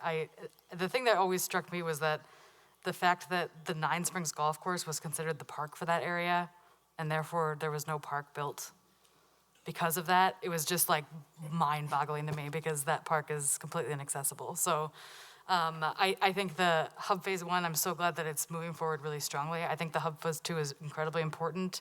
I think that having a community center in that area is important because the Fitchburg Community Center right next to this campus is not accessible for anyone that doesn't have a car. We may as well be, 50 miles away if you don't have a car, because there's no way to get down here. And I think having a community center in that area would make that probably one of, if not the best park in the city. And I think that neighborhood really deserves that. So I support this plan. I think we should plan to borrow. Hopefully we can pay for it through park fees. That's not guaranteed, and I assume that we can make that change at the time. But I think we should plan to borrow, and that if we don't plan to borrow, that's tantamount to killing the project in a behind-the-scenes way. So I support this amendment. Joe. Yeah, well, I'll say a few things. Won't address everything, but I guess first on the issue of CDBG funding, just for context for the public, there is approximately $1 million available each year in this specific category, youth. I've had conversations with the administrator of that, Pedro Ruiz. Folks can feel free to contact him, directly and ask questions. We can also consider bringing him in for a committee of the whole meeting to talk about it. But ultimately there is that funding available. We haven't received any of that funding apart from this recent grant for the hub since 2005 when the first Boys and Girls Club in Fitchburg was built. So, nothing's a guarantee. ARPA funding's not a guarantee. Federal grants aren't a guarantee, but I think I would say based on my conversations with staff at the county level, and these are federal funds, that's filtered through the county to all non-Madison municipalities in Dane County, that we, that is definitely something that's hopeful. On the issue of sort of jobs versus community spaces, it's sort of apples to oranges. There's room for both, and personally, myself, since we're speaking on childhoods, I benefited from community centers in which I learned skills that are applicable to my career that I still use today, that literally shaped the trajectory of my existence. I was a first generation college student. I got to go on tours of colleges and universities. I learned how to write a resume. I got an internship through JanSport where we started our own clothing line. Literally so many opportunities came to me, and that's the reason why I'm in youth work today. We're in a different economy. We're not in the 1950s, 60s, and 70s. And I'm not speaking to your individual, upbringing, but I'm just speaking in general since we're talking about old school. We're not in an economy where,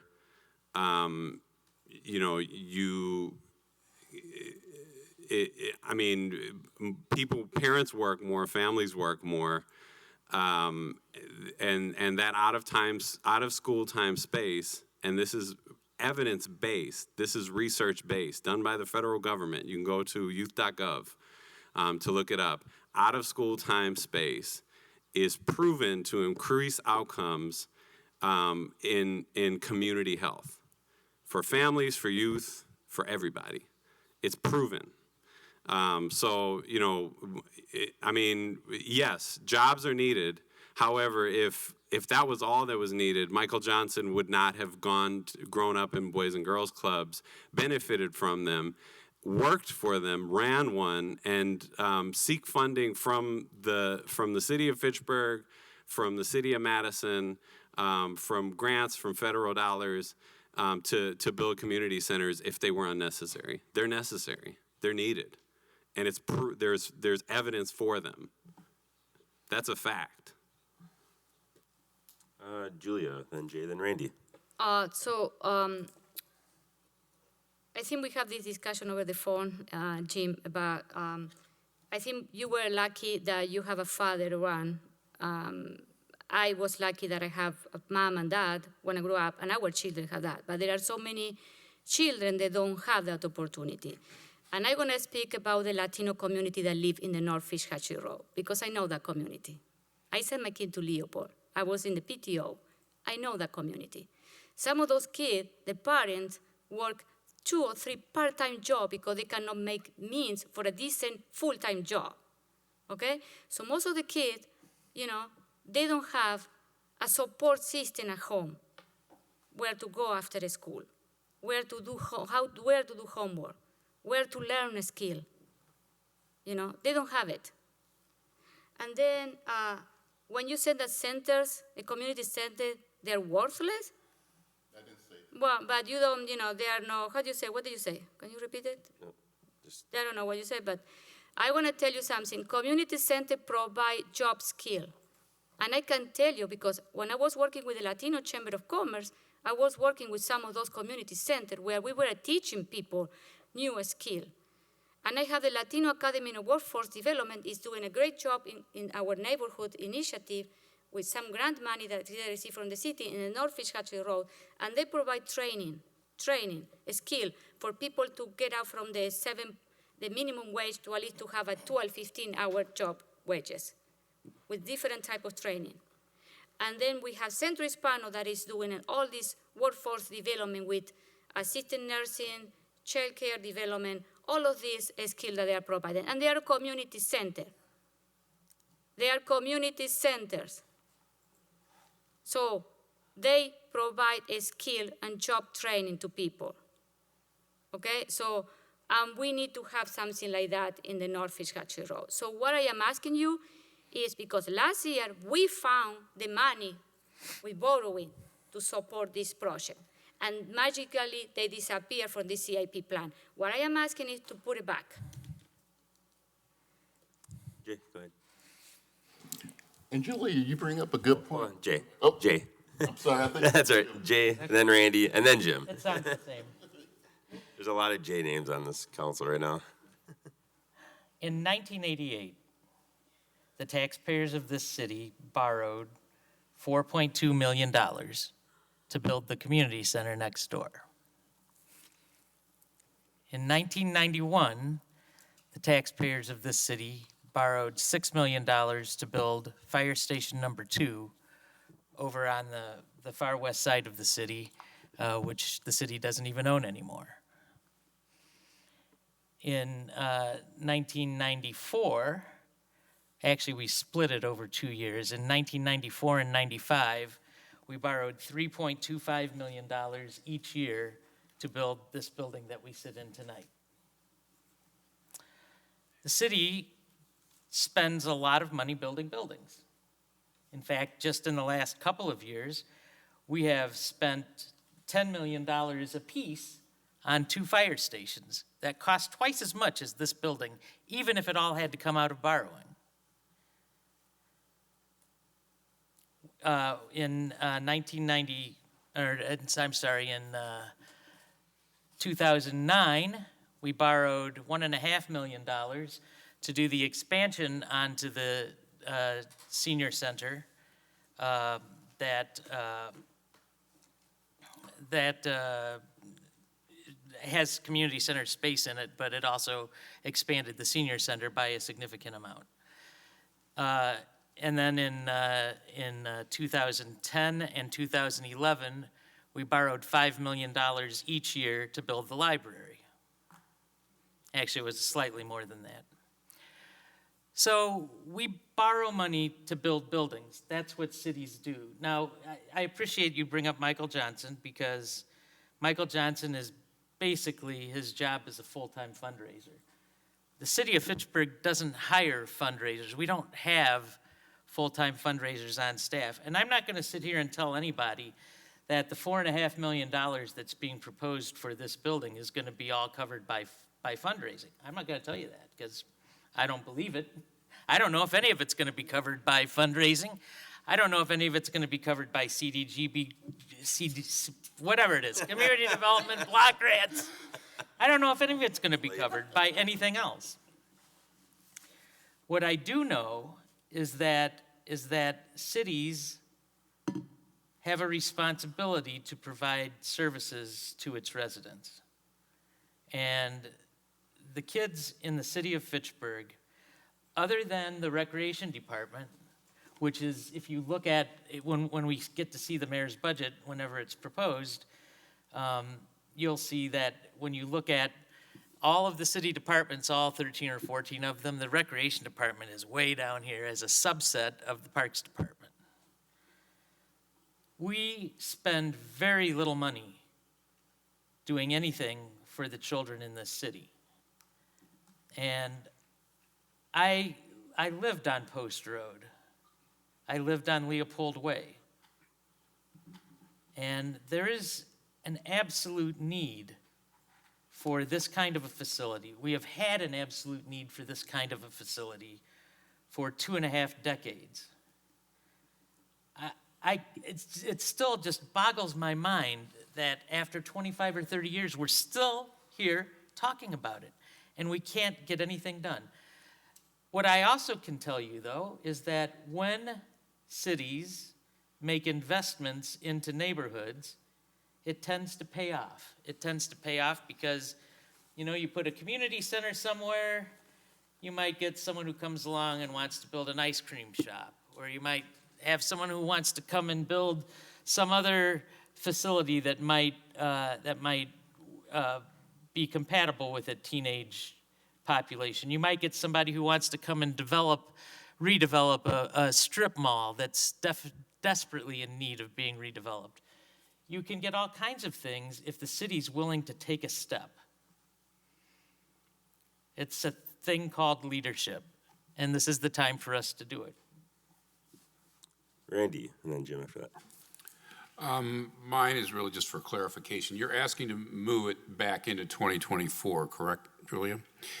Yes, to the original plan, 24, 25, yeah. Yeah, and we've had this conversation, and I was supportive of phase 1. But phase 2, what's the difference between, other than what I can read, but I mean, so I can hear it from you, what's the difference between phase 2 and phase 1? What's the significant difference? Phase 1 is the park. We are Right. building a park with a lot of amenity, okay? And phase 2 is building the community center. It's a building that we are gonna rent it, so we are gonna receive a stream of revenue to cover most of the expenses of the building. Well, if you don't believe that, because, Mayor, you never like these projects, so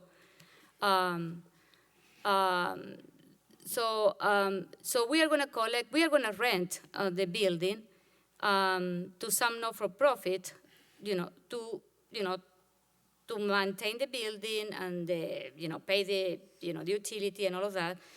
And some department in the city of Fitchburg are also show interest in having a space over there, like the library, the senior center, police department, to be in contact with that area of the community and provide some of the services because, the library is here, but there is nothing you need to walk or bike or have a car to come here.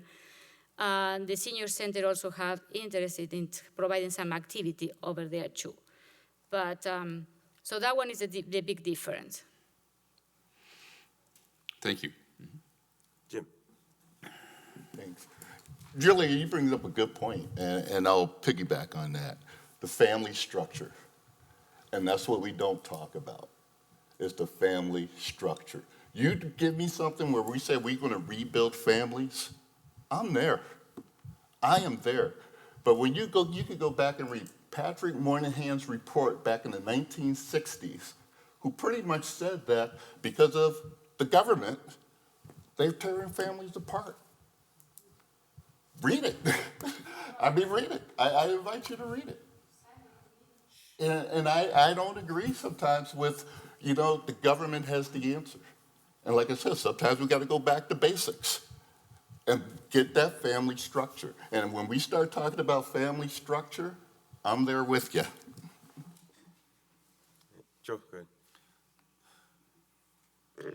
Yeah, I mean, I think, one piece of family is creating spaces where families can be, where they can reside. There's, you're on the board of United Way. There's programs that support families and schools together is one example of it. It's implemented in different schools, different nonprofit organizations throughout Dane County, where families can actually be together and program together. But a critical piece of this is the time between 3 and 6 when school lets out and when the working day ends, which is a time when you can have the most intact family around, but if there is no coverage there, there is going to be a natural lack of family support. And I was gonna save this for my the next amendment, but I moved to the neighborhood that I moved in with my wife and my son, so that I could be next to a community center where my son could go between the hours of 3 and 6 because I worked. So I made an intentional choice as a professional, as a married person who's raising a child with my wife, to move to a certain neighborhood so that I could be there with my family. I grew up going to community centers, and there were people who were children of professionals. There were people who were children of single mothers. There were people who were children of parents without any type of degree, were working class. And all of us were able to play together, and you couldn't tell who was who. The need for a space for youth does not negate the need for strong families. Those two things can coexist in the same space. They're not mutually exclusive. And saying you need to fix one thing by fixing the families, no, there's so many other root causes that impact youth and impact families, whether they be intact or not, that to attribute it to fixing a family structure is going to save America is just, it misses half of the story. Could we vote? I have a job that I have to be at 6 in the morning, and I can't. I'm sorry.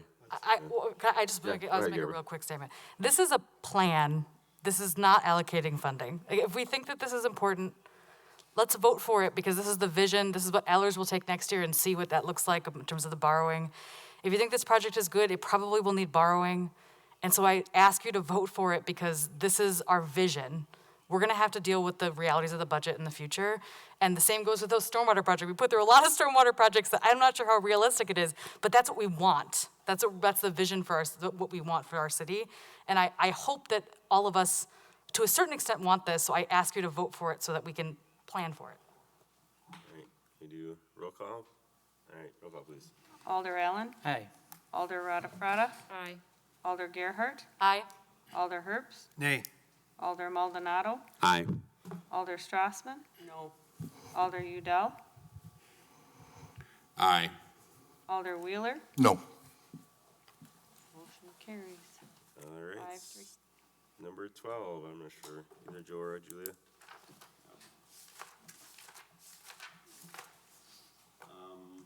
I move amendment number 11, 12, excuse me. Northwest Teen Center. Second. All right, you want to speak to it? Okay, I ask for screen sharing privileges, please.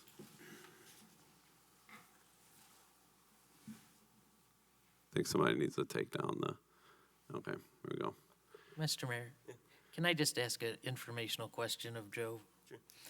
Where is this expected to be located? Sure, I'll make sure to cover it as I present. So, okay.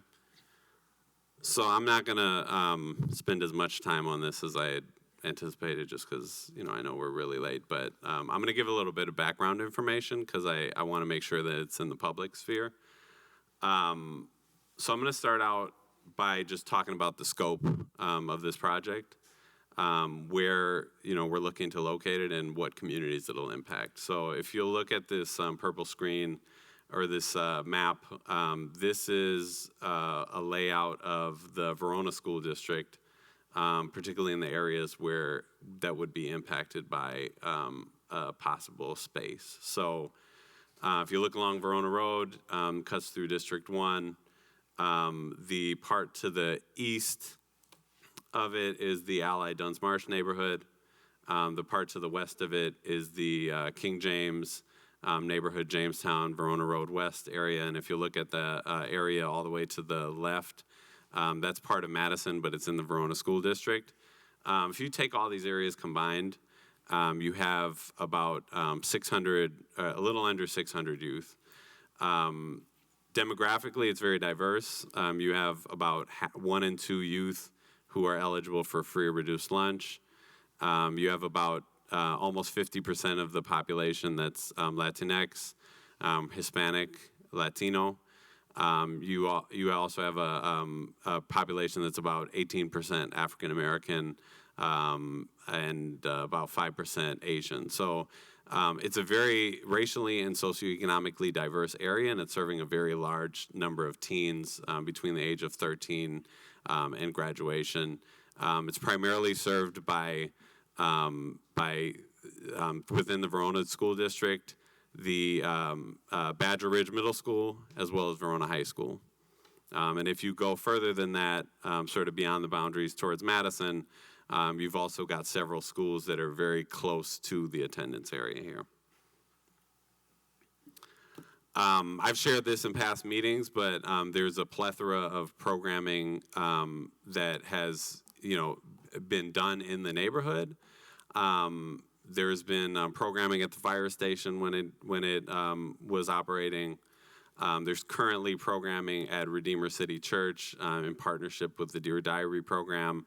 That was a connection that I was able to make between Casey and Nate and Yana Williams. And there's also 2 parks. And if you go across the Verona Road, there is a Boys and Girls Club, but the Boys and Girls Club primarily focuses on younger youth with a very limited capacity for teens that they share between the other 3 clubs. So, when you think about things that are there for teens, a lot of it is temporary, and the capacity is very low to be able to do it, which sort of states the need for a more permanent space. We've got several studies that talk about the need for youth engagement, from the Healthy Neighborhoods Initiative to the Dane County Youth Assessment, which is a survey given out every 3 years to young people between 6th and 12th grade. And both of those studies, the middle school and the high school study, have consistently indicated that it's critical to have spaces and opportunities for young people after school. Again, this is something that's documented. It reduces risk factors, and it also increases protective factors. So, in all cases, having spaces for young people to gather is good. So I'm not going to spend a lot of time on this. You sort of know where we've been in this process. But I will focus on the last part of this slide, which is that we have released an RFP. We have invested funding into a community engagement study.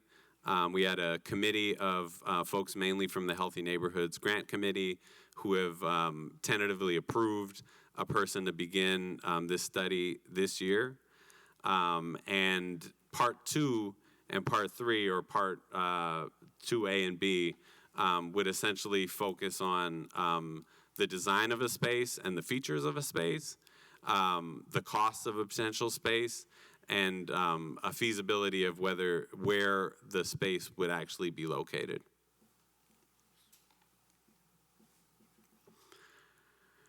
So, and this is just a layout of the timeline, and this is included in your packet. But part 2 of the study in the CIP amendment would be conducted in 2022. Part 3 of this study would be conducted in 2023, and the numbers are included in the amendment as well. The projected either purchase of a space, renovation of a space, or construction of a space would happen between the years of 2024 and 2025. So you'll see in your packet there's funding included for borrowing that would include those two things. And the space is anticipated to open in 2025. I've also included funding for the subsequent years, $50,000 per year, that would essentially go towards the Healthy Neighborhoods Initiative.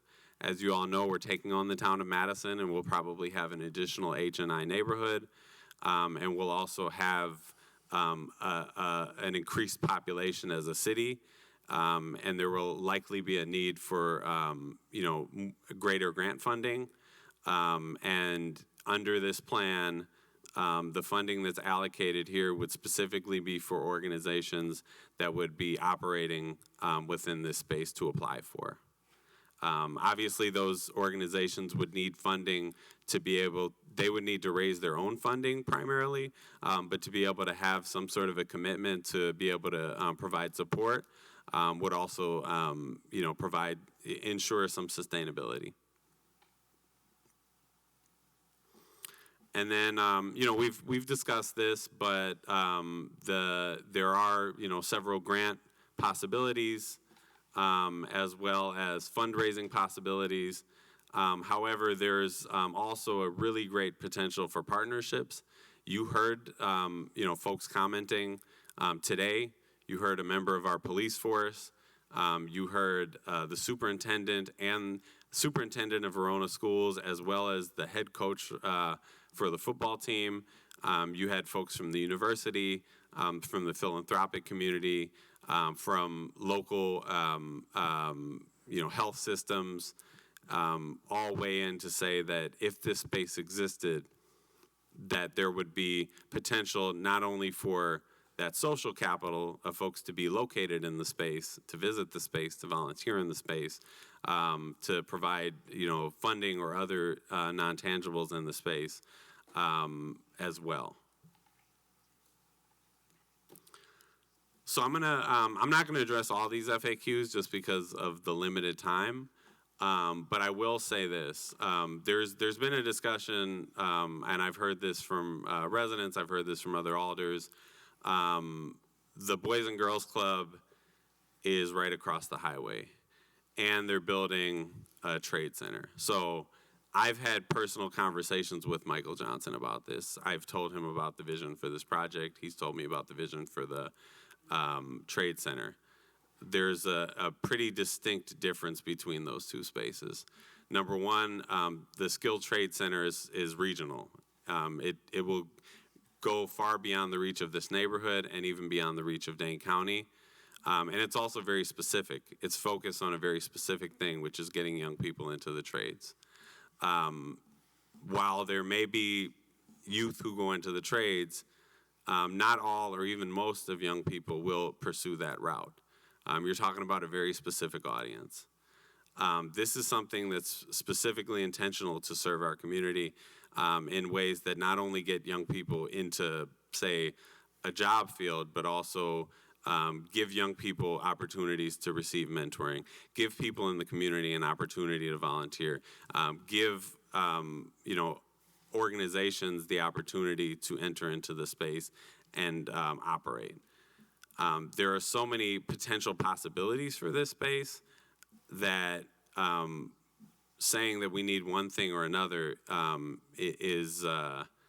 it misses the mark. I will also say that, and I've said this before, and several alders have commented on it. We as a city invest in many things, that are meant to increase our quality of life. We invest in our parks. We invest in a senior center. We invest in our library. We invest in ensuring that we have a fire department and a police department for our public safety. This is an investment that we were making not only in youth, but in the community as a whole. So what I urge you all to do is support this project moving forward, that we not push it back a decade, because most of the young people that are in our community right now will be adults. And we have the opportunity not only to, I think I hear this narrative a lot, stop crime. This is way bigger than that. This is an opportunity to invest in all youth in our community and all members of our community. And it's an opportunity for our neighborhood to get close, to be able to come closer together, and for the city of Fitchburg to be able to come closer together as well. So I'm very low on water, and my mouth is very dry, so I'm going to end there. Again, I urge the council to support this amendment. Point of order, I would move to extend the meeting by 30 minutes. Second. I would just, sorry. There's been a motion to extend the meeting another 30 minutes to 1:30. No, 1 o'clock. No, don't go to 1:30. No, you did an hour already. We're good until. Yeah, I did an hour at 11:30.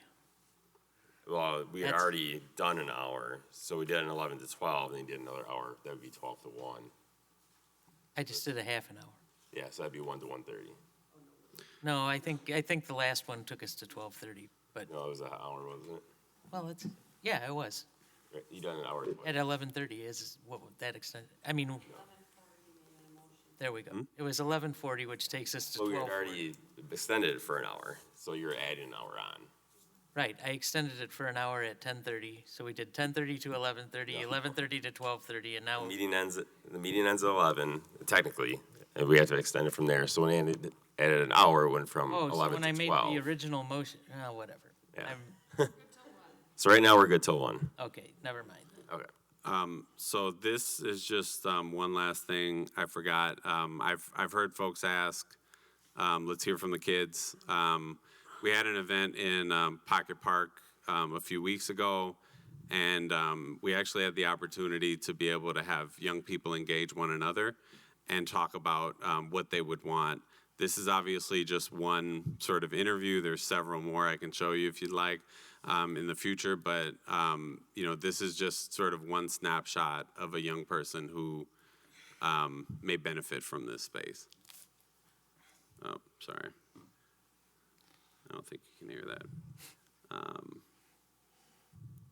Gonna share with audio. Fun, like after school or something. What's your name? Kiana, What grade you in, Kiana? 10. What school you go to? Verona High School. What you do for fun? Like after school or something, like in the summer, what you do for fun? I like to hang out with my friends. Alright. How'd you think if like in this community, if there was like a little place where you could go hang out with your friends or like go and chill after school? You like that? Yeah. Alright. If you could build it like any way you wanted to, like with anything inside of it, what would you put in it? I'd make it like a nice like environment, like indoor environment, like a clubhouse kind of, so you can gather with your friends. I like that. That's cool. That's nice. Anything else? Like you could build anything inside of it, like some TVs or like library or anything? TV, like a game room, and maybe add like a park behind it. All right, thank you. All right. Questions, comments? Anyone's awake? Randy? Joe, I've said all along that this is a great project, and it took us quite a while to get to that assessment. I've always said there should be a business case, and it would tell us what to do, and I still believe that with the assessment.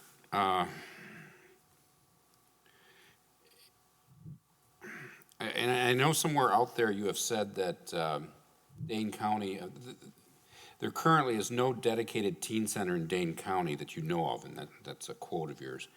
Why do you suppose that is anywhere else in Dane County? Well, I mean, what, at this point in time, why is somebody else they haven't stepped up? Yeah, that's a good question. I mean, I'm only bringing this forward from somebody that's been in the fund grant giving, grant making space. I think oftentimes when we look at investments that we make in youth, the investment is usually put in the front on the younger end. I managed funds that went to I think 10 or 15 community centers, mostly in Madison.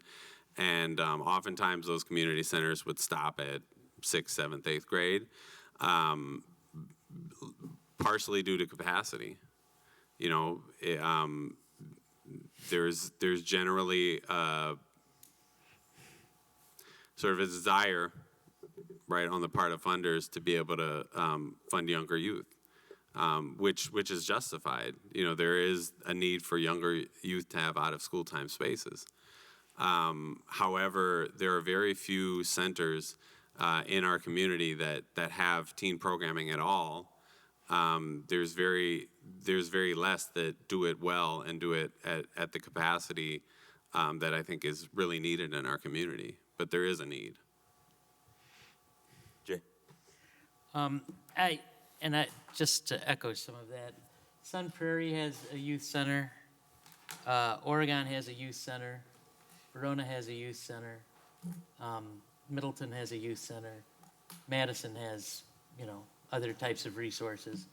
But Joe is correct that generally these youth centers, my daughter just got cut off from the youth center in Oregon. She lives in the Oregon School District, and at age 14, that's the cutoff. So once they get into high school, they seem to not want to create that kind of programming for high school age students. Now, I think part of it's because by the time kids are in high school, there's other resources at the high school. There's, sports clubs, there's, whatever. I mean, all kinds of other extracurricular activities that might not necessarily be available in a middle school or in an elementary school.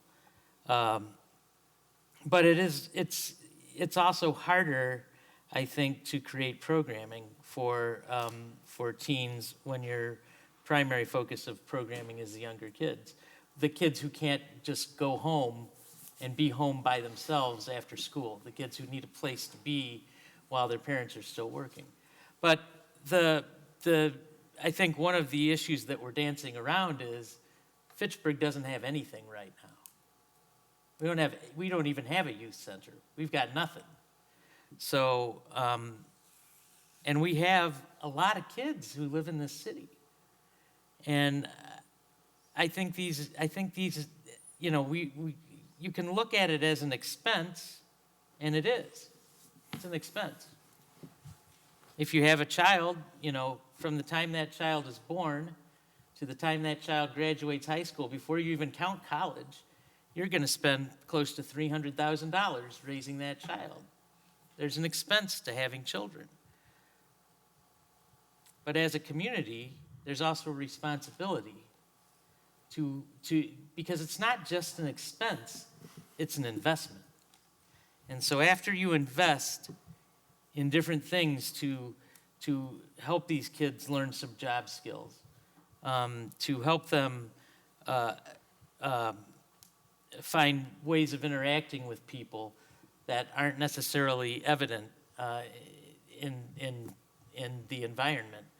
When you have a parent who, you might be growing up in a single parent home where your single parent has to work 2 or 3 jobs. I think that it helps to have role models who will invest their time and effort, and these things will pay off over time. So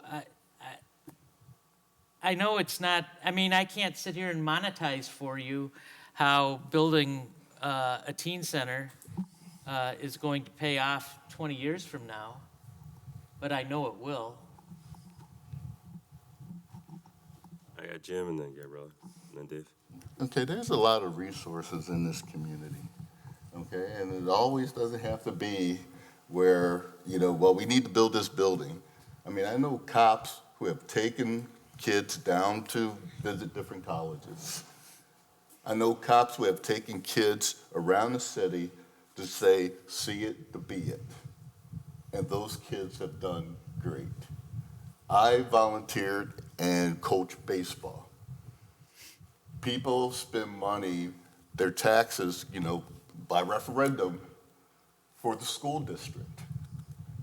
And when we have people who are basically trying to keep their own homes, I just think we need to leverage what's in the community to say, yeah, we can do this. Bring the community along.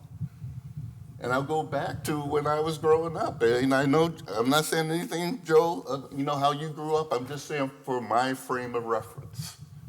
My frame of reference. It didn't seem to be that difficult. My mom, I was talking to her, 80 years old.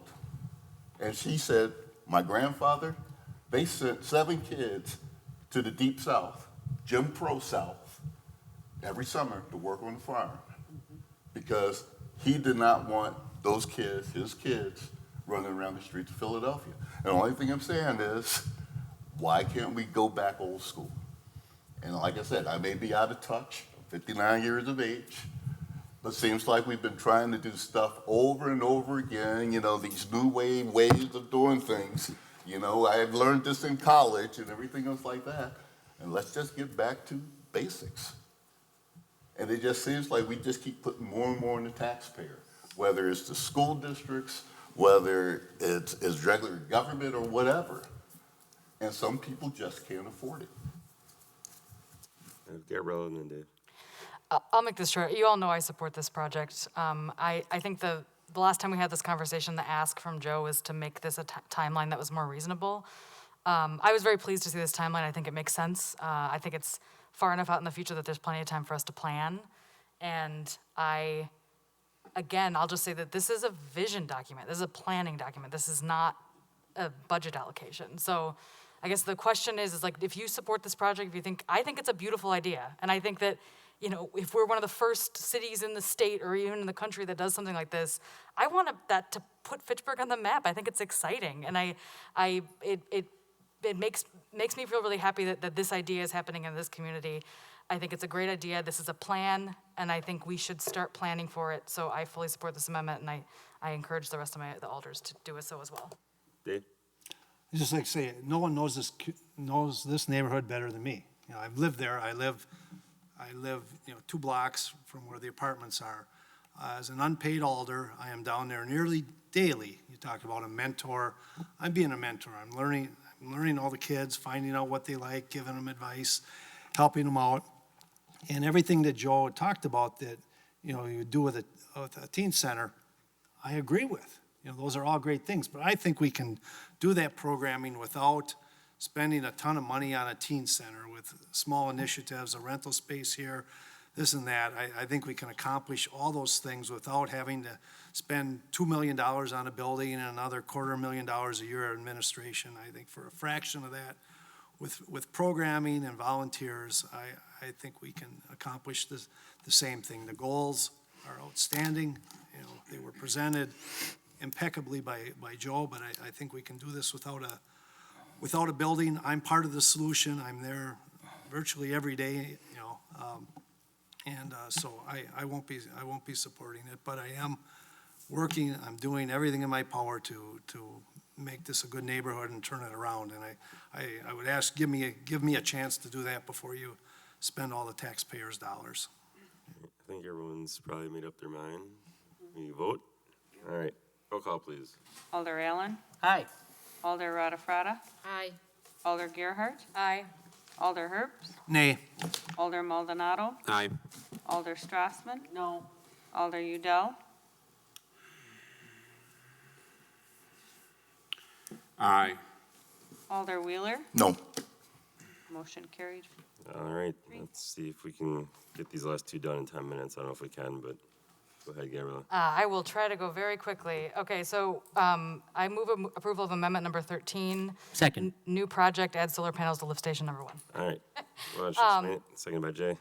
This is very similar to the rest of the projects, but the difference between this one is that this lift station already exists, and unlike other wells and we don't have any of the lifts. So unlike the wells in the area that we investigated, this actually has space to put solar panels in right away.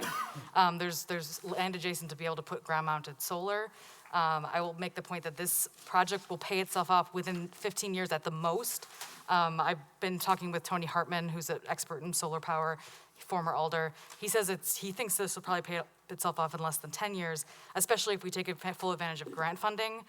He says that there's some grants available in 2022 that won't be available in following years that we could access if we do put this in the budget. Obviously, this is just the plan, but if we put it in the budget. And then also there is public-private partnership models that basically you essentially don't pay anything up front. That is something we could explore as well, but the idea behind this amendment is that we put the full amount in there to start, and you whittle that down over time. And climate change is bearing down on us, and I think we need to take action, and this is the most immediate action we can take to address this 26% of our carbon energy use in the city. Jay? Does this $55,000, will this fully power the lift station? No, Okay. it won't at this time. We can add to it in the future, but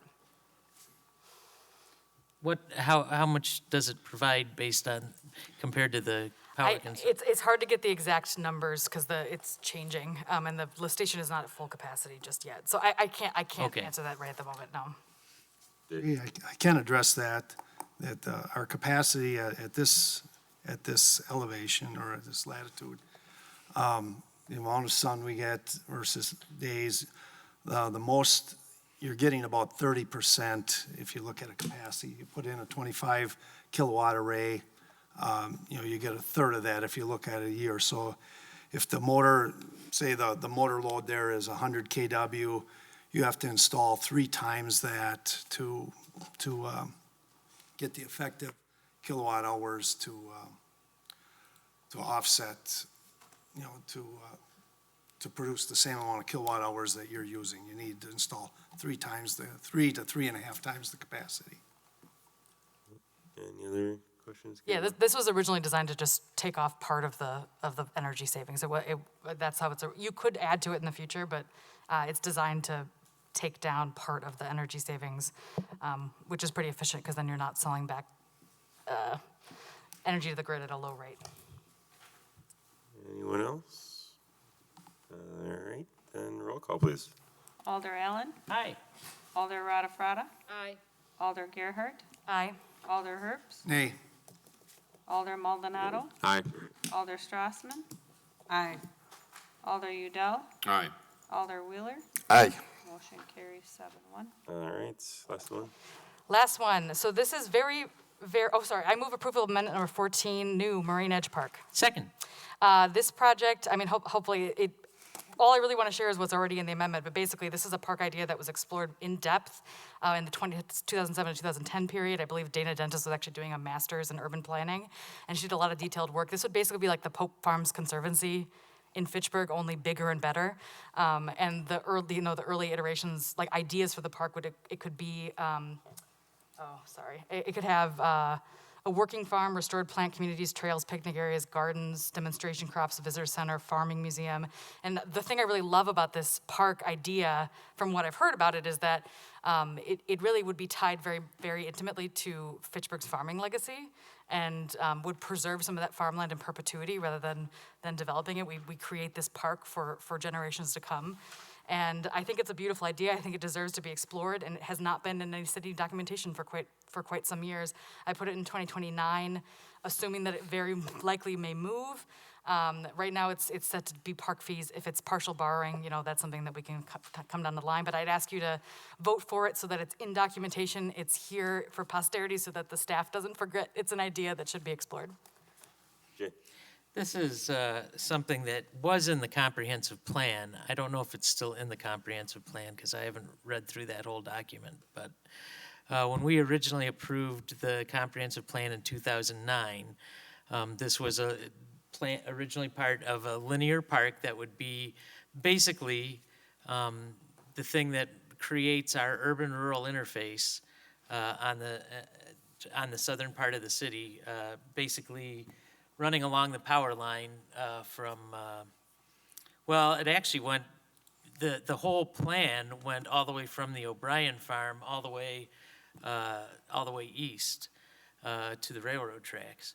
So I'm glad to see this coming back. I didn't expect it to be built by now. But I mean, there were a lot of different ideas about what could be done in this area because it's a lot of property that's basically just going to be some kind of space between the developed area and the farmland.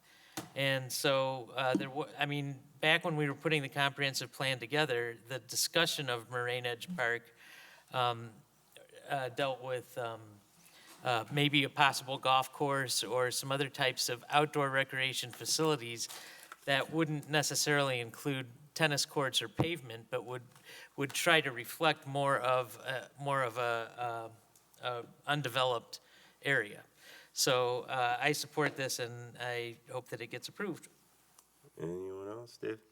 I will support it, but I feel that we need to set up asking people for donations for this. The retired people in my district, you're by what you approved here, you're chasing them out of their homes. I'm for this park, but we need to ask the people that have the capacity to pay for it to step up and donate money. I think it'd be a great resource, but to ask the taxpayers in general to pay for this, get on your horse, Gabrielle, and get some money raised, okay? All right. Anyone else? All right, roll call, please. Alder Allen. Aye. Alder Rada. Aye. Alder Gerhart. Aye. Alder Herbst. Aye. Alder Maldonado. Aye. Alder Strassman. Aye. Alder Udell. Aye. Alder Wheeler. Aye. Motion carried unanimous. All right, now we have to approve the entire capital improvement plan, the initial resolution that we made. So now we're back, just kind of approving everything we just voted on. So a vote would be yes, you want to approve it. Alder Allen. Aye. Alder Rada. Alder Gerhart. Aye. Alder Herbst. Nay. Alder Maldonado. Aye. Alder Strassman. Aye. Alder Udell. Aye. Alder Wheeler. Aye. Motion carries 7-1. All right, we have a CIP. Can we hold us tomorrow night? Is there a motion to adjourn? So moved. Second? All in favor, say aye. Aye. Opposed, nay. All right, we're out of here. Shannon, second.